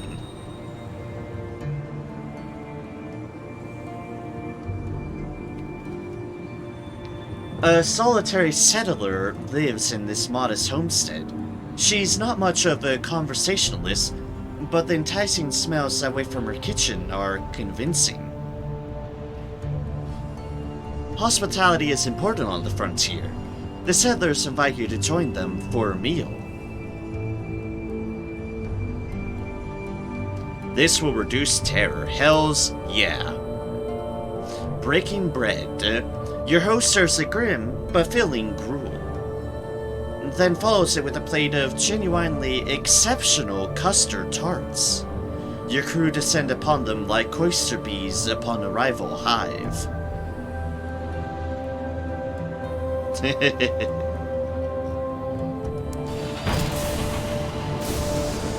You know what? Worth bumping into it for the terror reduction. Havenwood. We want to hook a right.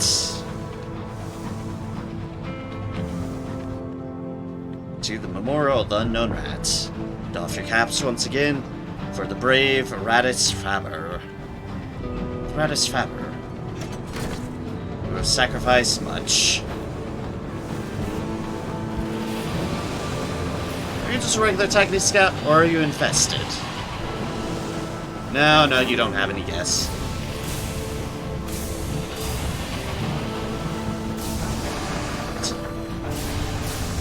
Just a little dance there around the Tackety Scout. I'm surprised neither of us hit each other. How sprass is just all over the place everything was there. But I'm not about to argue. Yes, I'm not about to argue upon that matter. Ah. Nose still itches. The inside of the nose at that. So it's outside, I'd be going like this. No, I'm going like this. Ugh.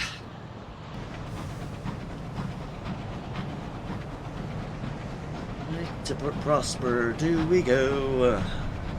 The Port Prosper, here we are.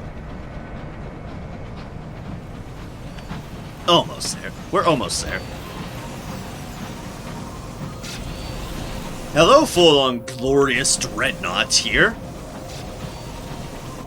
I can respect the power play of having a glorious dreadnought here near Port Prosper. I can respect that. Convenient aunt pokes your ribs. At last, a proper meal. You're wasting away out here, dear.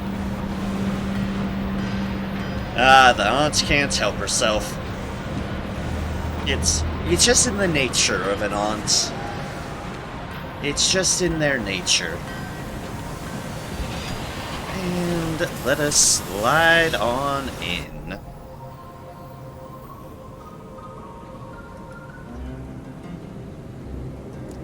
Join the celebration to reduce our terror by a little bit. And also our reputation influence, but yes, details. Explore. We want to port just because we're here, why not? Attend a performance at the Gaudy Widow. The vaudeville theater tends towards either quaint or vulgar, or on good days, both.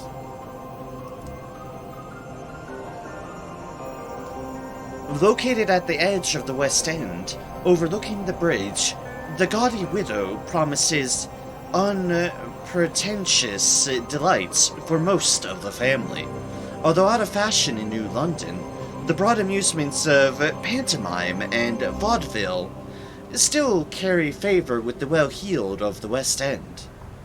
Though they are, of course, careful to never enjoy themselves too much. She's behind you, a poster reads. What japes? An enthusiastic peal of bells rings over the rooftops. The Albert clock is chiming the hour. Hey, the clock's working. Sit in the stalls, you know your place. Take a box seat, you know your place. Enjoy yourself, this is a good, honest theater. Retain your dignity. You might venture a comparison to Moliere, if you feel moved to comment at all. This should boost our rep with the West End just a little bit more. Yep. You concede the business with the Lower Admiral is amusing. You accept that the Vicar being behind the curtain is unexpected. You nod your head appreciatively at the parallels between the restoration of the Patriarch to his family estate and London claiming her space in the skies.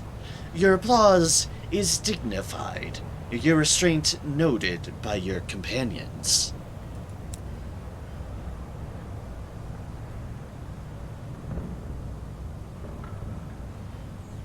Rely on your... we have options. I see. We had two options for this one. Rely on your establishment credentials to meet your inconvenient aunt's friend.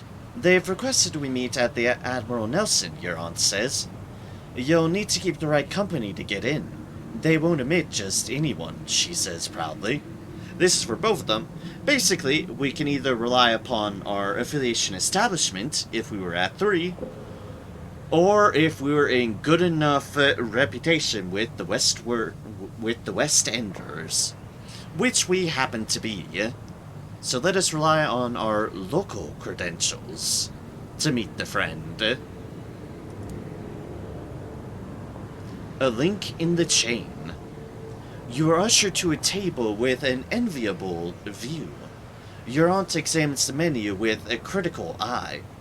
Ginger snaps, she explains. Goodness me. You cannot tell if this is a good thing or not. At last, an older lady joins you.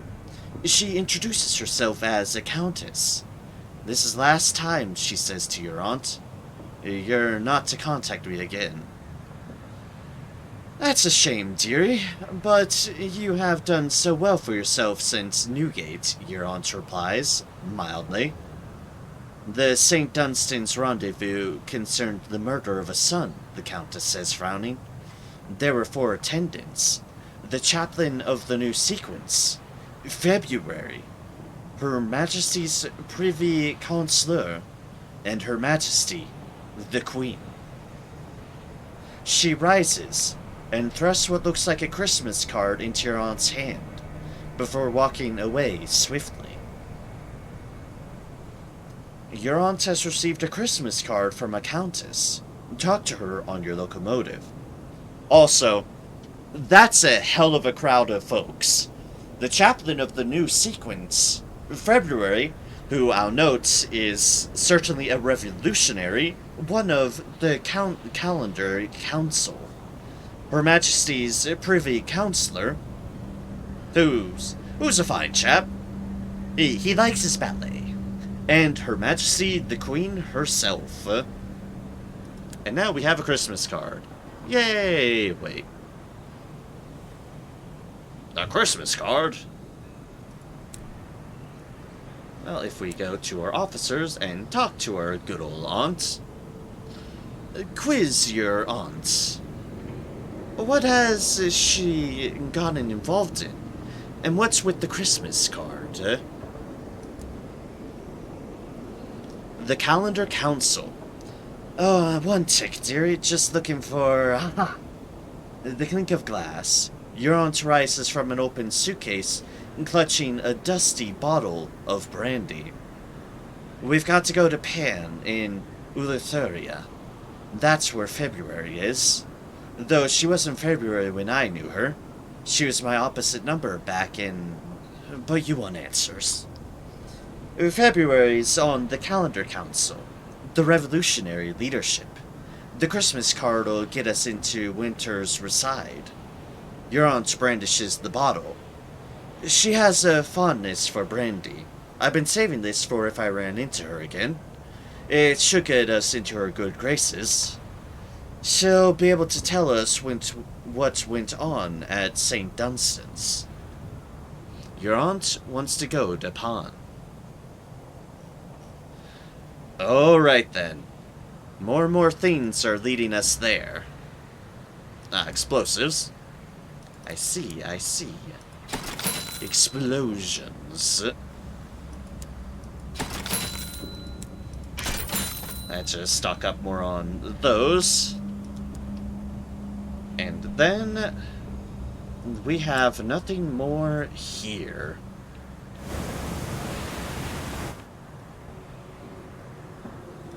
Jumble of Indistinguished. Cloister, Jumble of Indistinguished. Yeah, nothing that's sold or nothing that's had deals with our more fanciful souls we're looking for. So onwards we go. I think unfortunately the Blue Kingdom is one of the more consistent places for those. Unfortunately, because we won't be there for a while, but we'll keep our eyes open. Present yourselves to customs. Shall we? He says. A taxidermy inspector boards the ship, licking a fresh pencil and signing his name on a pristine new search form. Shall we? He says, carefully double-checking his own spelling before moving on. We have nothing to declare. A clean sweep. The taxidermy inspector takes 3 passes through the engine, before reluctantly deciding that you probably, in all likelihood, have nothing to hide. He waves you on without a word. Return to our engine. Smuggling, relay location. And Albion, first class. Less pleasant than you hoped, because the borough below is being a dick to us. And onwards. For the current moment, to London, I believe. Yes. To London, we have places to go to.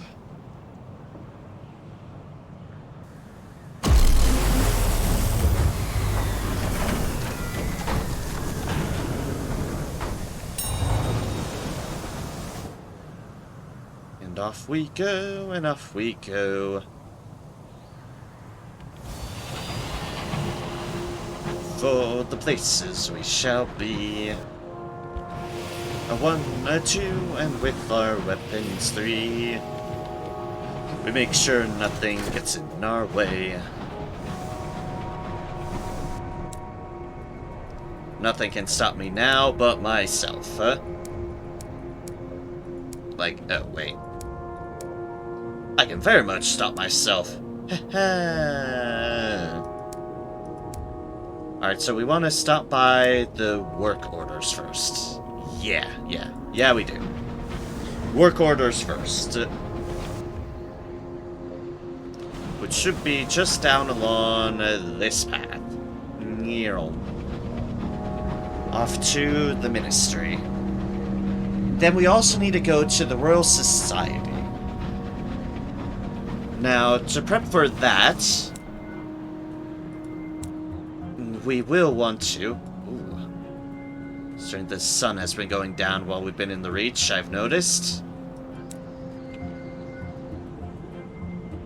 As I was saying, we do need Avid Horizon and Clockwork Sun for those deals as well. We can accommodate for the Clockwork Sun, at least, for the time being. So we'll do so. Hello, Glorious Dreadnought.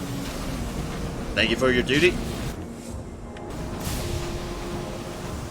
Nursery 12.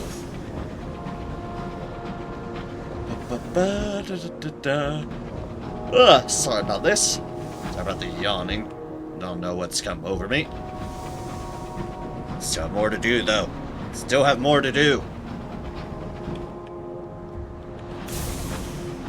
More that I want to do. Now, there's the boundary edge. An unfinished fringe of London. Its buildings barely occupied. Indeed, indeed.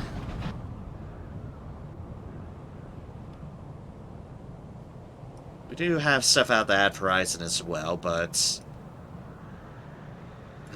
we do. We could make a loop because we have something in the Most Serene Mausoleum as well. Then we'd finish things off. But that would mean we need 3 more Ministry-approved literature, because I believe we only have 5. So then, well, our rotation's gotten bigger, but it's gonna be boop, boop, badoop, badoop, and badoop. Which is a good while across the board, but okay. Let's travel the confines of the map. And raise up our terror by a lot, probably, in the process, because of course we would. Pick up another sequencer package as well, since we delivered our current one.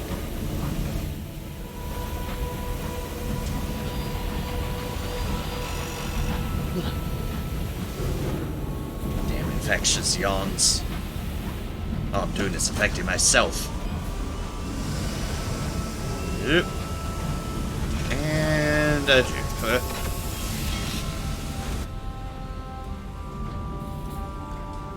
First things first, we'll turn in our 1 poor report from the floating parliament. Increase the sum by a little bit more. Let's see here, a stamp, invitation to prudence. We'll keep saving up because there's some good stuff that we may or may not need later on. Second, the works. Oh yes, or work order 7777-G. Oh, I don't like all those 7s. In the Sunless universe, I do not like all those 7s. It says here we're missing 2 bolts of bambasine, comma, freshly oiled. Full stop, must be proof against spillage, comma, fraying and fading. That'd be quite the oil. You may need to improvise. Ah, that's what our uncanny specimens are for, clearly. An oiled delivery. You were forced to provide your own oil, extracted from one of the every eerie specimens you found in the sky. The foreman seems impressed. Initiative, he remarks. I admire that. 400 sovereigns. That's a profit. And 10 strength of the sun. Ooh, strength of the sun going back up. Excellent, I approve of that.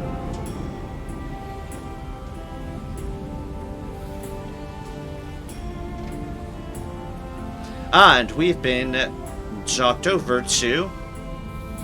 Suppose there's this one.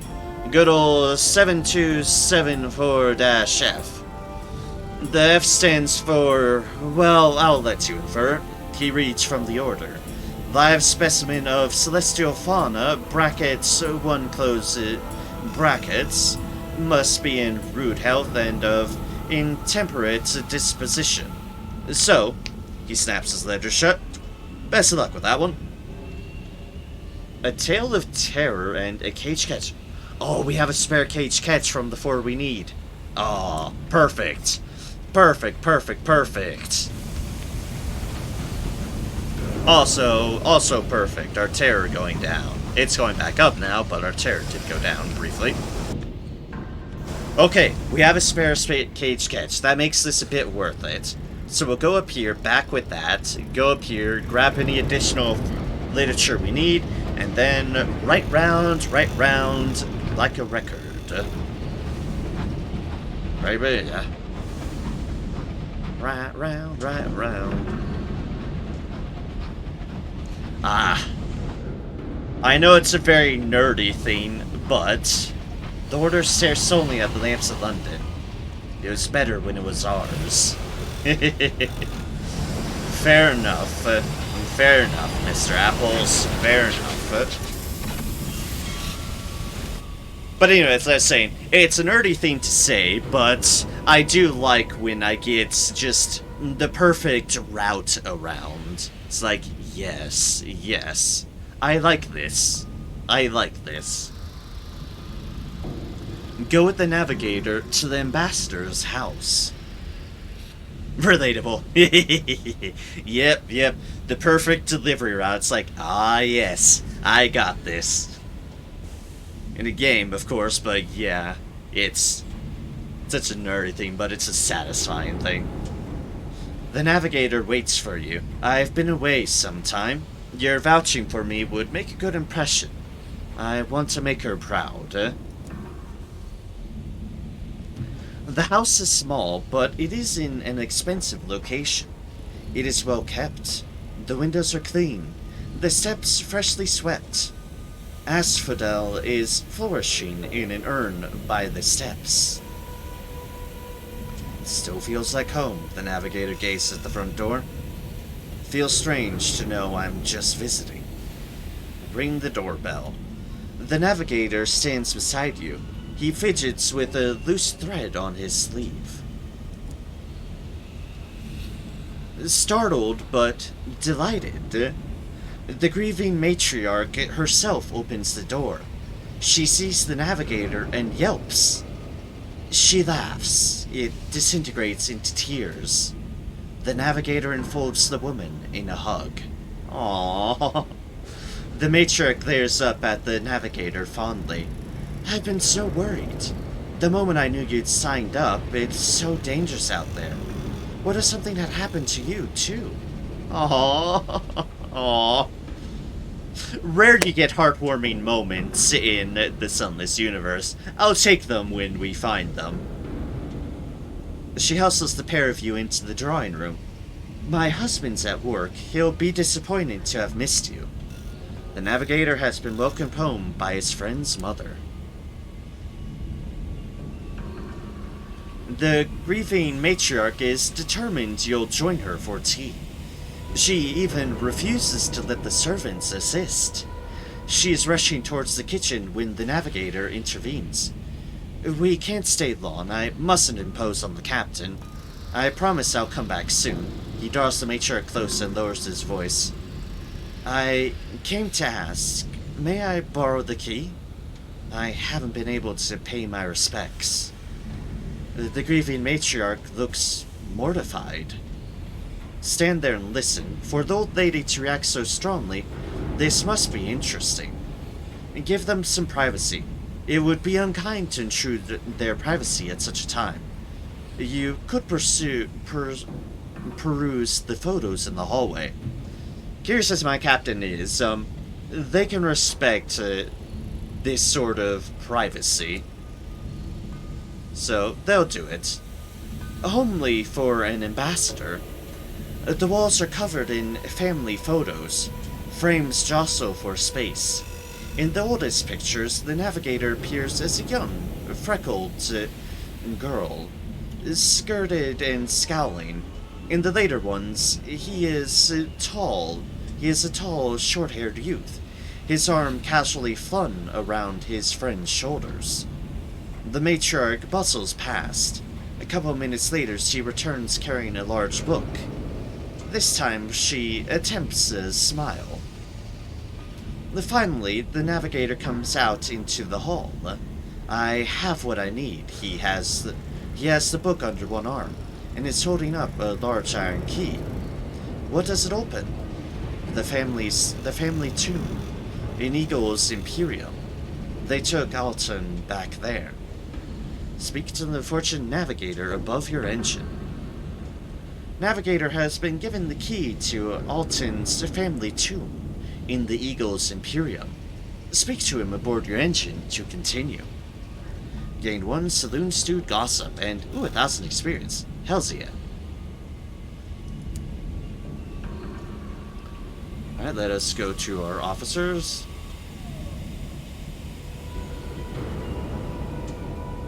And, we need 2 Savage Secrets. Luckily, we have Savage Secrets. Persuade the navigator to talk. Even off duty, the navigator is constantly checking the crew. He is avoiding being alone. Let him know that you've seen this before. He has to share this burden. Like how the game is like, yeah, he used to be a girl, now he's a guy. Moving on. I mean, in fairness, when it comes to the Sunless universe, there's a lot weirder shit that goes on. Casual gender change, that's minor in this universe. There's weirder things that can happen. There's weirder things you can turn yourself into. So, yeah, it's great that it's just so casual, because A, it's an acceptance scene, but B, it also just shows that it's like, this is normal. Just something like that, that's something that can be considered normal. There's weird shit out here. There's people with the faces of squids out there. This is nothing. This is nothing. This is fine. There's squid people out there. There's bat people. There's claymen. There's demons.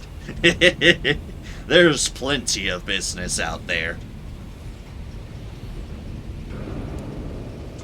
Alright, let us go about that. Needed confidants. The navigator joins you in his cabin. Finally, the words tumble out. I thought I was alright. I just got on with my work and I was doing well. He reaches behind his bunk to pull out the book the matriarch gave him. Alton read this all the time. He'd act it out. Do the voices. It is the epic of King Geysar. Do the voices. Feel like I'm being called out here, but it's fine. Alton knew the true me. He shared his clothes. Helped me bind my chest the first time. It got me into my first fistfight. The navigator sits up proudly. He was my best friend. When we were children, I made a promise to him. The navigator stares blindly at the book. Made a promise to his friend when they were young. 2 Savage Secrets. What did he promise, and why does it prey on him? The promise. When we were growing up, we would go exploring together. We'd go on great quests, and do mighty things. The navigator takes several breaths before continuing. We'd be heroes. People would write stories about us. I'm exploring the skies, and the navigator turns his face away. He didn't even get to leave home. He wipes his eyes on his sleeve and stands resolute. I'm not going to break my promise. I will give him adventures worthy of King Gesar. Please, Captain, I want to go to Ego's Imperium. I'm breaking him out of his tomb. But I'll need your help. You'll need a visa to come with me. The London embassy there will give you one. He frowns. If you've not been to Euphoria, the relay is near Hybris in the Reach. We have not been there, and I was avoiding remembering where I remembered the relay was. But yes, the relay to get to Euphoria is indeed near Hybris. So, we'll need to go back there to get to there. But for now, we are here in Albion, because we still have things to do here in Albion.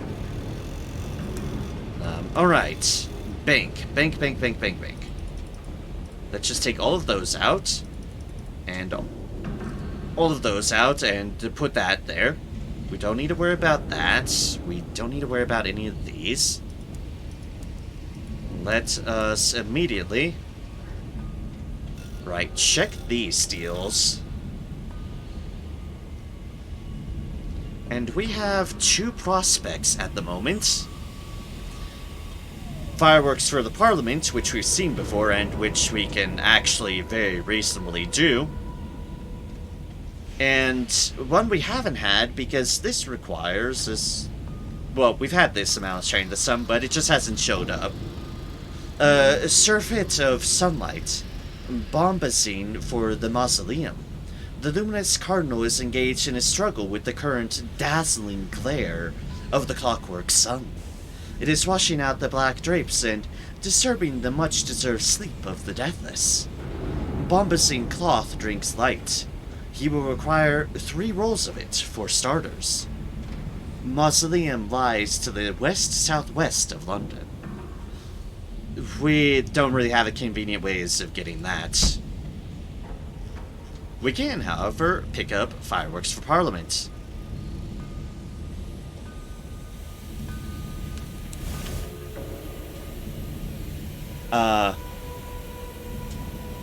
Fuck, we can actually add that to a rotation. Okay. Alright, fine. Fine. First things first. Visit Mr. Menagerie. Menagerie?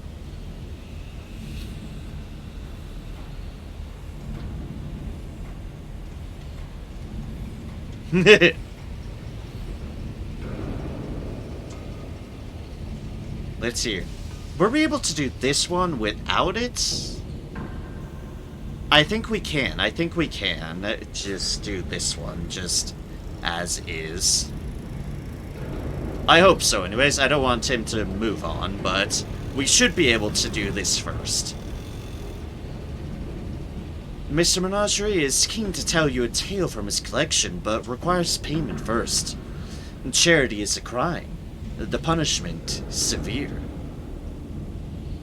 New Dawn. Mr. Menagerie gestures to the throne of hours that scores the horizon like a burst of golden fire. Light reigned once, light hated. No mercy, no bargains. Only judged what is. Now, light was. Lights can fail.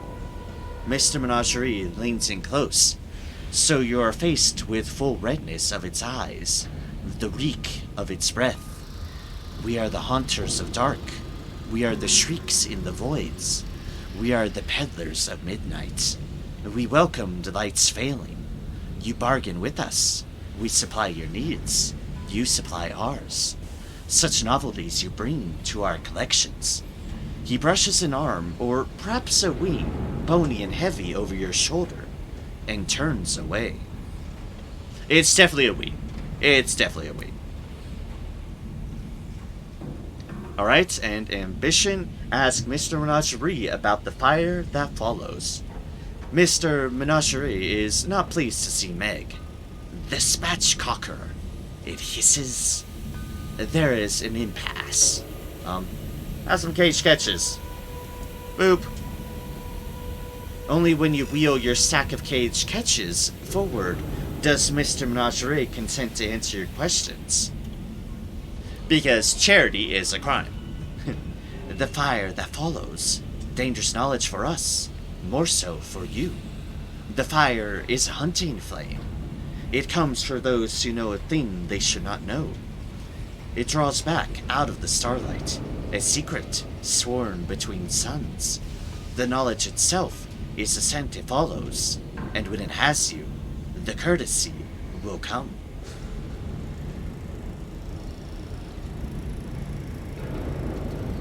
Ask if it knows the secret of the suns, and if it does, why hasn't the fire come for it? Or ask what the courtesy is. The masked citizen is investigating the courtesy.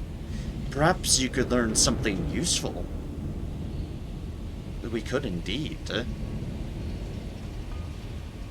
Although I am curious about this one as well. I'm curious about both of them. Maybe I'll be able to say both of them. Maybe I won't.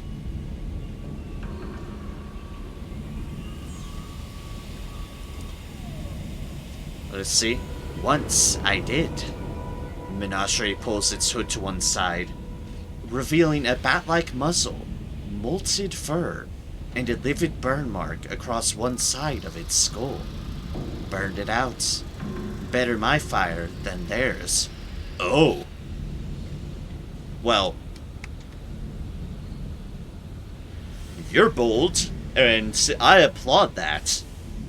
Honestly, as I said, I actually really am a fan of the Masters. And technically, by proxy, just any one of their same deal. I'm not sure if Mr. Menagerie was a master themselves, but they are of the same species, and the same interesting stuff that I do love about them. And that is bold. Just whoosh, burn the knowledge out of your head. The hood falls forward. The flame has your scent? Menagerie asks. No, Meg says. Her friends, she's missing. Ah, then look for her at the House of Jude, in London. I know its master. I collect my pets. He collects his. Oh, we're in London. How convenient leaving him in London ended up being. And now he is away.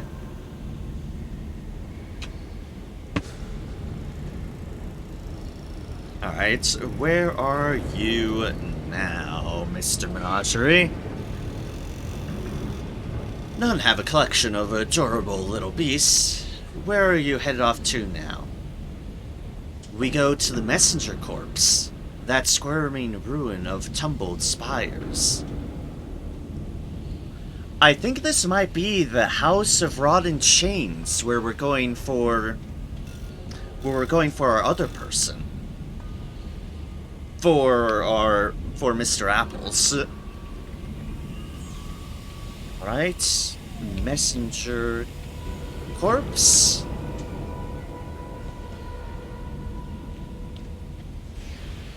Tumbled Spires. House of Rod and Chains? Question mark? Messenger Course, Tumbled Spires, House of Rod and Chains. I will say as a question mark because I'm not 100% certain, but that's what it sounds like. From what we also know of other deals. Anything else here? Nope, it's right here. We can hire an crew, we don't need to worry about that. Alright, I guess that was a way that we could have gotten it cheaper than the other place, but... oh well, too late for that now. Too late! Bank, we have one more deal for that. We have 5 for that. We'll need 3 slots for more. We need 3 more of that. Yeah, we'll need 3 munitions for the other prospect that we just picked up. Because, of course we do. We have put ourselves into that situation. And thus we must accept it. And we need to buy 3 more from there. Yes, 3 more. 3, 5, 3. Okay. So we need 8 total of that business.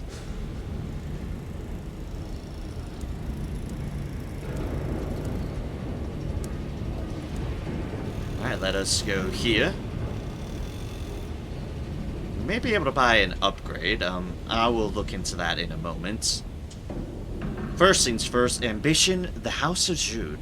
St. Jude's is a new sequence church in the lower, poorer levels of London. The new sequence preach glories of the clockwork sun, that it will rewrite the old order of the cosmos and establish a new age. Inside, tall windows emit shafts of sunlight. By the time it penetrates the smog that chokes the lower levels, it is smoky and yellow and purgatorial. Speak to the priest. He has recently finished a sermon. Now he is making his way around the church, putting out the candles with a copper snuffer. Below St. Jude's. When you tell him that you're looking for a friend, he puts the snuffer down. Ah, and do you think your friend might have come into my care? Very well. You may come and see. He leads you to the sacristy, and then down a flight of steps to an area under the church. I must warn you, we are a modest concern. We keep our guests as comfortably as possible, but all of them have a strong preference for isolation. Unsurprising, I suppose. Beneath the church is a small corridor with rooms on each side. Their doors are barred on the outside. Is the earnest mariner behind one of them? Open the first door. Behind it, a tiny room, a bed, a chair, a basin and a chamber pot. A figure, wrapped in a blanket, shrinks from the light, rather. Open the second door. Don't come in, a woman's voice cries from behind it. Meg grits her teeth. Sorry, I have to know. Open the third door. Is your friend behind this one? We are given a choice. Friend behind which one? Let's open the first door. Might as well. Revealed.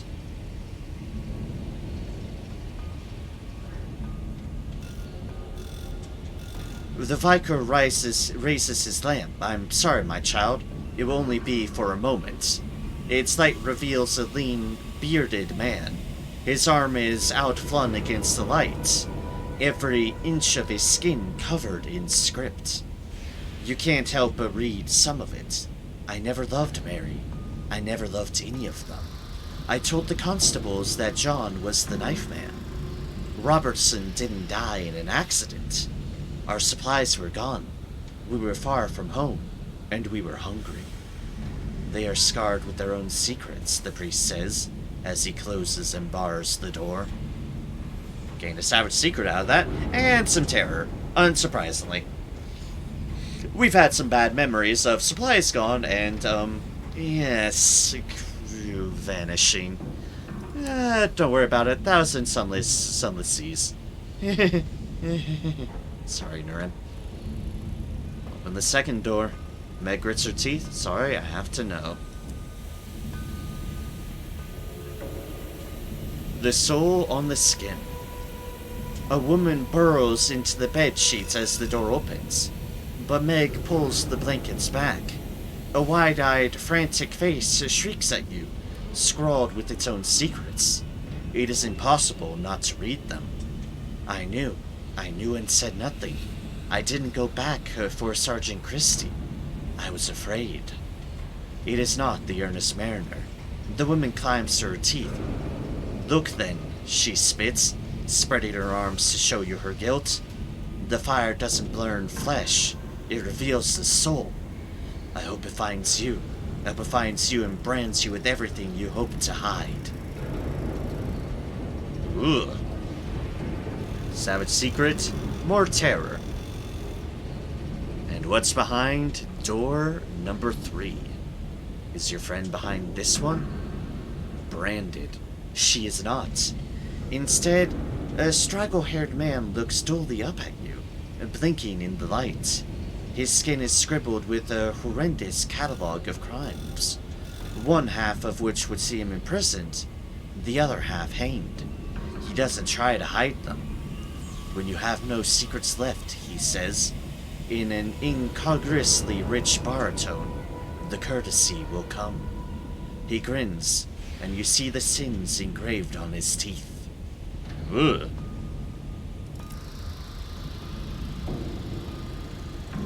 Leave St. Jude's. The earnest mariner is not here, among the victims of the fire that follows.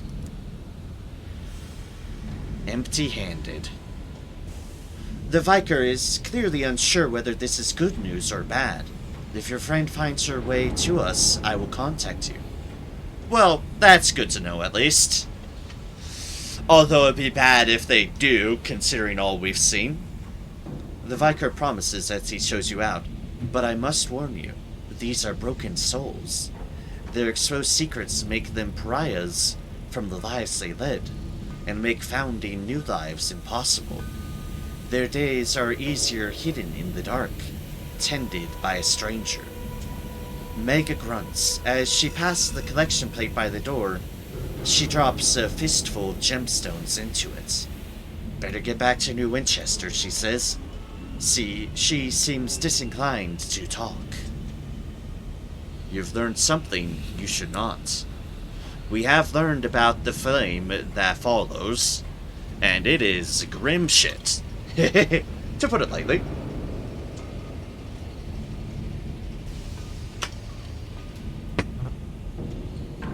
Alright, I could do things for those. Nothing really important for me there.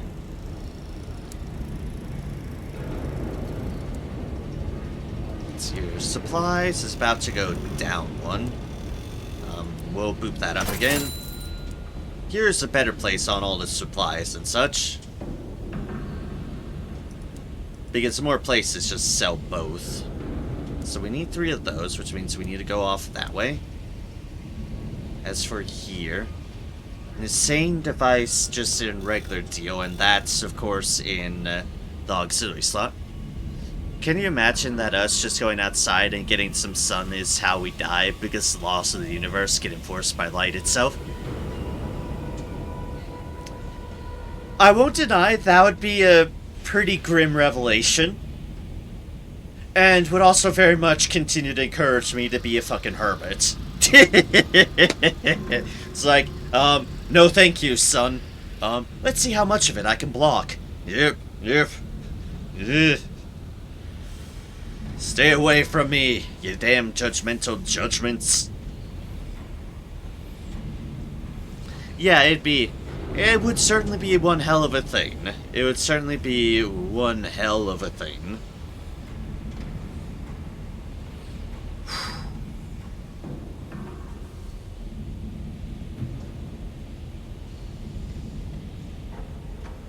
Lean and fast as a hunting panther.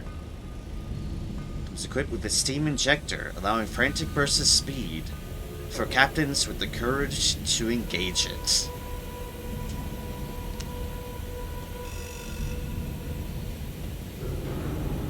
Do we buy this? Do we buy this?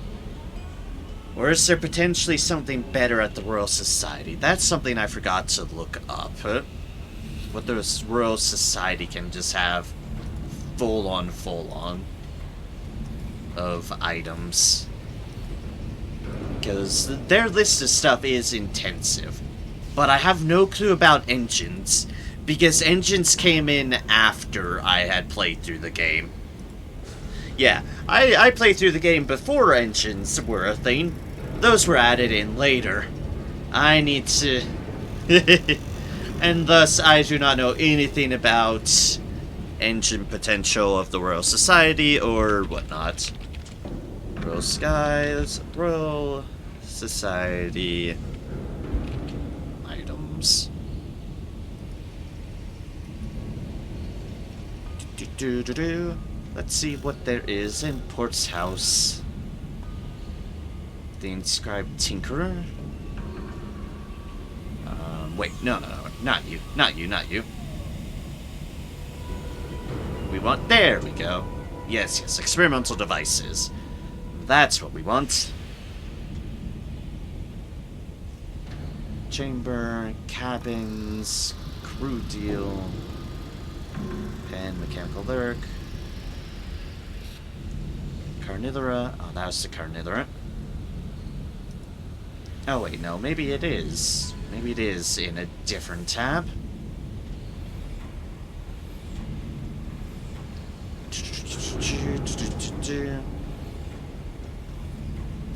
Maybe I could have sworn more things unlocked under doing things for her, but maybe, just maybe, it's in a separate tab.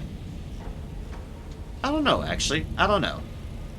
Grab Tinker's designs. Ah, here we go. Here we have it. Badoop, badoop, badoop, badoop, and badoop, and badoop.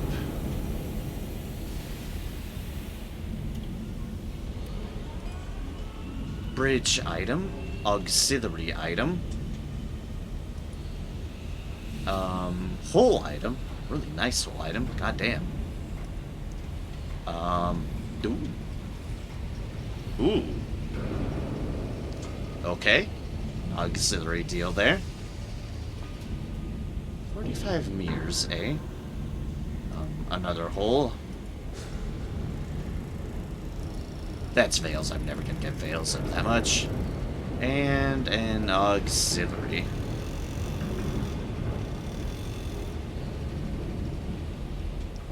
For butchery. What was the other person's again? So no engines there, which is A-okay. Though there definitely is some nice shit once we unlock that deal, so do noted on that accord. There's some very nice stuff in her deal. Their deal. Ba-doop, ba-doop. Let's just remember what each of these ones are.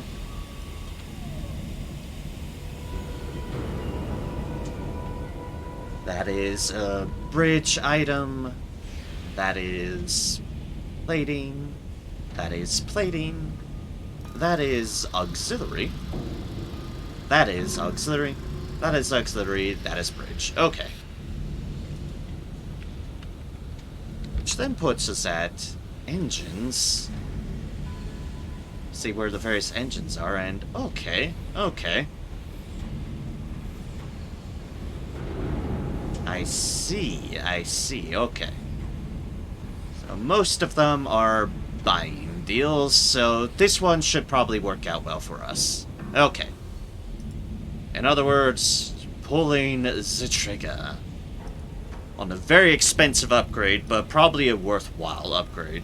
I'll just need to remember, my ratio is now skewed more in fuel than supplies, but it should help with the terror business, is why I'm deciding to pull the trigger. Other than that, I have the money on it. Yeah, okay. Now that I'm sure, now that I am positive, let us go here and buy the Goneril. The engine that was commissioned for its dreadnoughts. Boop. And boop. It is a very expensive upgrade, but we are about to go on a little trip around. So let us get rid of the Shivering Gemmy and put in the Goneril.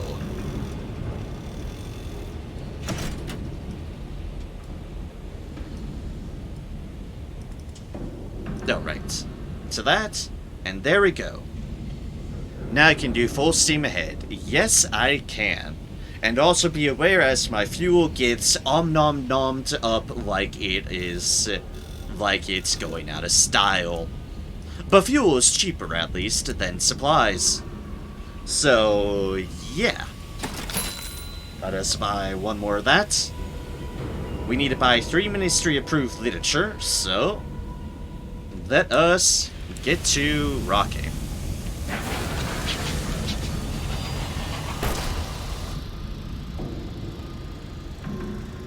Full steam ahead. Your new engine allows you to activate full steam mode. Full steam mode allows you to travel much faster while it is engaged. To activate it, hold cruise control until your heat bar fills up to the mark. Oh. Learn about the full steam mode. Be careful, Captain. Full steam mode generates a lot of heat and costs fuel to activate. Make sure your heat bar is empty and you have sufficient fuel beforehand. To return to normal speed, hold backward thrust or cruise control until your heat bar has drained.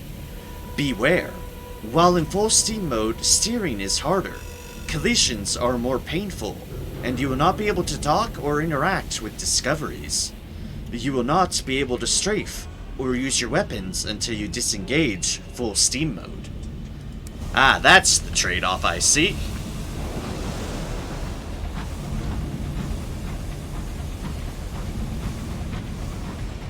Due noted. Basically, when you need to get the hell out of Dodge, or when you need to get from point A to point B. Really, really, really quickly, and have the fuel to spare. A crewman lets out a hacking cough. The smog has found its way in. No, not the smog. I mean, even without it, just going faster is really, really nice. Just base movement speed is also really good, but we could go faster. We might try it. Alright, Tale of Terror and a caged catch.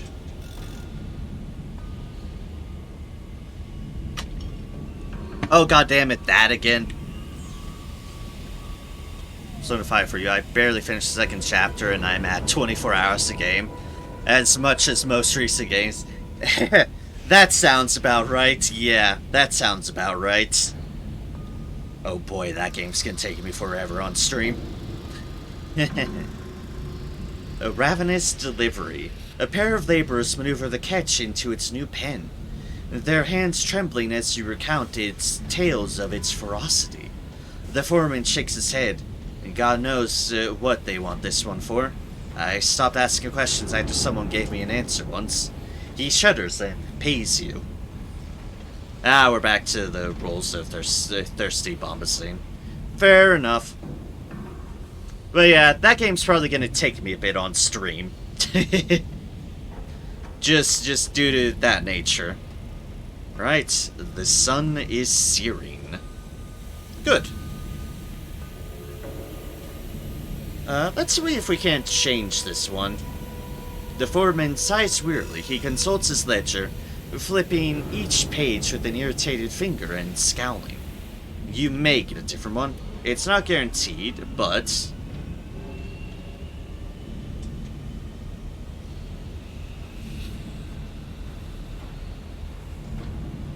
Is that what the next one will be, or...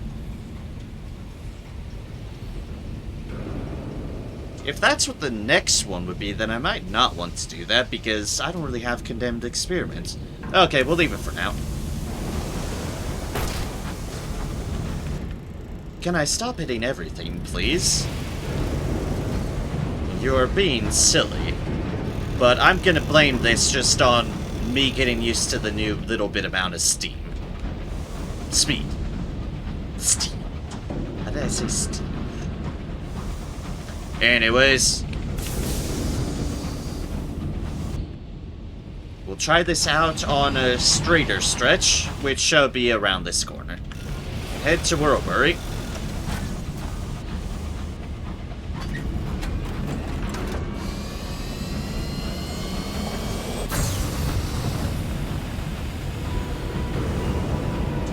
Yep, it cost us fuel to go, and holy crap, we are going full steam.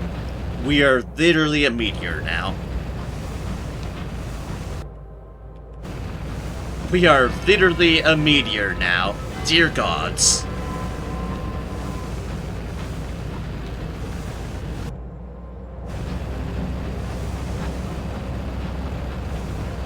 Careful not to collide with anything. Ministry Monitor, there is no stopping me. Please do not get in my way. It's bad for both of us. So wait until you get the best engine and see its full steam ahead. I imagine it's similar to getting like the max engine in Sunless Seas, where it's just silly,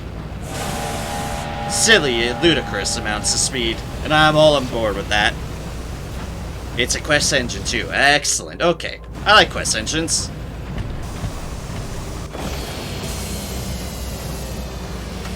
I just thought the mists here were overrated. Attractive, but nothing else. Am I on Lorne Fluke? Aha! I missed. Didn't say I was a great Lorne Fluke. But yeah, considering I'm trying to be as completionist as possible, Hi, Eyeball. I'll hopefully run into that quest. His eyeball just keeps on haunting me. I believe you can explode the fluke early if you press the button again. Okay. Good to know. And also to good keep, I spy with my little eye something that begins with M. Ooh, you can. Okay. Okay, that changes things.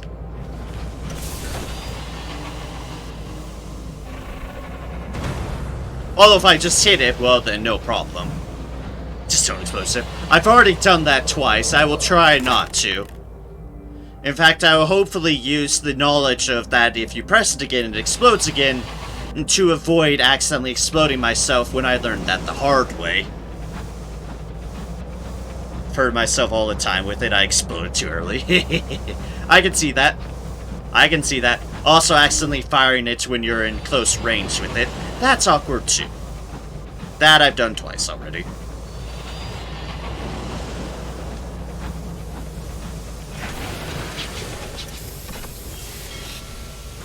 Alright, let's go into Wuroburly and the Mists of Wuroburly. We don't want to sell that. We do want to join the songs and have our terror fall by a bit more. You're selling crockery. We do not need crockery. We do, however, need 3 more books. And more fuel to fuel the... well, yeah. More fuel for the fuel gods.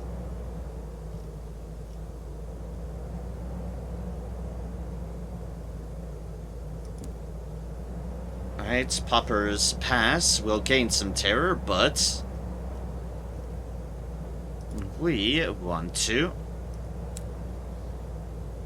write a port report first off, because we're here, and then reduce our deals. Oh, right, there is this opportunity. We're not worrying about that. We don't really need crockery. Ah, ponder that. Oh, that's for more stuff. Oh, I already bought stuff. No, we're reducing terror. I will stick with reducing terror. You're here to get our terror down, not increase our terror more. I chant to myself so that we don't increase our terror. Yes. Peaceful oblivion. Peaceful oblivion. Peaceful oblivion.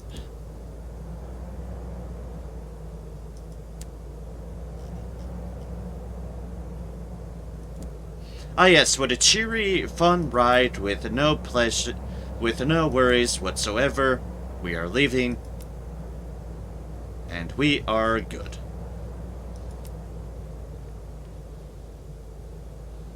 Ooh, that's a way to get a condemned experiment. 5 of them. Alright, now to the Clockwork Sun.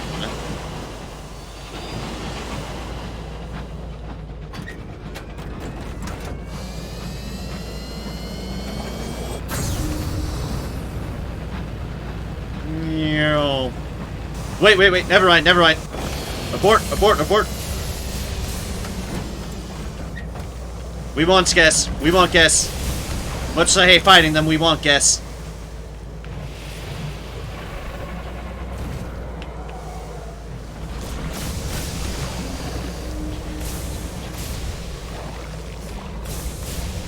That sudden stop from full speed. I can imagine the whiplash for my poor crew.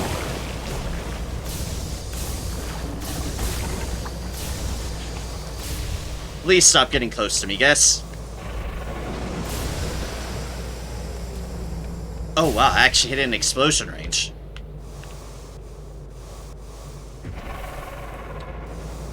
That's just, yeah. Explode a bit, but I was worried. Oh, fuck off, Burrower. Piss off, you piece of shit, Burrower. I'm busy here. Damn it. Just need these guests gone. Ow, my everything. Could lose terror. Search the wreck for valuables. But nope, we need to collect a sample of the guest's ligaments. The phlegmatic researcher in the Leadbeater and Stainrod Nature Reserve does not know what he has requested of you, but you'll see it done. The ruins of the locomotive, you find 2 guests in a weakened state. You slice them apart and extract what you need before returning to your locomotive with your grisly bounty. Okay. We took a bit of damage towards the end there, but it's fine. I hate fighting guests. They are actually really tough fights. But we needed to do that.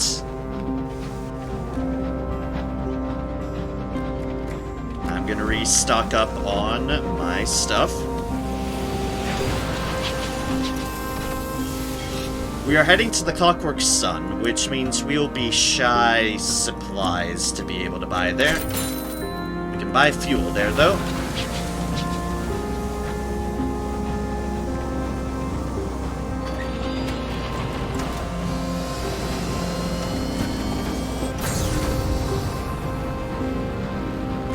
Your dog enjoys your breakneck speed. He leans from an open window, tongue flapping. Doggo approves of ludicrous speeds. Doggo approves of ludicrous speeds. Just that mental image. We are going at absolutely breakneck speeds. Dog outside at an open window. I love it. This dog was one of the best finds I could have made as far as a mascot could go. Just its presence on my engine is the best thing ever.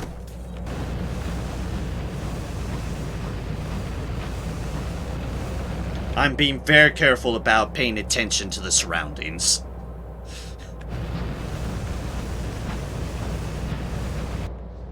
There's only so much I can do, and colliding would suck. An uninvited guest. A commotion in the cabins. A stoker has discovered a creature wrapped affectionately around his Toby jug, a gift from his aunt.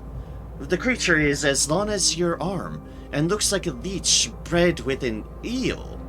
It is one of the guests. The guests are drawn to glimmers of sentiment in the broad, hard skies. One attracts another, until they will fill a locomotive like the meat fills a sausage. Ugh. By the time they move on, you will have all been mashed to paste. Conduct a thorough search. Oh, I do not like how low that odds are. If there's one, there may already be more. No one knows how the guests communicate with each other across such vast distances. But somehow, word gets out. 32%.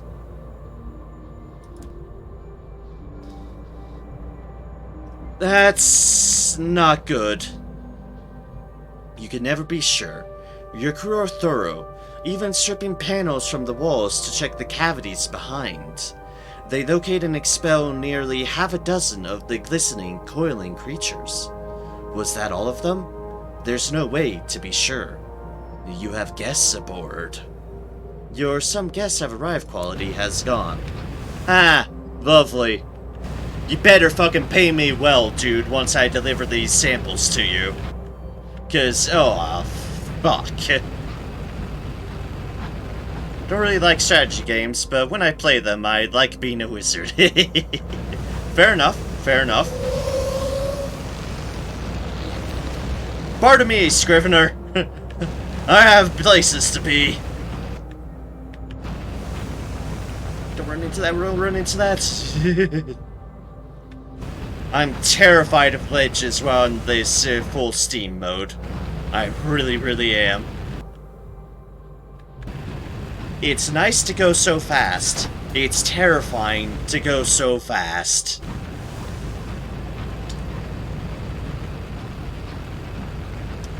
Soon enough I'll be able to stop time entirely. Yeah, stopping time is certainly a good marker on where you stand. What the hell are one of you doing out here? What the hell are one of you doing out here?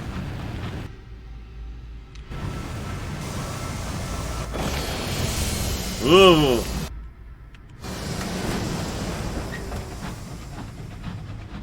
I did not trust myself to turn in time. I did not trust myself to turn in time. Pass through a field of glass fragments. It's fine, we're almost at the clockwork sun anyways. Why do I always try to say sunless? Sunless, sunless, sunless. It is the clockwork sun. It is just dandy.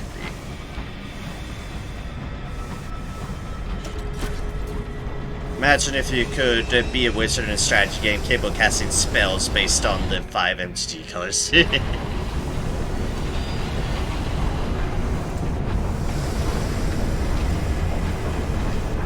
The sun. The sun. The sun. The sun. The sun. The sun. The sun. The sun. The sun. The sun. The sun. I think I said enough suns. I think that was enough suns. It was probably enough suns. But anyways, the sun.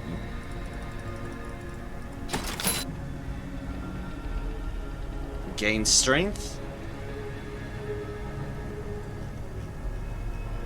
Expulsion of... Oh gods, that's a lot of... that is a lot of explosives.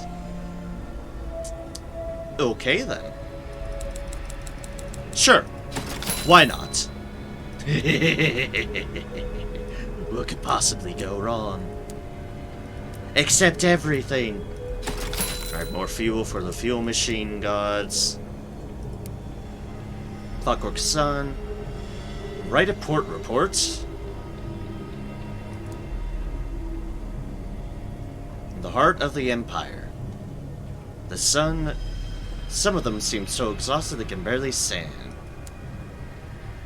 And that is fine.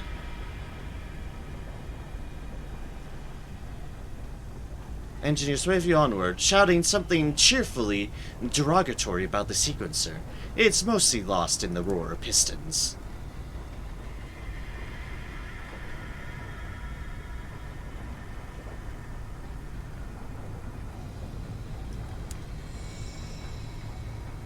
Right, we don't want to do that.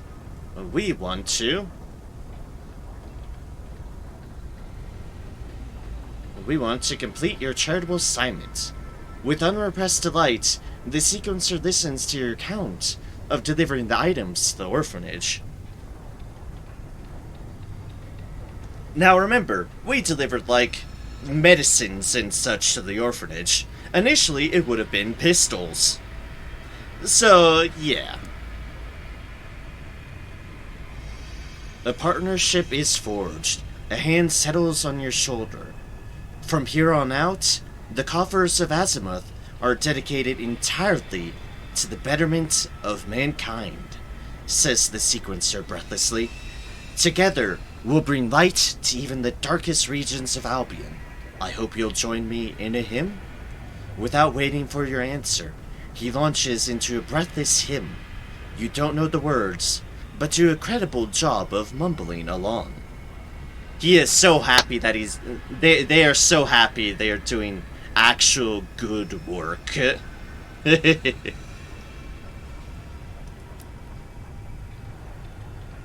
Another charitable assignment. A crate of food and medicine awaits delivery to some needy folk somewhere far away.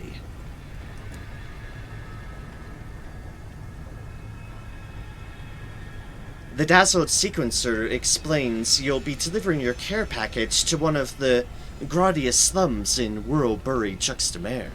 He informs you you'll need to look beyond the promenade and hunt down the hidden side of the port to successfully dispense his charity to the needy.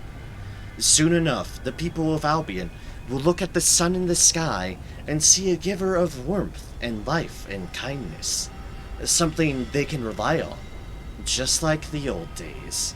He flashes you the most sincere smile and bids you a good journey. Good luck indeed.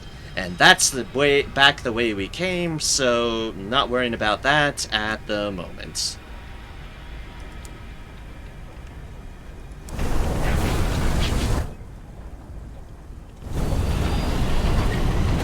So anyways, let's get the hell out of Dodge here.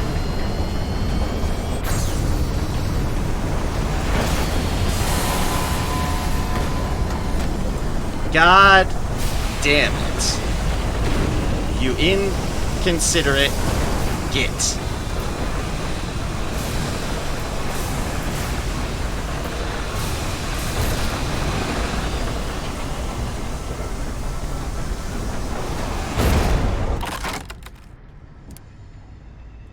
Don't even have the courtesy. You don't even have the courtesy. I now have fuel that I don't need more of. What a tosser.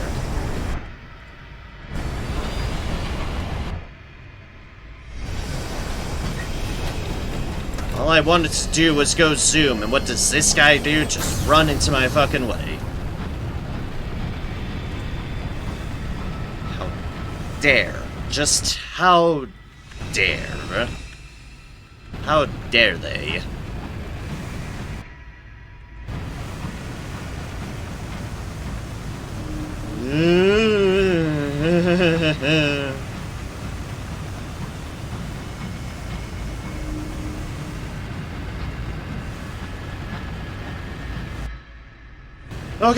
Okay. I do not like how slow you turn in full speed mode, but there's no denying you definitely do go faster, and it is very useful on the terror meter.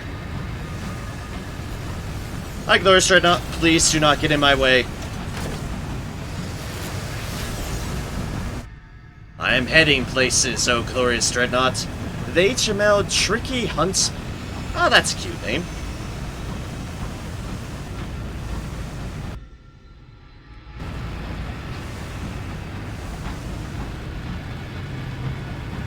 Littered with rocks and ruins. This is the Orm's word. Province only half tamed. And we're going to the tamed part of it. As I just fucking zoom like a crazy person. I'm sure the incautious driver is fucking thrilled by this engine that we have acquired. I imagine they are thrilled at this.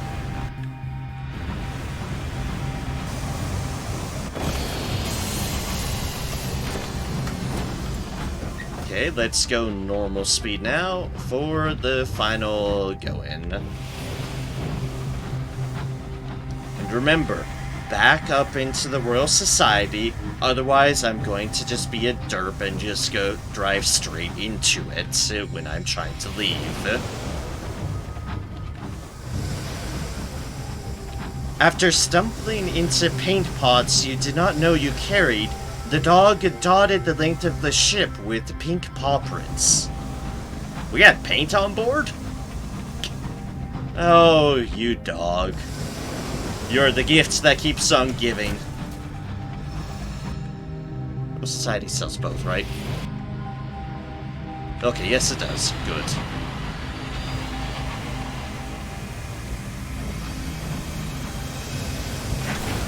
And dock. Do you have the useless cat? Yes, I did pick up the useless cat as well.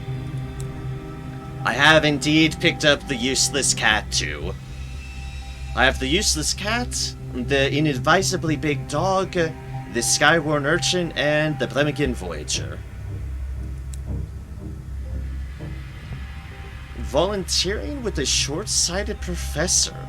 A short-sighted professor runs up to you at the docks.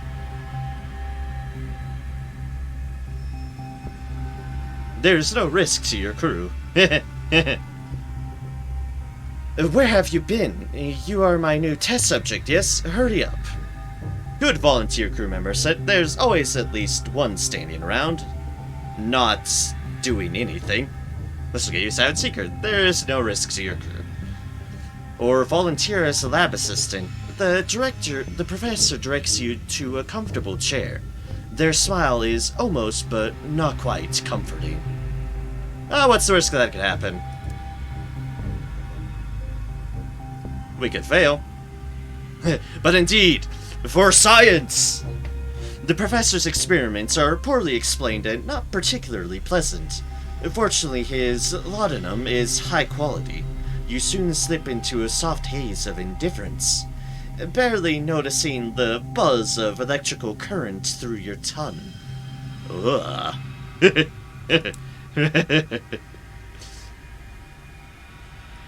Peachy.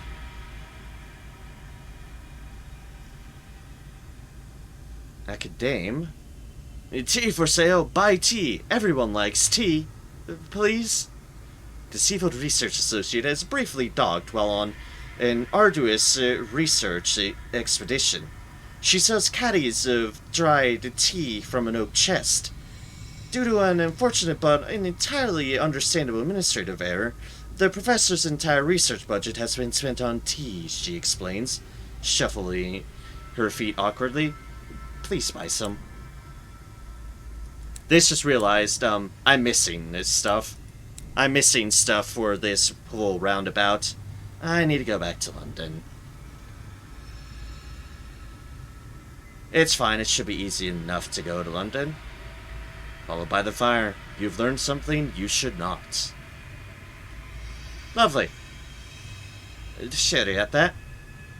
What I've forgotten, by the way, just checking some other things, Mears is at a decent... No, not that.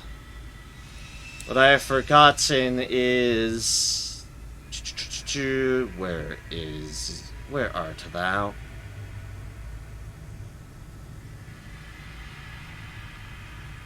At the hoarder? Where is that thing? Ah, yes, here. I need extra supplies for this creative crockery and dry tea. I forgot about that deal. I should, not forget about that deal. That's fine, we'll be back there. We'll go about. Okay, time to get some sleep. Have a good stream. You have a good night, Cybershot. Thank you for sticking around, and I hope you have a wonderful one. Take care, and have a good one. And thanks, as always, for being good company. Sure, 50-50 chance. Hey, more failures. Yay, more terror. Woo. We're just doing all this business here. Can get more invitation to Verdance if we so desire. Let's deliver reports from Polymer and Plenty's Inconceivable Circus. A curious place to be sure. I have never understood the appeal of clowns.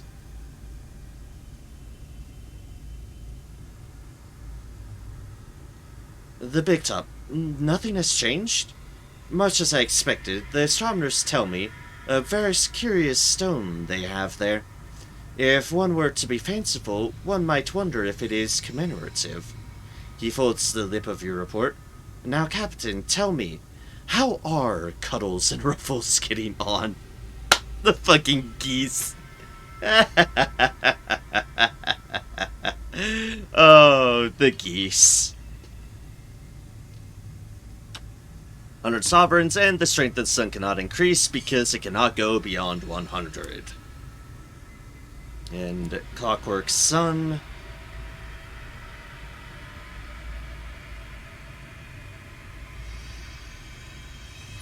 Very good, Captain. Very good. Cheerio, mate.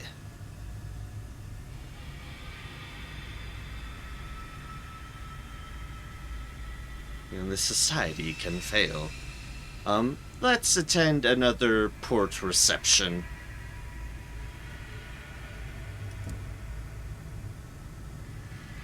Because more terror reduction. Not by a whole lot that I would have preferred, but so be it, and we'll just keep one in stash. Now this tower, the Queen Astronomers. Observe the clockwork sun.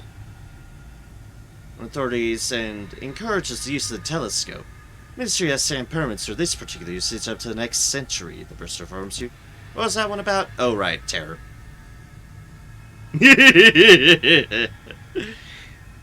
This is just what I was hoping for. If you decide to stare at the sun when it is searing, burning, yearning, you press your eye to the telescope and the sun, the sun, the sun, the sun, the sun, the sun, the sun, the sun, the sun, the sun, the sun, the sun, the sun, the sun. You've gained one terror, and the sun. Please do not stare at the clockwork sun when it is burning, searing, yearning right on at you. 'Cause, oh dear gods, it is bright. It is the sun. It is indeed pumping out laws. Grab Tinkeress. You've traced the correspondence sigil she was after.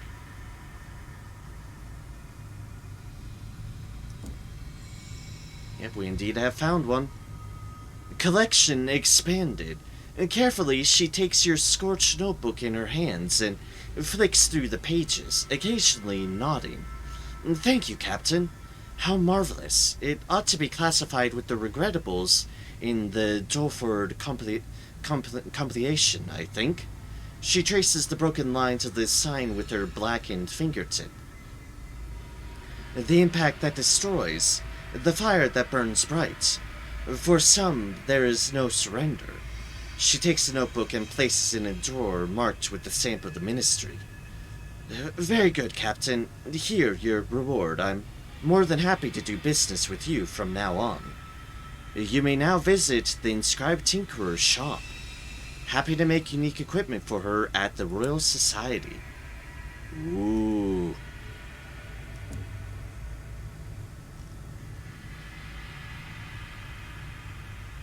She's promised you access to her designs after you helped her locate a rarity in the correspondence. Experimental modifications from the Portmout's arsenal to purchase new equipment from here.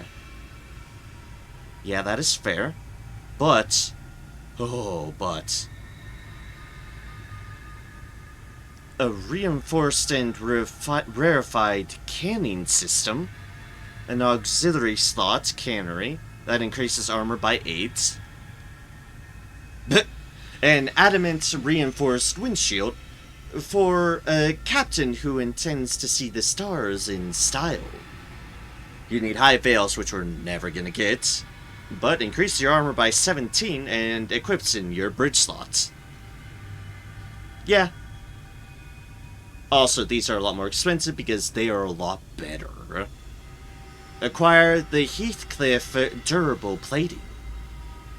The durable plating occupies your plating slot, requires your hearts is at least 45, and increases your armor by 11 and your hold by 2. We want one of those. Yeah, I say we want one of those. Can replace our bronzewood plating. Let us open a notepad just to keep track of how many experimental modifications we'll need. 15 mods for the Heathcliff plating. Let's see here. A Pluto miniature law furnace. For the speedy and incendiary removal of inconvenient laws arresting your progress. Okay, that just sounds cool. For the sake of coolness. For the speedy and incendiary... We just read that. The law furnace occupies your bridge slot. Requires your iron is at least 65. Okay. We'll eventually get up to that. Irons is the other thing we're working on. And increases your hold by 3, your quarters by 3, and your hidden compartments by 2. Ooh. That is 14 for the law furnace. That could be a good... that could be a good deal there to upgrade towards. And to fill in our bridge slot. Yes, yes. Also, it just sounds cool. Just a law furnace. A law furnace in our bridge. I love the concept. A furnace bridge. Acquire the Osiris patented divider. A scrupulous and discerning canning device. The Osiris occupies your auxiliary slot. Requires your mirrors as at least 65, and increases your hold by 8. Another canning device. Okay, okay. We don't need that, because we are not doing anything canning at the moment, but okay. That is 8 hold, and a lot of mirrors, I'll just say. Leave the workroom, we have seen enough. As far as our hold stats goes, that is 8 hold, so if we had something to match 8 hold, well, we even it out. But nothing to that accord at the moment. We have that, which is our mining array. We have this plating and this plating. This one's not bad, but... yeah, this one's not bad. It has 2 quarters. If we were to fill this in with the other one, which is hold space, we need something to make up for 2 quarters. And I think the law furnace actually made up for that. We'd have to wait until we got it, but yes, actually, that would work. Quarters by 3. Okay, so if we got our irons to 65, and that to that, and we got 2 of these armor platings, which should be up to a total of 30.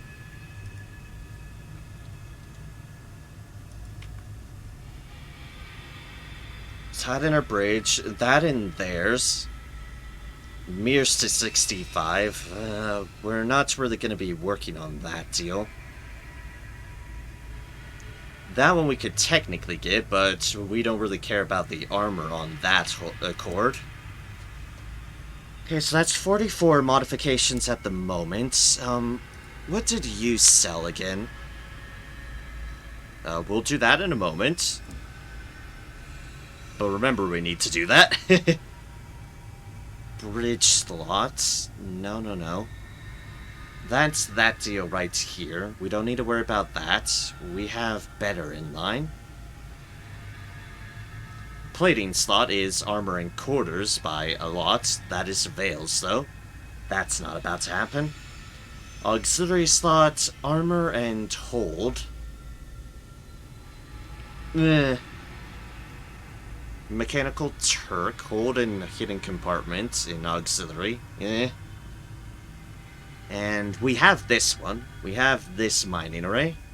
And then it's just the forward-mounted cannery, which we have a different idea.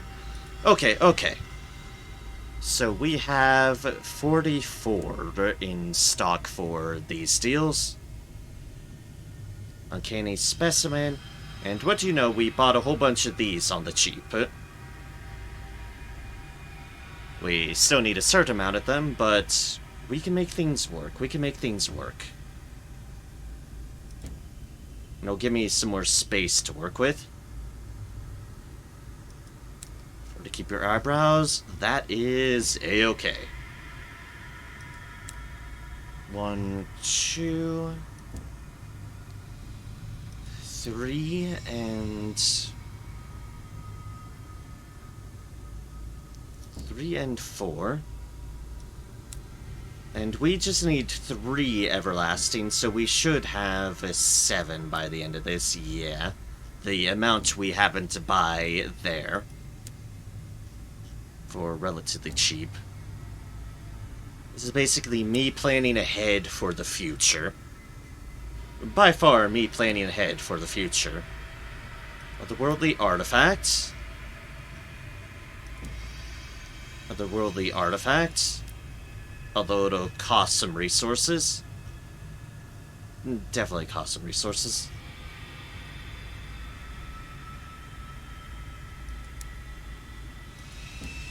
You're selling anything tea. You're selling tea for cheap. Is tea one of the deals here? I think it might be. Yes, it is. Okay, we're gonna do that then.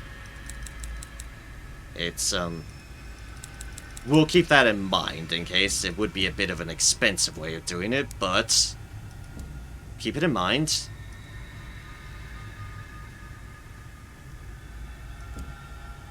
Just like all the creepy music we keep on getting in the background. just a little bit. It's fine. It's fine. Everything's fine. We're just being haunted by everything. But other than that, it's fine. It's fine. Everything is fine. All is well. And all matter thing shall be well. And we do not want to get rid of our Syrian Enigma if we can help it, because that seems like a really pricey deal. Otherworldly artifacts, there's only so much use for them, which is why I'm really panning out on them before going into some visions of the heavens, because that would be the other deal.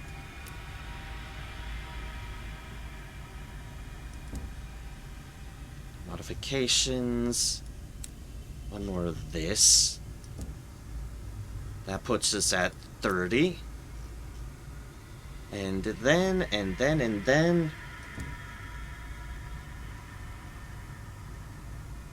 Come on, lads, let's get to work. We want 44, so we need to get rid of a number of these. We can always get more back of them. Yeah, we'll end with 18 left, which is actually fine.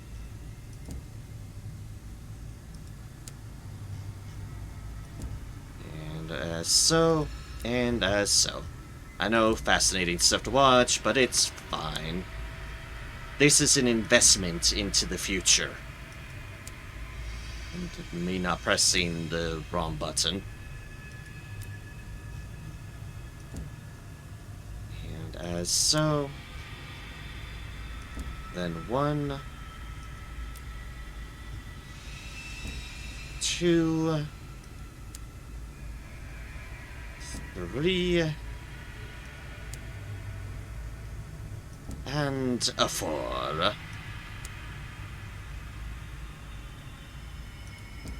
First things first, we can get some of these back by doing this. Machinery lowering the lens. We can read our patrons' latest reports and gain a couple of visions of the heavens back. Excellent. Workshops. We do not want to spend our shit on this. Spend an experimental modification to repair 25 hull. Can I gain experimental deals? Yeah. We do not want to do that. Want to visit this shop.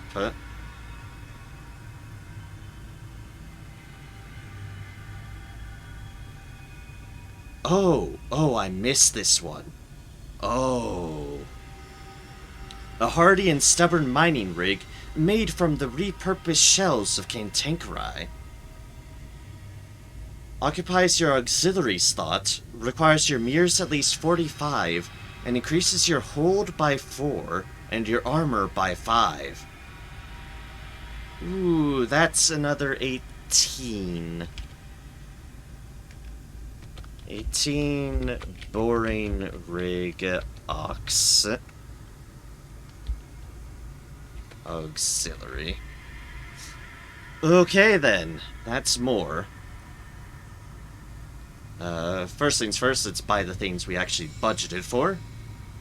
Acquire Pluto miniature law furnace.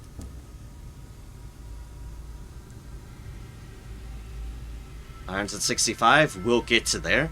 To all things, hell has a solution. I loaned a dozen of these when I was an undergraduate. Help speed up the process of this. The tinker gestures to the sigil swarmed over her skin. Always at a cost, mind. We've modified this one to only remove the most immediately inconvenient legalities. You wouldn't want to develop a sudden antipathy to gravity, or thermodynamics, or sunlight, would you? Probably not. The Pluto miniature law furnace. The invention that powers the factories of hell. A law furnace combusts inconvenient physical laws in the local area. In this case, that means those that govern how many crew and cargo can fit into your cabins and holds.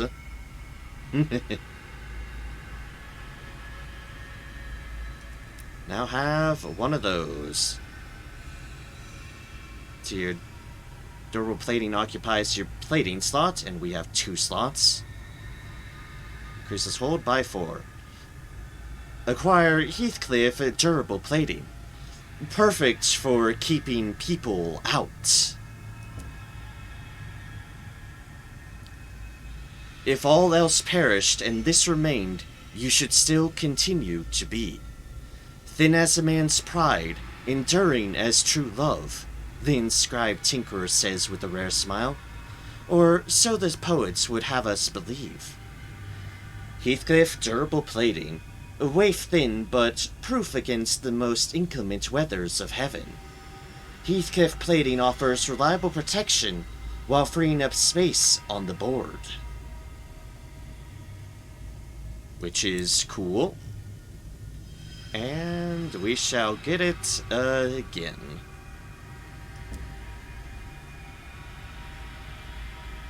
With that, we have 2 of them.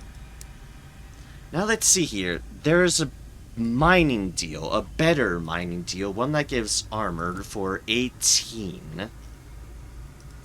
For 18 mods. And can we design up 18 mods?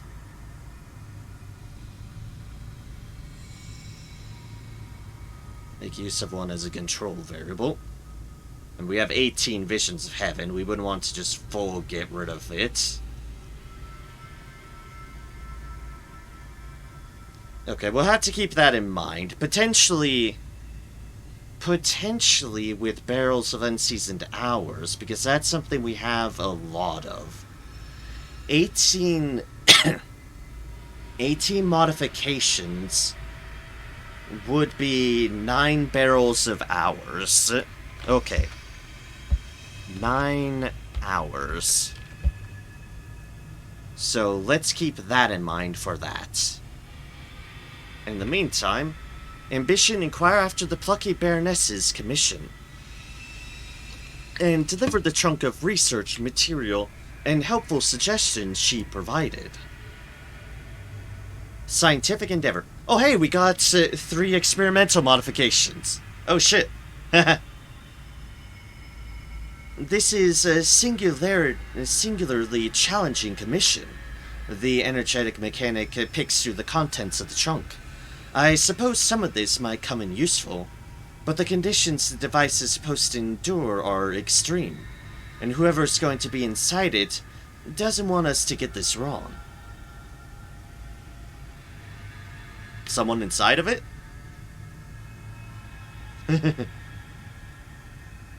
Ugh. They scratch their head. The sigils on the diving suit shiver. Any further assistance you can provide would be greatly appreciated. Accumulate enough, experimental modifications to complete the Baroness's equipment. I see. I see. That's the catch. We need 10. Okay. Okay. Increase your modifications by 1. Okay. So, if we account for having 3 on that, we just round up to odd, so 8. We need 4 more hours, so we need 13 hours total. 13 barrels of hours total. Okay. We'll be back. We'll be back. We will be back. Don't want to buy the tea, and we don't want to do that. We do want some supplies, and we do want some fuel. And now to head off to...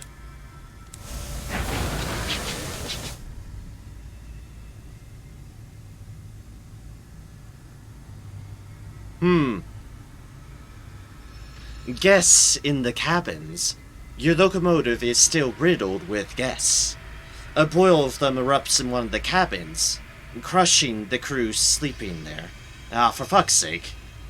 After the guests withdraw back into the hidden corners and crannies of your engine, you inspect the room. Looks like the boil was attracted to a locket from a stoker's sweetheart, which had fallen under a bunk. Make the crew cast out their keepsakes, the guests are drawn to things of sentimental value.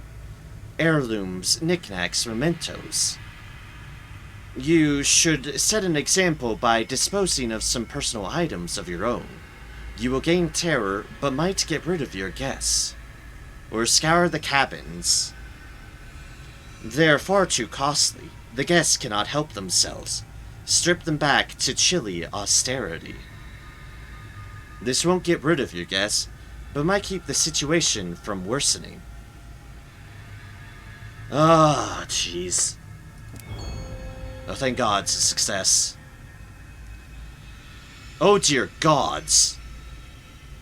Okay, then. You set the tone by casting reminders of your journeys out of an exterior hatch. Little things, but the hooks on which memories hang.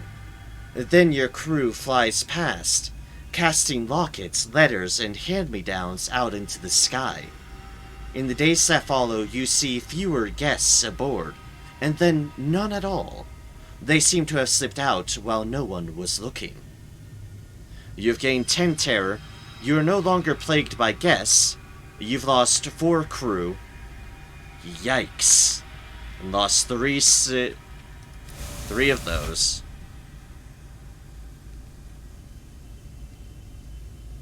I'm trying to dock again, please. I'm trying to dock again. And the lamps burned blue. The lamps on the interior of your engine dim, then flare again. But now they burn a stark electric blue, flinging hard-etched shadows against the walls. What's happened to the fires, Captain? A crewman asks. The lamp fires dance as if a wind whipped them. Invent a comforting lie. Celestial vapors is a good all-purpose rationale. Snuff out the lanterns implying the dark. The lamps are watching. The fires are their blue, blue eyes. Sure, terror's gonna increase. And, oh, for fuck's sake, another crew member! Ah! You order your locomotive plunged into darkness. Every lamp is quenched and emptied of oil. The crew manage as best they can by starlight, but accidents inevitably happen. Tensions rise. After a day, you light an experimental lamp. It burns yellow. You relight the others. I was literally trying to dock, and the game's like, nah. And we're gonna attend another port reception. Yeah, well, we don't have the hold problem at the moment anymore.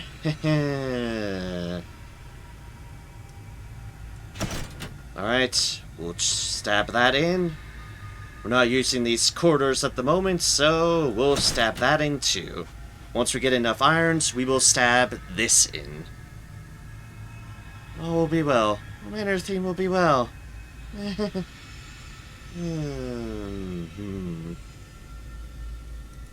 What is our irons at the moment, anyways? 49.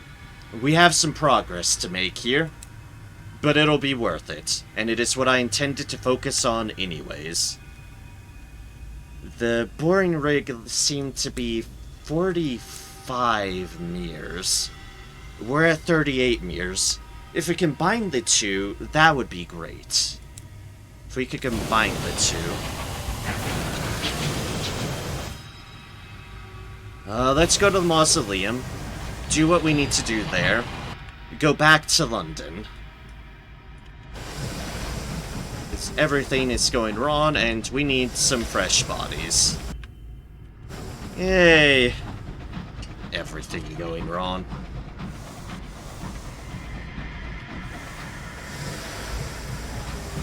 Gonna go a bit slower here. Till we're potentially in an open realm.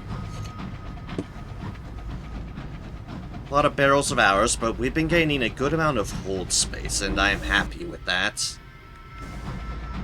Cry the surrounding cliffs. A tumble of scree rattles down them.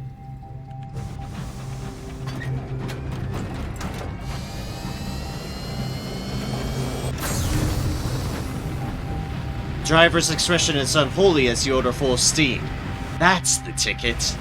I am not surprised. Driver's look was unholy. Amazing.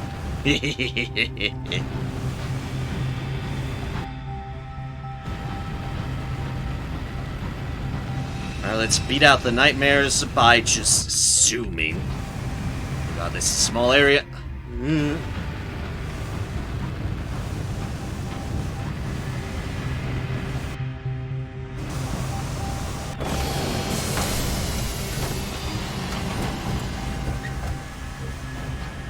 I salvaged it. Hey, supplies. It's hard to tell when the light is like that. Fortune Navigator laughs as your locomotive leaps eagerly forward. Ah, he's enjoying himself too.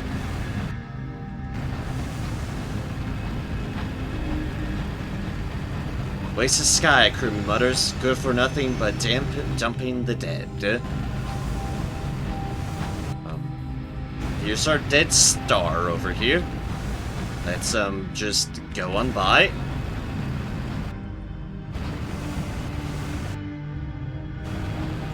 Try not to gain too much terror. Don't look at it, people. Don't look at it. We should probably slow down. And we should probably slow down. Just thinking out loud there.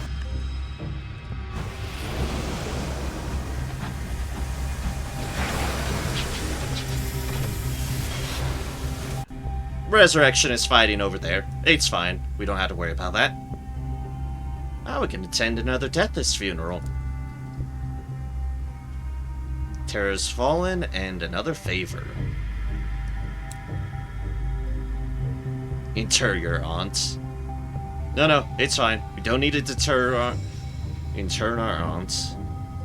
Locate the Covenant. The nun detained in the Avid Horizon was on her way here. Perhaps her sisters might be able to shed some light on her predicament.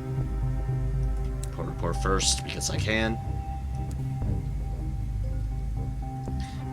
The Covenant is located in a sepulchral annex of the mausoleum, just off the nave. Goddamn, we gained terror from that.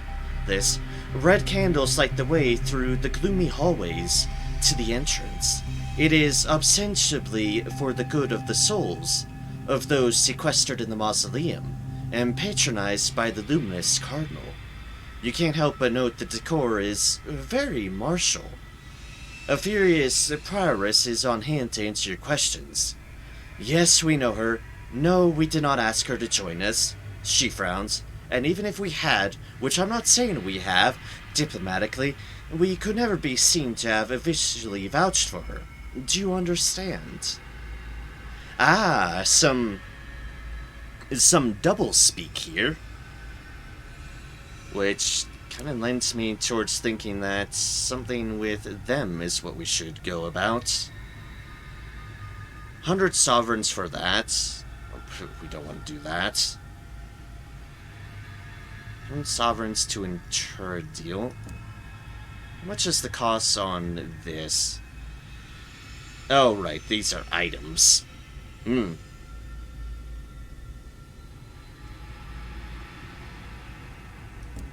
to the knave, then. Terror isn't wretched, at least.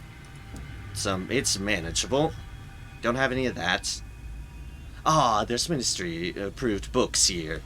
Alright, fine, let's get some extra books. Let me get 2. Sale of ministry-approved poetry. A starving poet is selling collections of his latest work. He seems to have rather a lot of it. A minor printing error, he explains. Simple matter of replace you that rather dramatically changes the tone of a sentence. Also, it's property. But if the Ministry of Public Decency didn't spot it, I'm sure hardly anyone will.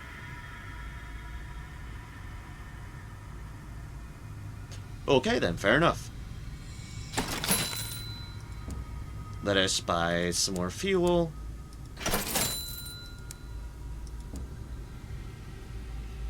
And let us... London bound. London bound, London bound, London bound.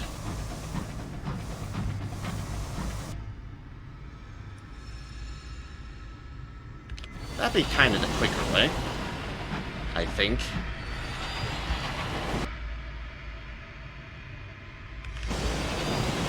As follows.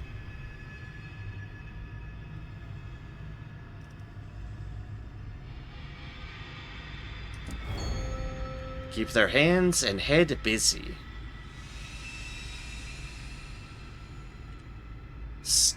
A junior signaler is discovered in the hold amidst a pile of desiccated books.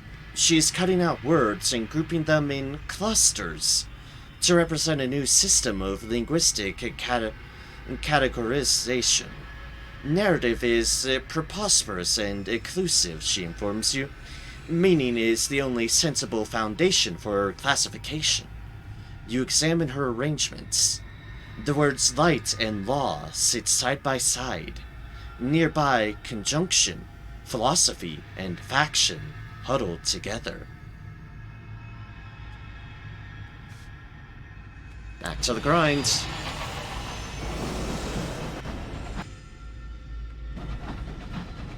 Hoping we've been away from London long enough. I'm hoping. Resurrection men come for them. Where we have plenty against the resurrectionists. Yeah, like I said, at this point our leveling, once we actually reach those points, is predominantly going to be focused in irons, but with what mirrors we can.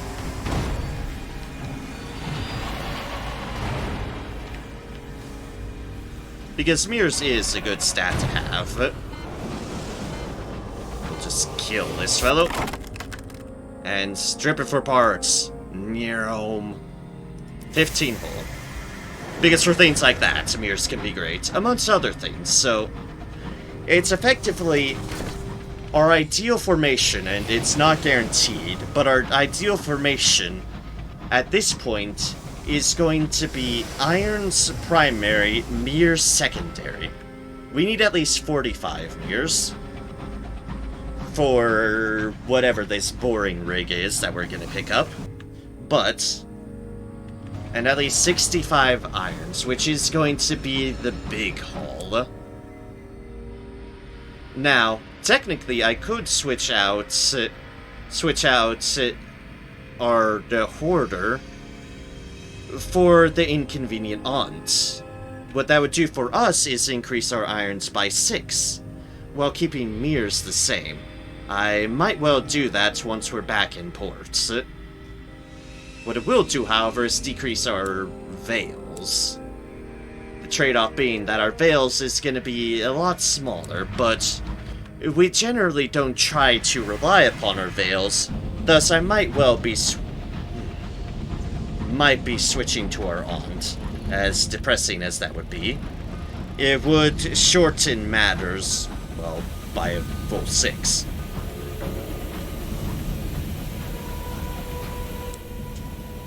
And when our current irons is 49 and we need 65, that corrects our irons to 49, 50, 55, meaning we only need 2 full iron level ups instead of, like, 4. We'll play things by ear, but I might switch them out in due course. It's an option I can utilize once if I'm able to get a couple of the perfect level ups.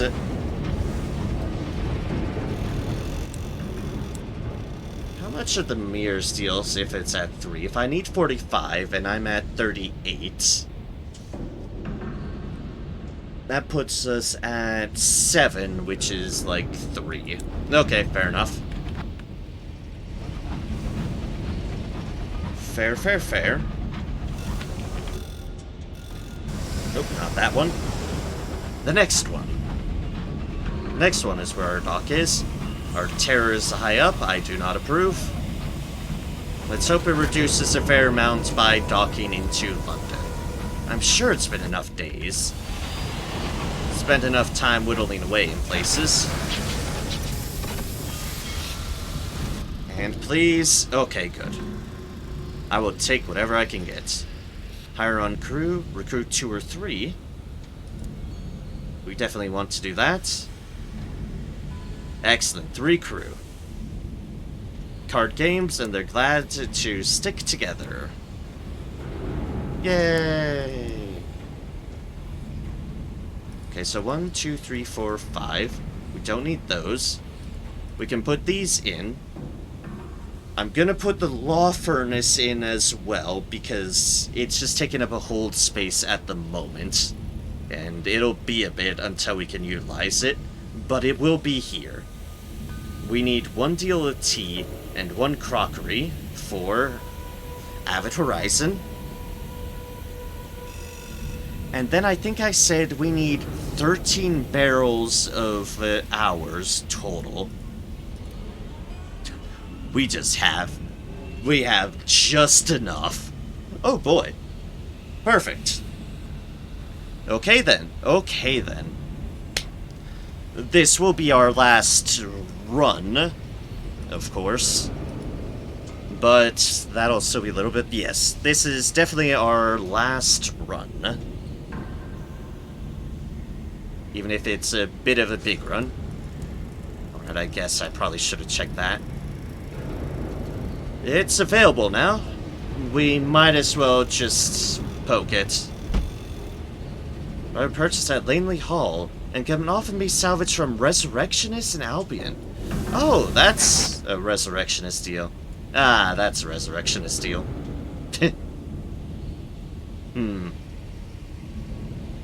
Unfortunate. Oh well. Okay, so we want to head back to the Royal Society. The best route to do that is... possibly through there.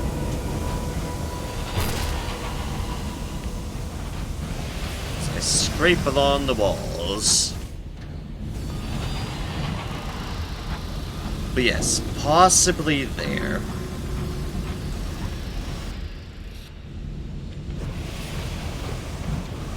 We'll speed up once we're out of London proper.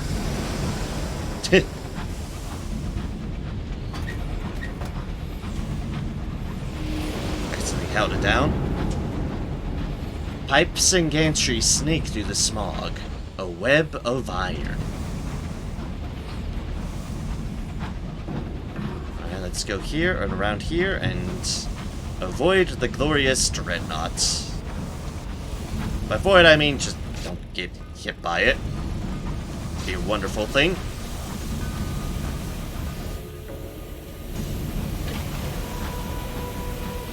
Kind of worry about speeding up until I'm very certain.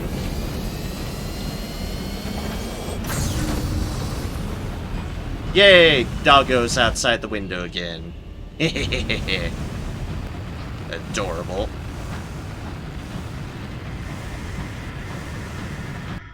I like how visceral, just how visceral full speed is.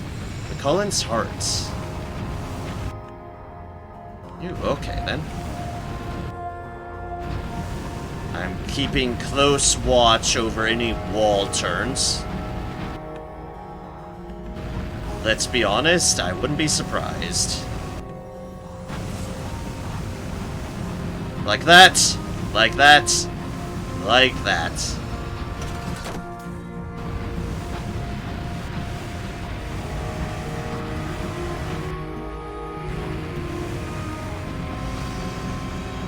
Hopefully there's a way through, because if there is, this is a fantastic short way to there. And it is looking like it.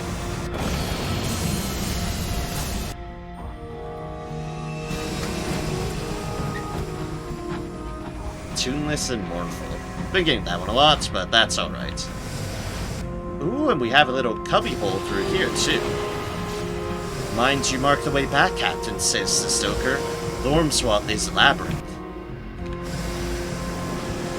Ah yes, a labyrinth.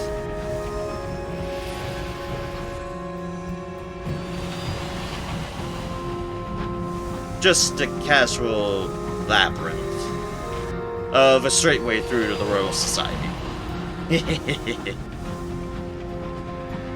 We're gonna need more fuel, that's for certain. We'll have plenty of room after getting a whole bunch of this stuff.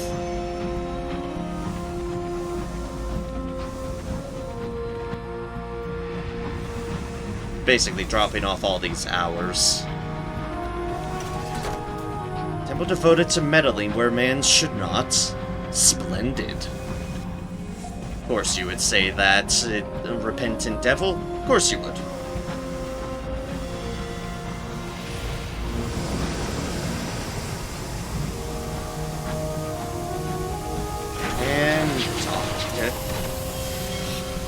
Alright. I'm gonna go to Portsmouth. And we want to just load off all our this unseasoned hours. Never enough hours in the day, indeed. This is definitely the thing I could most afford to get rid of, because I do have a lot of hours, so this is the best investment that I could do to get all that I need from here. Mental modifications. Experimental modifications. And more experimental modifications. We still need to get rid of 6 more. This is fine. This is fine. Just don't accidentally click on something else. And all shall be well.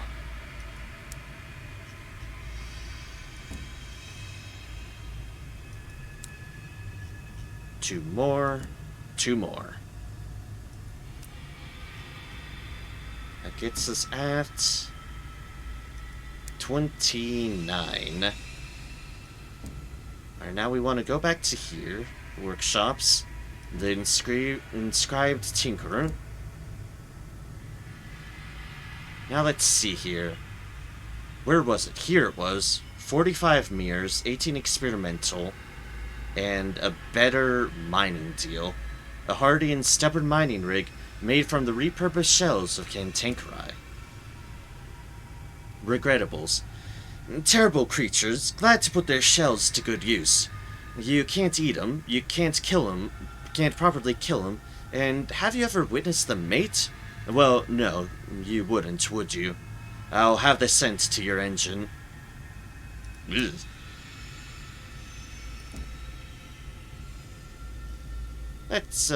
Let's not worry about that now, shall we? Alright, and yep, that gives us an auxiliary upgrade for this. Utilizing mirrors.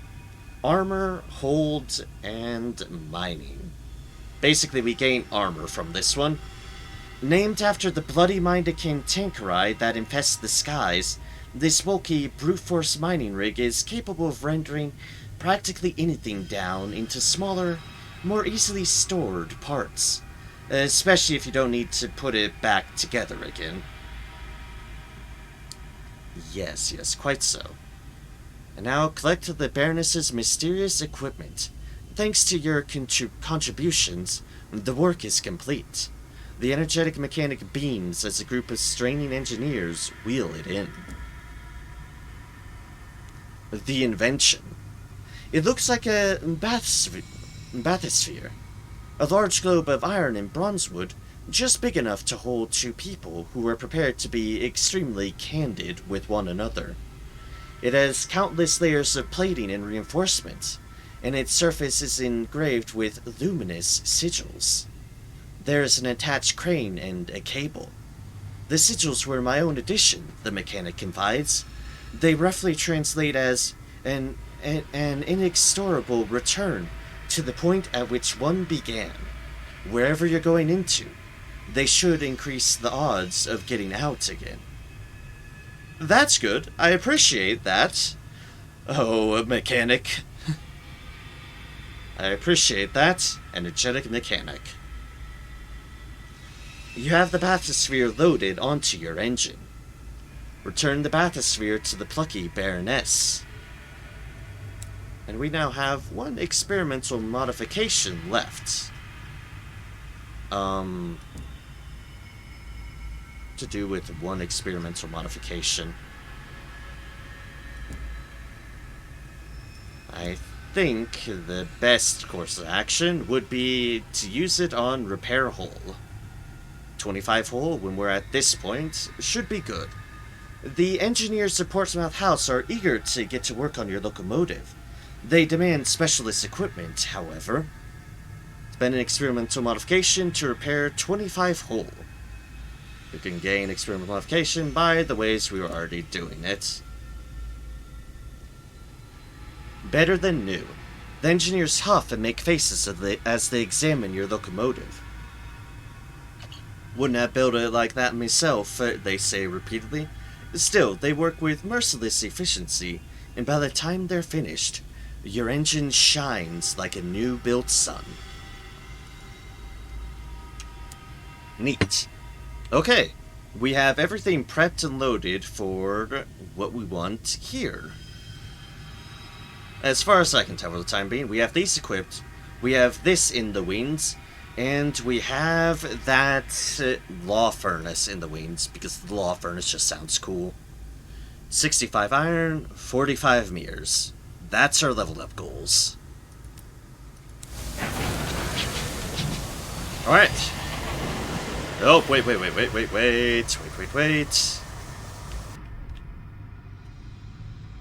Seek company. It's conversation, tea, perhaps a biscuit. Those fundamental human things that help us forget luminous moments like this.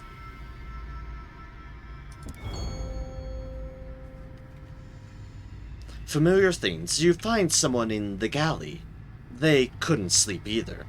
You exchange a bleary greeting, a stiff pot of tea, and a conversation about the overflow valves. Already, your dream seems distant and silly. Oh, also, I should have read our dream, because it's a different one. That night, your sleep is peppered with uncomfortable dreams. The sky of your dream is blazing gold.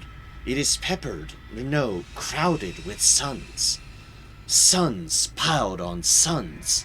like the groats in a miser's hoard. Their light floods you. It shines through skin and blood and meat, and picking out your branching veins and the slender pillars of your bones. Is there no more to you than this? You wake. And then we had tea. The crew member who couldn't sleep. Now, what did I forget to get here? I forgot to restock up on fuel. And some supplies too, because why not? We have the space. I was about to move forward there. I averted that fate, but it would have been foolish. Like, let's just go bonk right into Airy House again. Damn you, Gabe. Damn you, reflexes for that matter. Alright, let us go.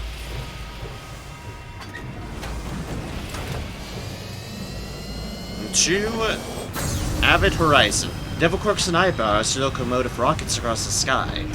Are you trying to impress me, Captain? Maybe.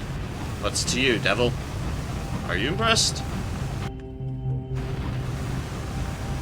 We zoom across the skies.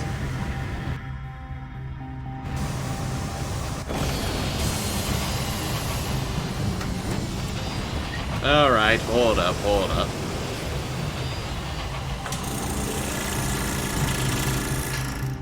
We're making up one of our hours back, clearly.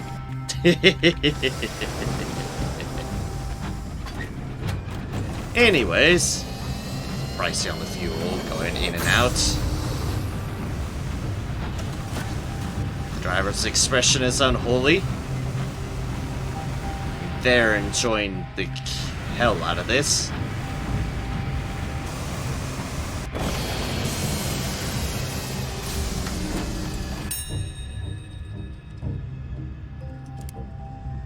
Reduce our terror because we very much need to.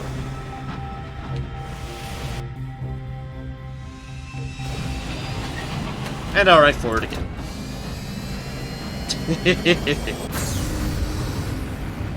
Tally ho, your aunt whoops as your engine thunders. Even our aunt is just enjoying it.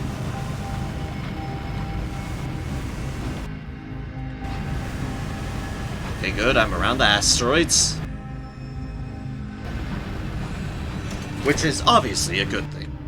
And we will be heading to the Stair to the Sea. So we have some tea and crockery for them.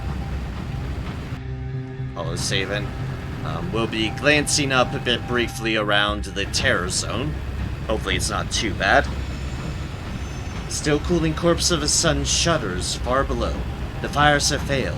Its lights burnt. We are definitely getting terror from it. It's fine. We zoom. We zoom. Oh, we zoom.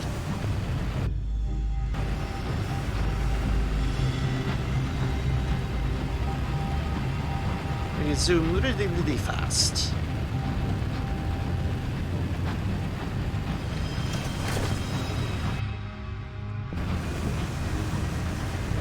And carefully, because now we have a whole bunch of stuff in the way of where we need to go.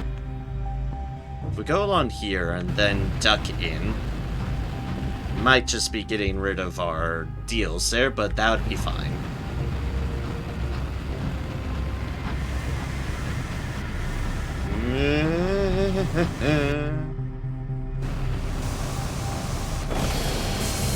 Okay, let's slow the fuck down.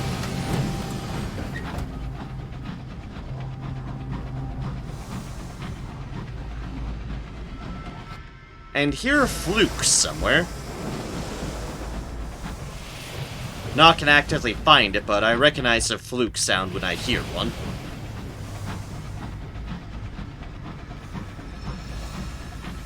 So the old ships lie in the older.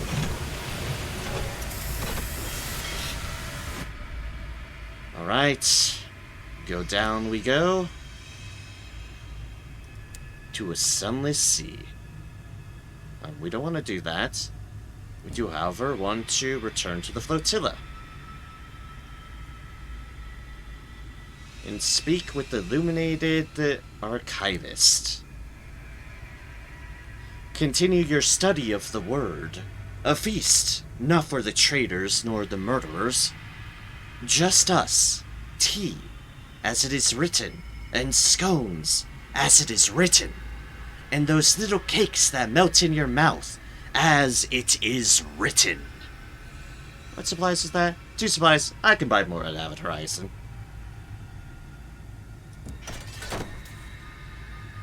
Fond remembrances. The illuminated acolyte claps his hand with delight at your spread. Supralapsarians crowd into his little chamber to partake of your bounty. They speak to each other of plans to visit this or that boulevard, to attend this concert or seduce that tenor. The names that fall from their lips are but dim memories. No places bearing those titles exist on this side of the horizon.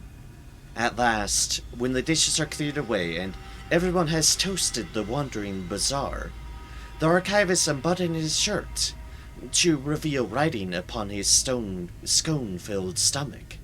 Scraps of poetry on the wonders of old London, deep and dark and marvelous.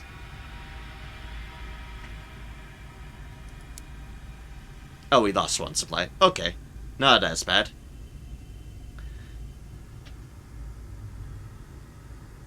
Discuss your studies. You have advanced far in the archivist's book. What does it all mean? Illuminate Archivist is all smiles as you discourse on the readings he has given you. Offer your opinion. You have listened and read and learned. What do you think? The illuminated archivist nods encouragingly. Before you go further, I'd know what you thought so far. So many acolytes fail at this hurdle, he says brightly. You do not understand. It refers to places that cannot be and things that never were. Or you understand. It is a text of London, as was and will be. Illuminate Archivist smiles. Yes, exactly so. He extends a hand daubed black and green, the colors of old London smog. A close reading of the text. The illuminated archivist is all smiles as you... Okay, that's the same. Your first lesson. What was lost? Nothing. Nothing has changed. It is possible to be here and have lost nothing at all. So much. You are not as you were. No one is. It's definitely the matter of loss that's like the entire pinnacle of this. Nothing is the other folks. The non-traitor, the non-backstabbing ones. So much.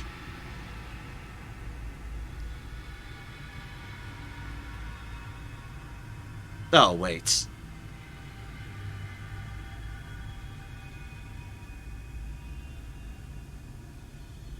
I thought it was...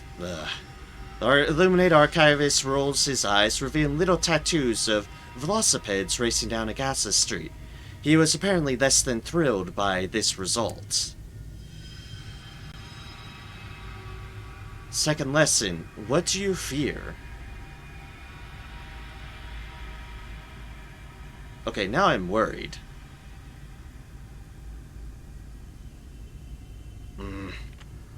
I kinda know. I thought that was all about loss. And that business. So now I'm just kind of, slightly irked on why that was. And now I'm just doubting everything. Now I'm doubting all. all the doubts, all the why is this suddenly different? And that sort of business. Yep, yep, yep.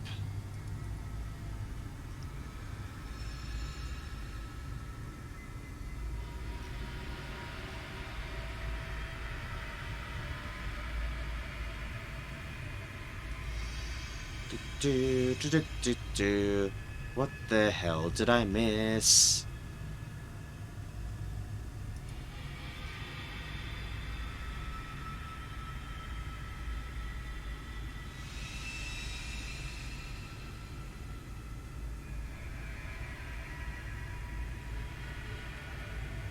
Oh, okay, that's consistent. It's like I'm doubting myself, and that's like probably the one thing that is. The trials and travails of any old Londoner. The masters, the nettymen, the things in the marshes and the things in the sea. Scandal and prison and the light of the sun.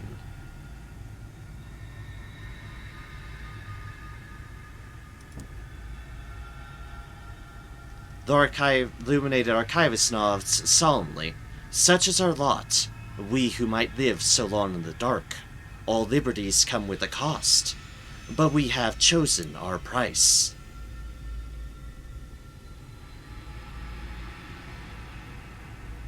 Oh, come on. I need more tea? I need more tea?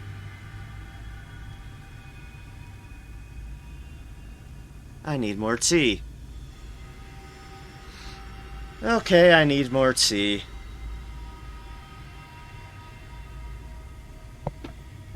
Wait, I know how I can get tea. I know how I can get tea. I just realized. I know how I can get tea. Do. Hello there, people. Let us go through this deal. Oh, maybe that's what was wrong. I got confused. Ah, yeah, I got confused there. No doubt about it. On the other side of the horizon. Okay, I see where I went wrong, I guess.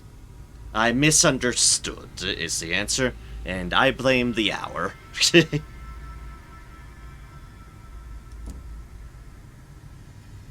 Like, I very much blame the hour in that I just confused myself.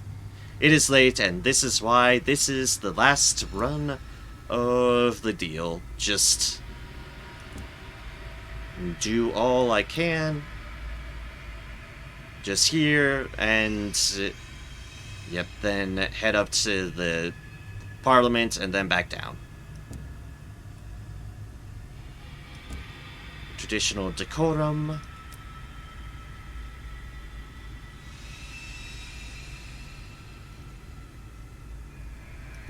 Attend the last rite.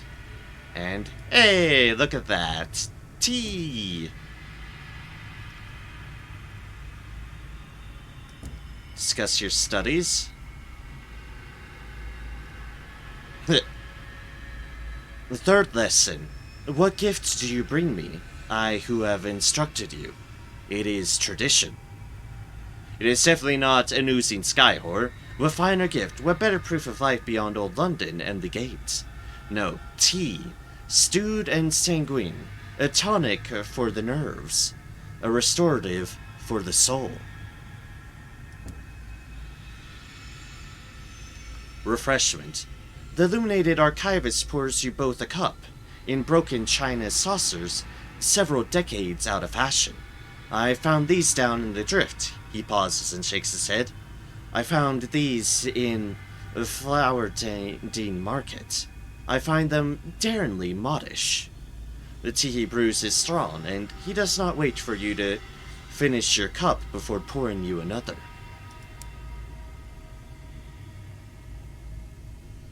Final lesson. Where are you? I am home.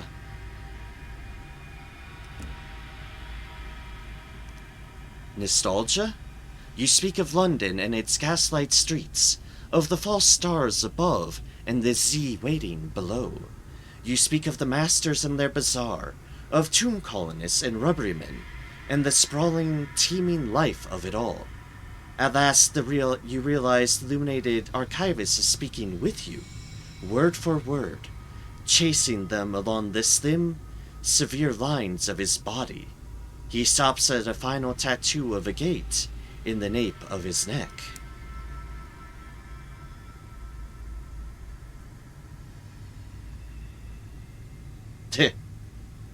The illuminated archivist regards you balefully. Okay. We are concluded. I have no further questions. Finish your education. The illuminated archivist regards you with something approaching delight. Quiet pride. I have been entirely thrilled by your progress. You understand what it is to meditate on a better world, to contemplate a time when things were better. He smiles, displaying the new tattoo over his heart. I have never had a better pupil. Take my lessons with you when you leave here. I know you will. Is that something in his eye? Just ink, it runs sometimes. And be away with you, Captain. 500 experience? A cryptic benefactor? You have understood the word. An offering made quality has gone, and you have gained 2 moments of inspiration. Nice. Nice, nice, nice.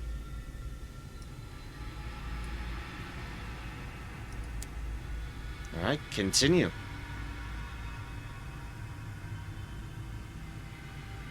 More town flotilla. No, and we are off. Status will not be changed. Perhaps you'll return indeed. Turn to flotilla is not an option right now. And we can leave an offering again now. Perhaps someone will come home to collect it. And then there's always that, but who needs to appease the burrow below? Goodbye!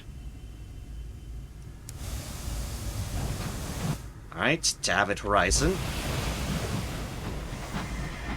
To drop off the other prospect we have going on. This one right here.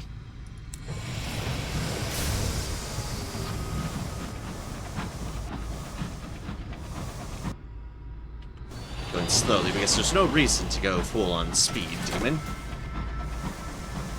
Here, at least. I mean, slithers in the knee. Requires butchery.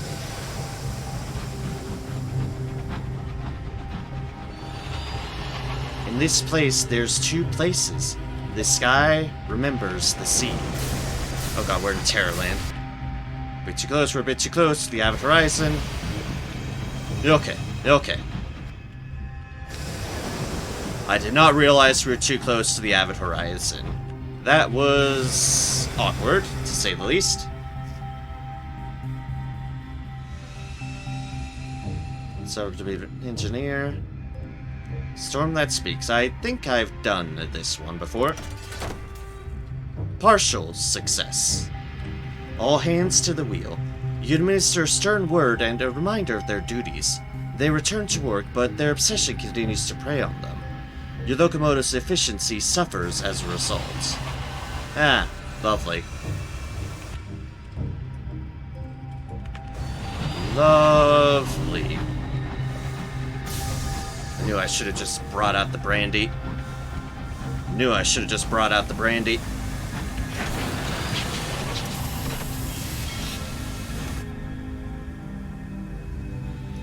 Marketed truth. A caged catch from the preacher. Listen to the preacher to reduce our terror.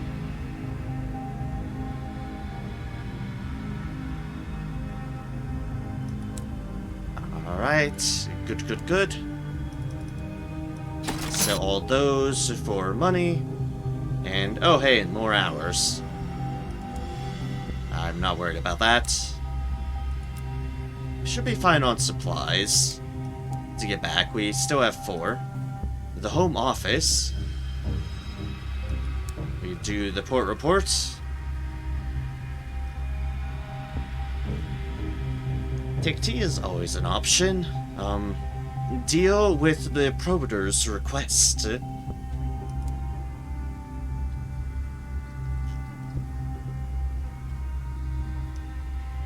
This is Vernum, but arbitrary. So, we now have their full stories. 2 of them were decidedly, their stories were, hell no. And the nuns for the Covenant was like, oh yeah, we totally haven't, put aside a deal, and we certainly wouldn't request her presence. Wink wink, nudge nudge, so let us decide in the favor of the nun. She has somewhere to be, and besides, she's a lady of the cloth.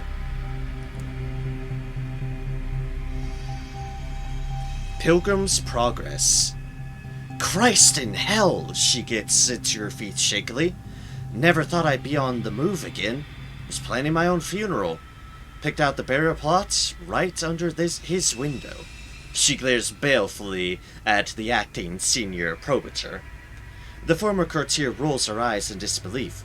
She's not even a proper nun. The rest of that gives you a look of languid contempt. The acting senior probator thanks you profusely for ridding him of her, before handing the nun her imperial pardon. It's like, thank gods. Cryptic benefactor, 500 experience, 500 sovereigns, and you have pardoned a nun. Yay! An evening of frivolity. Occasionally, the acting senior probator has a night off. Then the detainees are permitted to throw a small party. Oh, cool, supplies.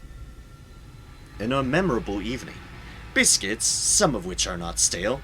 Champagne, flat, and light ale, inexplicable, have been arranged on trestled tables. A few detainees wander around the drawing room, avoiding conversation.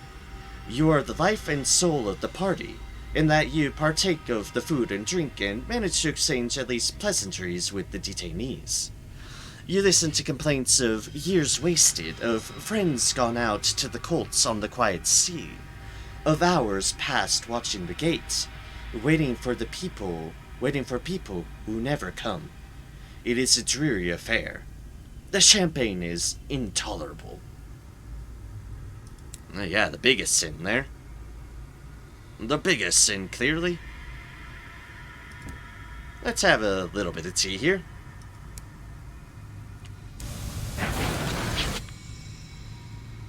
And now we need to get off to Floating Parliament. And then to London. And then to end things off.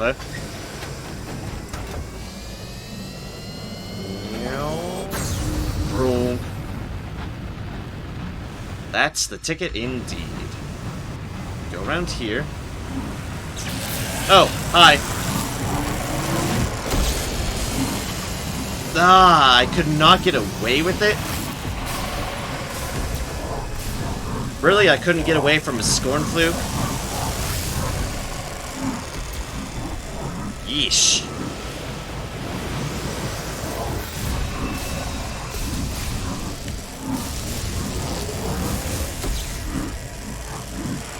Faster it may be, faster than everything it ain't.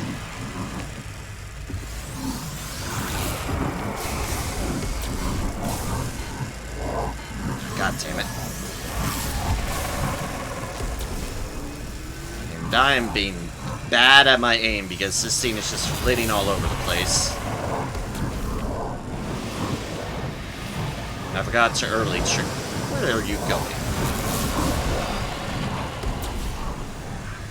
I'm just barely missing by a hair's breadth, and it's kind of annoying.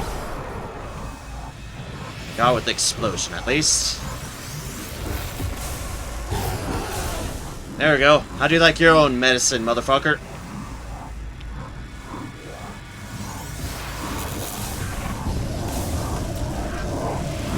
Got it on the explosion. Alright. Finds to recover. Can tear off a trophy for our terror. Or we can continue doing this.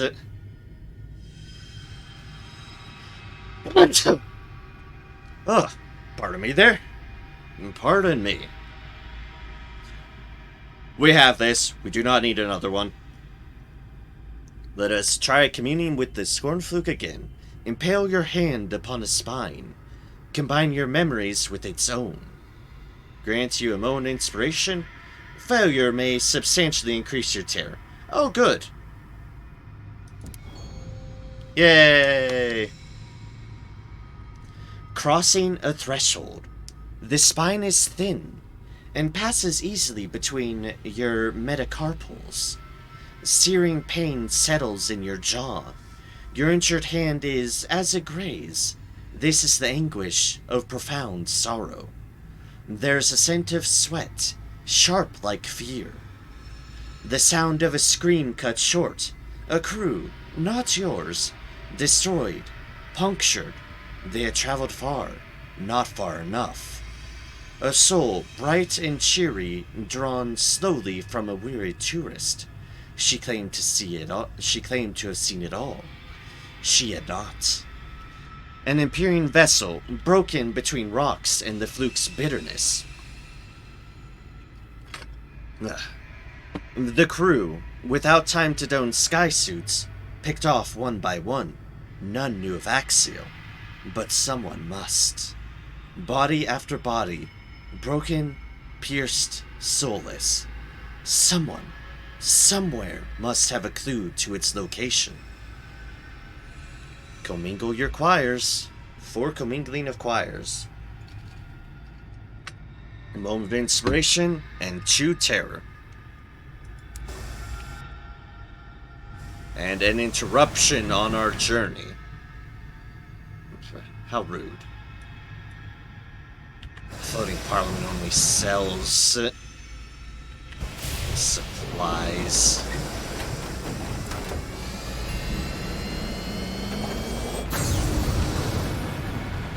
Patchet sound. Ah, cool. Another exploration deal. We need all we can get.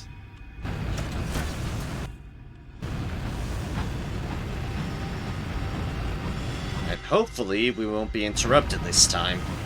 We should benefit a little bit from the Tower of Chimes. Big Ben. Good old Big Ben. Who has decided to chime right as I mentioned them. Go figure. How very polite of Big Ben to answer our calls. Seriously, I appreciate it, Big Ben. One of the few deals here that in Albion that reduces terror, and I appreciate it.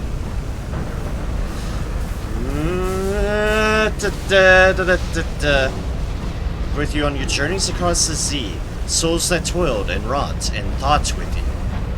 I apparently hear the voices of my past in that storm cloud. I'm not sure how to feel about that. But I'm glad I caught that piece of dialogue. I really am, because that's good dialogue. Love things that reference my character's past. Good luck if you hear him chime. We have very much been hearing them chime. Good old Big Ben. Boop, boop, boop. You're the bestest of Bens. No offense to any other Bens that may or may not be present. It's just Big Ben's a good Ben.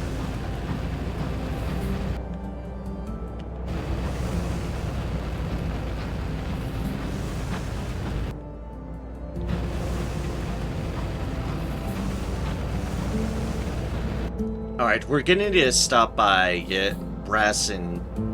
Brabazon Work World, because we'll need fuel.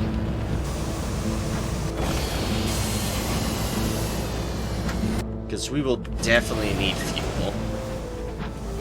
I don't think I can afford to speed my way there either.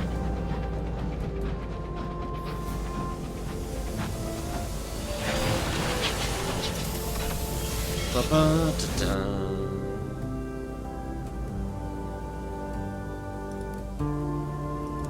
Reduce terror. And then observe. Port report first. Yes, definitely. And the perpetual protest. We join the protest. Our civil duty in disguise story. Bazaar. Sell munitions for a little bit of profit, but a moment of inspiration, more importantly. That is just a jumble of souls. We need better souls than that. Let's stock up on supplies. And let's get to the work world, hopefully. I think that's quicker. I don't exactly know, but I'm hoping it's quicker.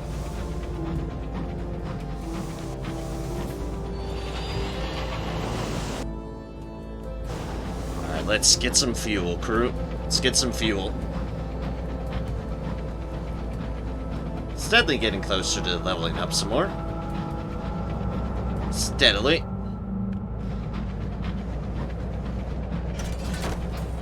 To Robinson, and then to London. Where London will just do our prep work to try to... Well, our prep work to prepare for next stream, so future Noram isn't like... What the hell did you leave off on? Otherwise, we are on the home stretch for the stream. The home stretch, and good old London. Always home to Captain Norem here. Specialist Norem at that. Always home, no matter what. Good old London. Oh, we can't see things potential. That's alright. Alright, cool. We should be able to get more fuel easily enough. Hi, Big Ben.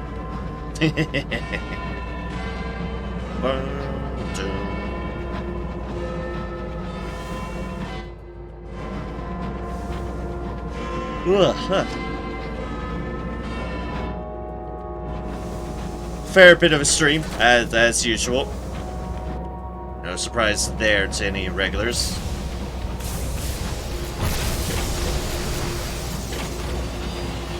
Just before the day. Dreadnought, could you please?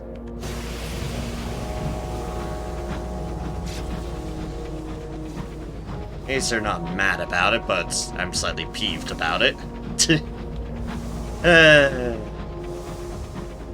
It's fine. It's fine. Everything is fine.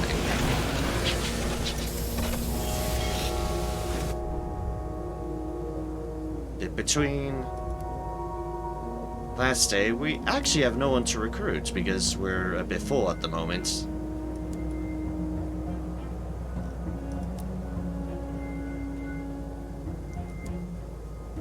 Lower that by a little bit. Turn to the bit between. To signal the revolutionary agent. We have plenty of time. Plenty of time to just return to the back streets. Write a port report.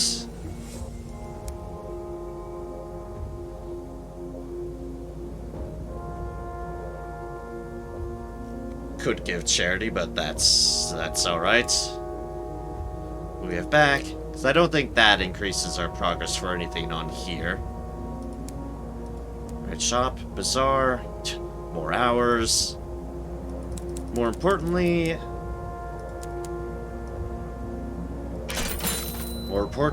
just all the fuel. All of it. And let's get back to London. With a brief stop, of course, at the Ministry, as is the usual R. sure we're aimed up right.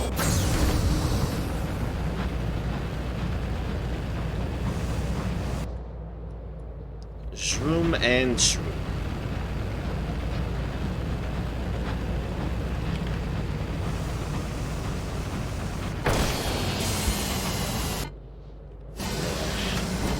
Yeah, I'm tired. It shows. I'm tired.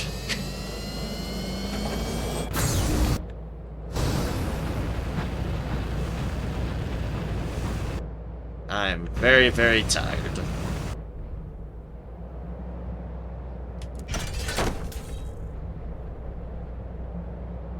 And yes, exactly what I wanted. The burrow below.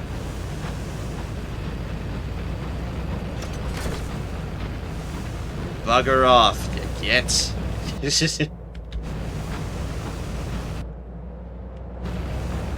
Have no business to do with thee.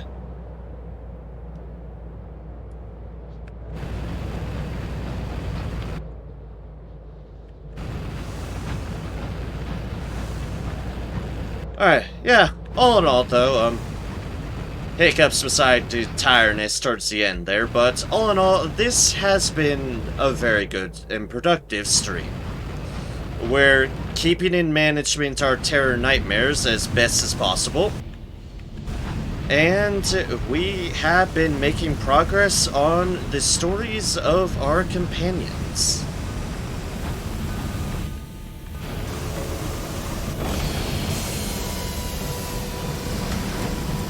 Our story companions, some other stories here and there, is stuff that we will indeed continue to work on.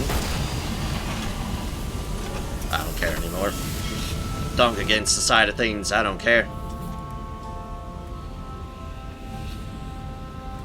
For your reports.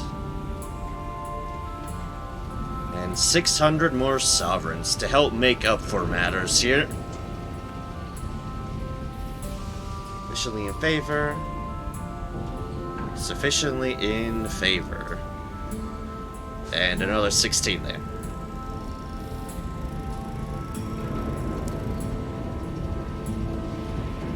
Office of Works is still that business. Okay.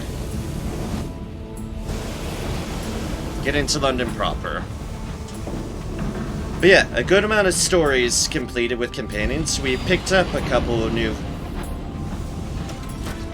Like, we've picked up a new face as well in our Fortunate Navigator. And yeah, progress abounds. A lot of them are leading us to other places, but we still have work to do here in Albion. Specifically, we have a port that we have not found yet. And I would indeed like to find that port, for obvious reasons.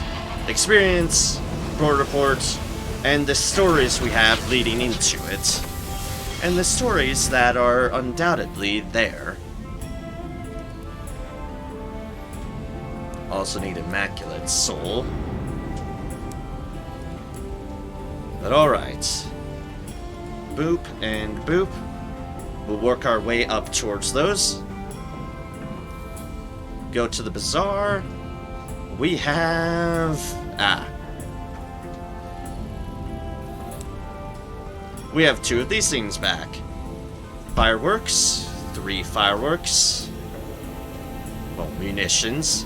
And 5 literature. Prepare that right now. Doop, doop, doop. And doop. Okay. And with that, thank you all so much for joining me for this